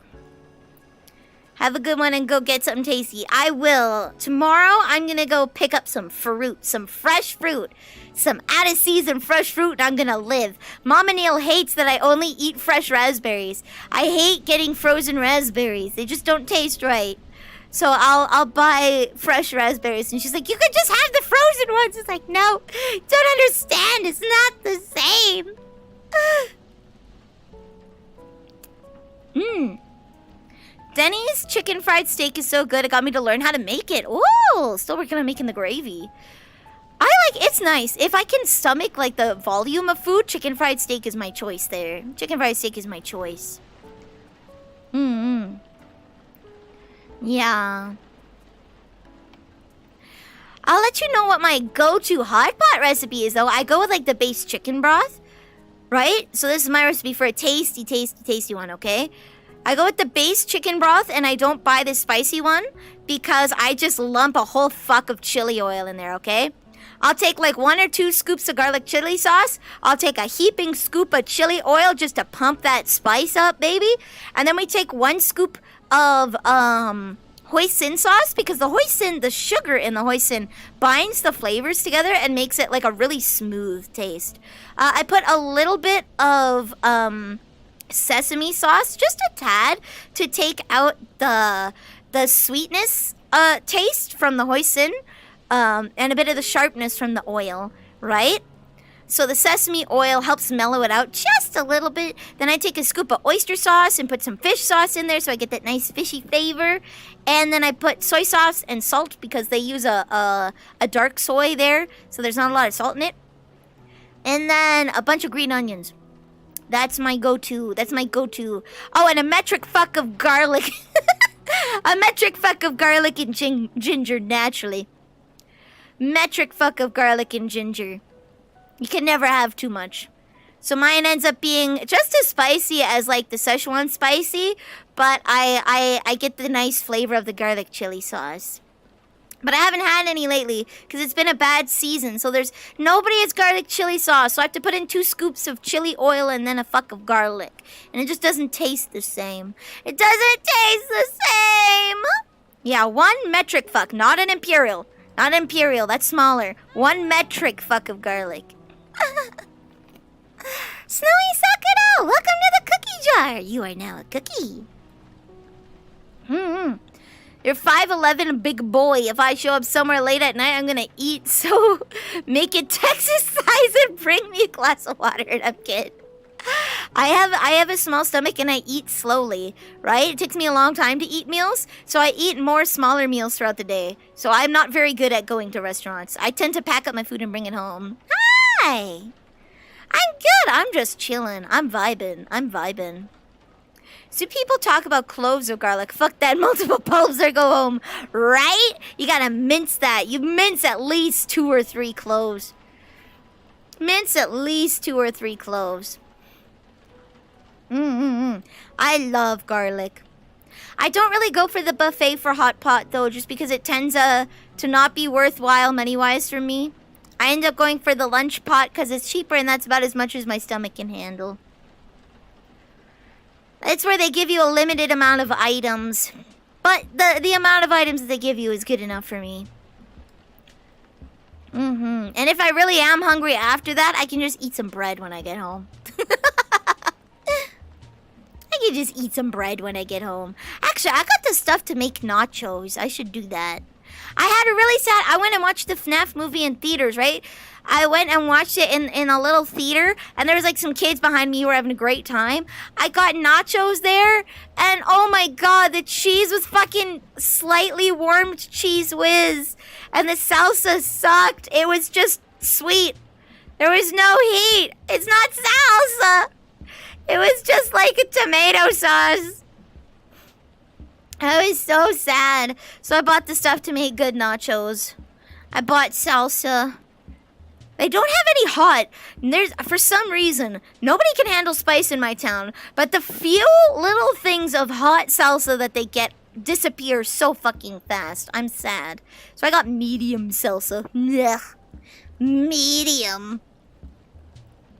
It was an okay movie. Yeah, you know what? I had a good time, though. I will agree with you. The Five Night movie was an okay movie. It's an okay movie, but I went to see it with a friend, and that was the experience. The movie is okay. If I rewatched it, I'd watch it in, like, a Discord party. I wouldn't watch it alone. Like, it's not rewatchable for me solo, but I'd watch it in a Discord party again. Yeah, it's no Willy's Wonderland. Willy's Wonderland is great. I love that. I'll watch that solo. I fucking love that movie. But what really made FNAF for me was the kids behind me. There were 2 boys behind me. They were probably 10 years old. And, like, they were freaking out every time an animatronic showed up. Like, there's this scene where, like, it's so obvious. You can see Chica in the background walking by some fans. And they're like, oh my god, it's Chica! Oh my god! It's Chica! Oh, shit! And it's like, oh my god. They were so cute. They were so hyped. They were so excited. Then when Mad Pat's on screen, they're like, oh, they were so excited. That's the part of the movie that I enjoyed the most. That was the best part of the movie, was those kids. Good night, Voltarian! Rest well. Yeah, it was so cute. They made the movie for me. I went with a friend. We had a good time. And those kids just made the movie. I'm glad I went to see it in theaters. That, I paid for the theater experience. That was a good time. That was a good time. I haven't been to the theaters since the Sonic movie. The first one. I haven't been to the theaters since then. So, it's been a hot minute. Had a watch party in Discord. It was nice. Let's go. Yeah, I do a watch party in Discord with it. It's a fun movie when you're like with friends. I would say it's good in that way. Marvel movies, same thing. They're really see, Marvel movies are only fun with friends. I can't watch them solo anymore. They don't hold me. I think FNAF is good with friends, but it's a children's horror movie, so I understand I'm not the target audience. It was made with passion and love for FNAF fans and for kids. And I can accept that. It wasn't made for me. And that's okay. But Willy's Wonderland was so made for me. I went to the movies once and bought a baked potato because I was curious, but it was good. Oh, Leon! Yeah, I went to the movies once and I bought a Leon. He's in my basement now. Oh, you did for FNAF. Let's go. Let's go. It's a good, I think it's a great kids horror movie. It's a great kids horror movie. But Willy's Wonderland is just objectively better. You can't beat Willy's Wonderland. You can't beat it. It's so good. It's so good. It'll always hold a special place in my heart. Take your breaks, kids. I like how no one fucked with him on his break. Everyone just left him alone. But the FNAF had a really nice story that makes you, like, feel really sad. Like, it had a good story. I liked it. I liked it. It's a good movie. It's a good movie. Good movie. My throat is dry as hell. It is wintertime officially, guys. We may not have snow on the ground yet. That has stuck.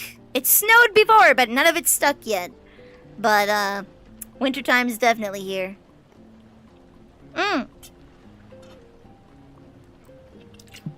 Thank you. I took the sip just as you redeemed that. I'm gonna start having more eucalyptus mints. I have to get Oma Nilly to get me another bag. I have eucalyptus menthol mints for helping coat your throat. They're amazing. They work wonders. Menthol is great. Eucalyptus is really good for you too. Your favorite movie I went to recently was the One Piece film Red. Oh, I haven't seen it yet. I've still only heard the music. At this point, I'm just not watching One Piece out of principle. It's gonna take way too much to get, like, back. It's gonna take way too... I haven't watched any of it, so it's a life commitment at this point. Maybe when they finish One Piece, I'll start watching it. Maybe when they finish.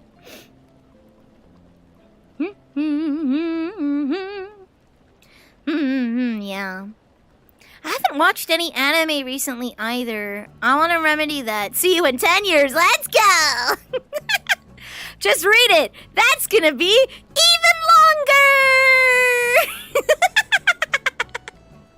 That's gonna be even longer. Good, Bean! Can you repeat what you typed so that I can see it? Oh, wait, can I open up? I can open up the browser maybe and see. Oh, yeah, I can see it in the browser. Paladin is a great bean and helped provided some tech support. Paladin, you are a great and helpful bean. Thank you so much for being a part of the community. You are a community. Thank you for being great tech support.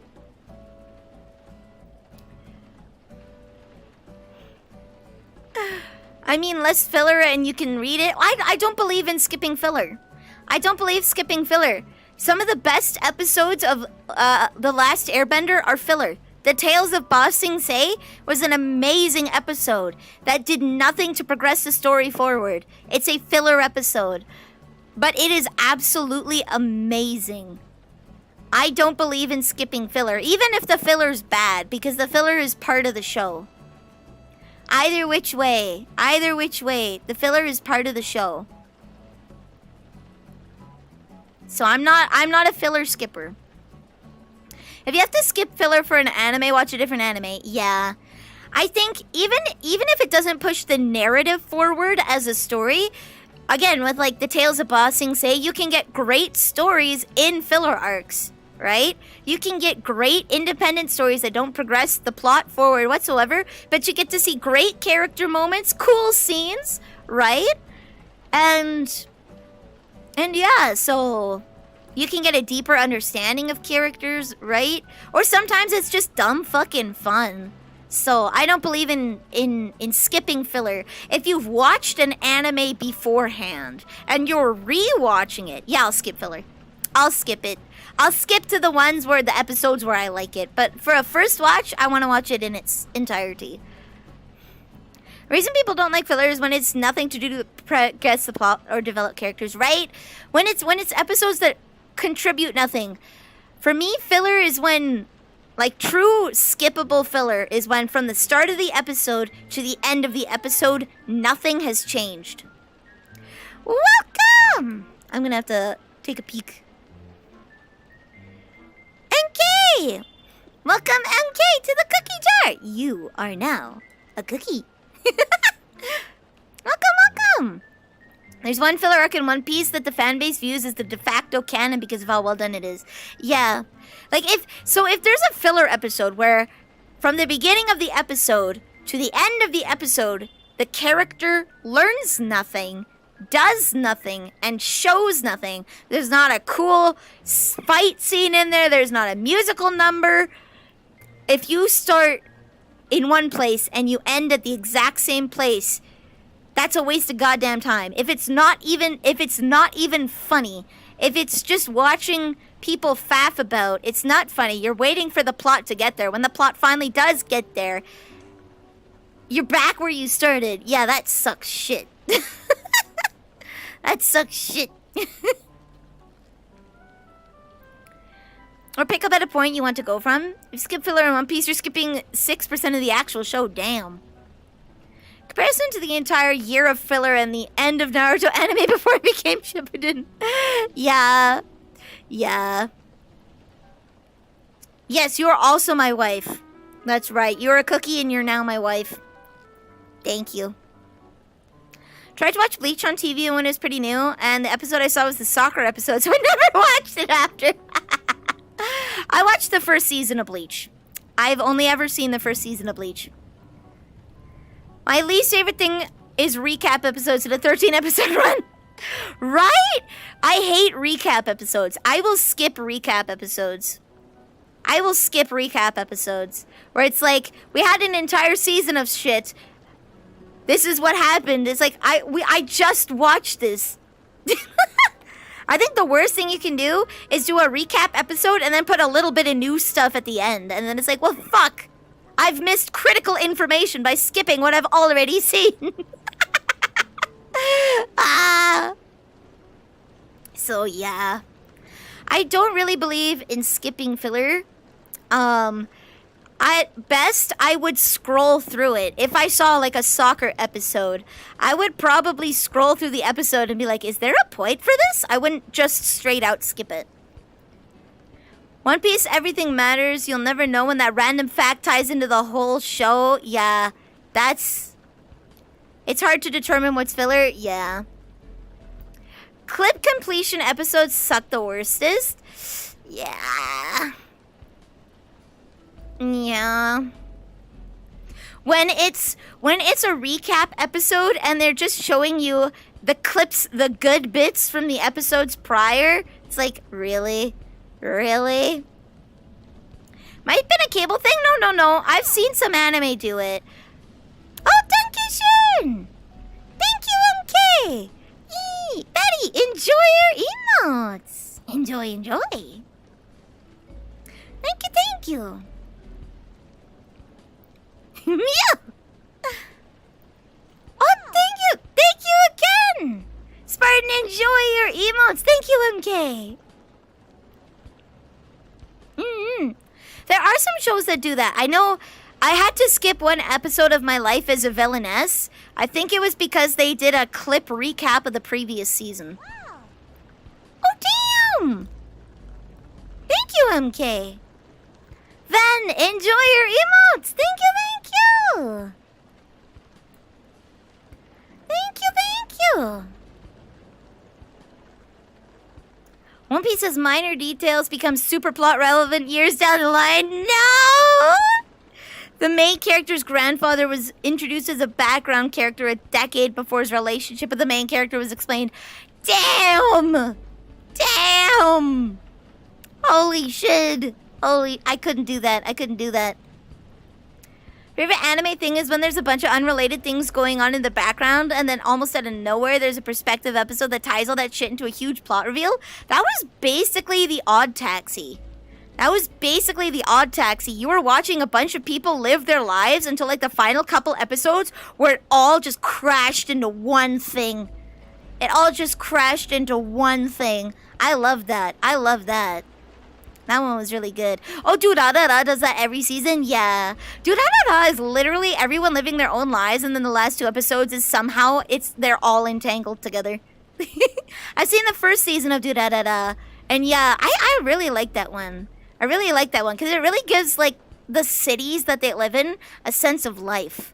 Right? Where it's like these characters who have absolutely nothing to do with each other will, and you're just waiting to see what happens. It's so fun.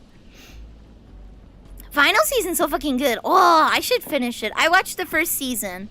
And I watched a couple episodes of the second season, but that was as it was airing. And then I think I hit a point in my life where I was very busy, so I stopped watching a lot of stuff. Have a good night, Spartan. Sleep well. Could follow One Piece without paying attention to the minor details. The live action is super well done, though. Ooh. And does a very good job of adapting 80% of the first 2 years of the manga. Damn! 2 years! Holy shit. K-Project does it to a lesser degree as well. Ooh. Alongside with beautiful animation. Nice.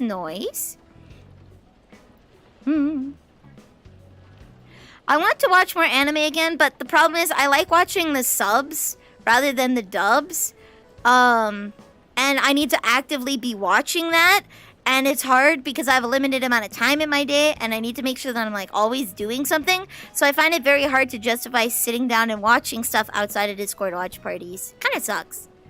Can I post a clip from YouTube? Yes, as long as it is safe for work, you can post links. As long as it's safe for work, that's the only rule. And, well, no self-promotion. Don't link your own.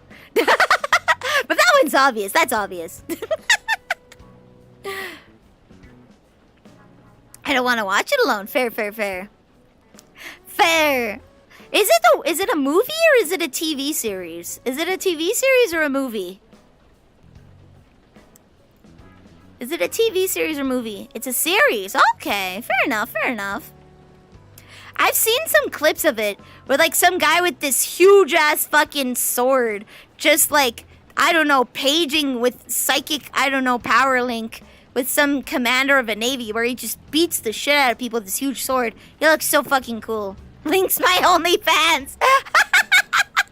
I've joked for years about making an OnlyFans that's either not safe for work pictures of people standing on like rolling office chairs or operating forklifts without proper PPE, or making an OnlyFans where I just go to stores and post pictures of fans. Like I'll go to Home Depot, take several pictures in like good lighting and shit, maybe buy my own little setup and just take pictures of fans.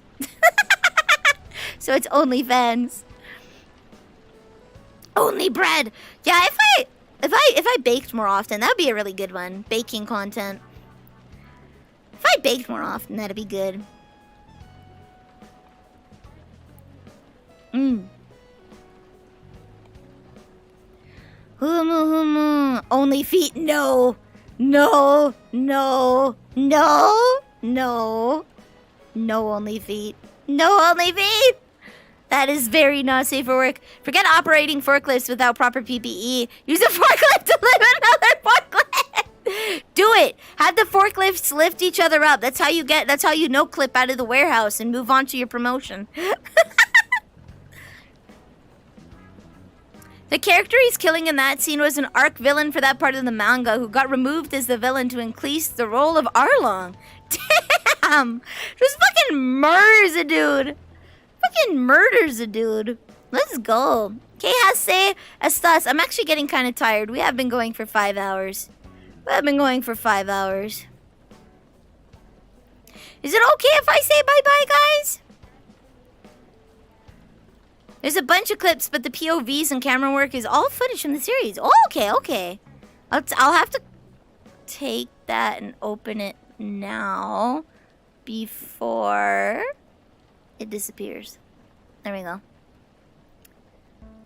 Funny enough, I've seen pics of those in my forklift theory classes. Let's go.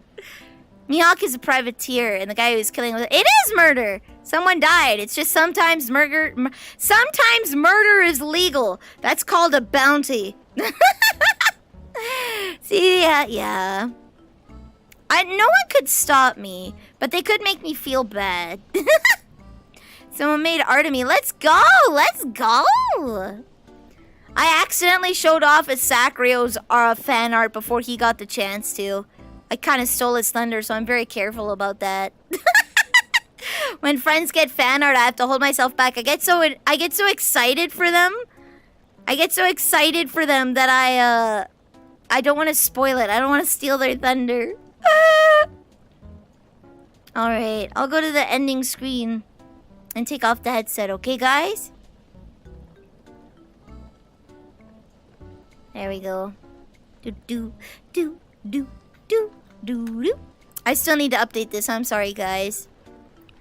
Two Little Smokes, Braden, Omega Paladin, Abletarian. Thank you so much for being cookies and shortcakes. I appreciate it. And thank you to all my $1 cookies who help support. I hope you enjoy the art. I am excited. We're going to be drawing, I think it's this Saturday, we're going to be drawing the Majora's Mask Link art. So I'm pretty excited for that one. Had lots of fun. Me too. Me too.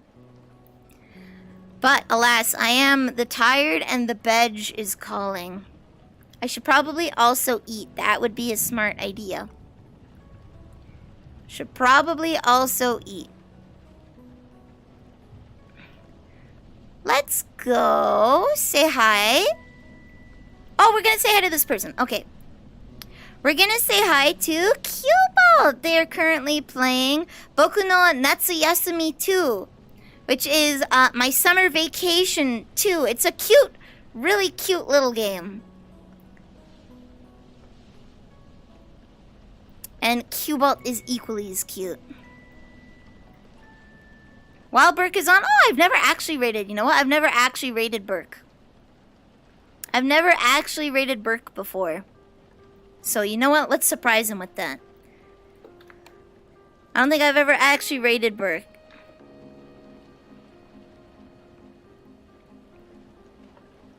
Why don't we surprise Burke with that? Stream was fun, thank you! I can raid Cubalt another time. I've raided her before. Let me shout out Cubalt if you guys want to go and watch. She's adorable.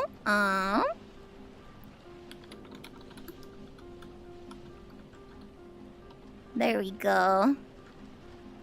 Did it work? Oh.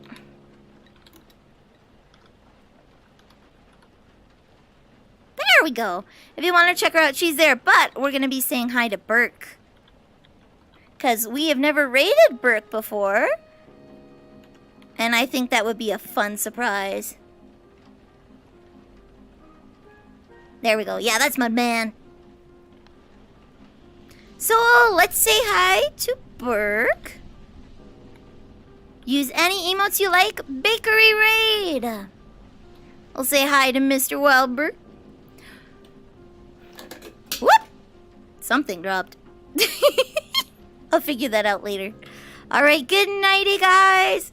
Good nighty.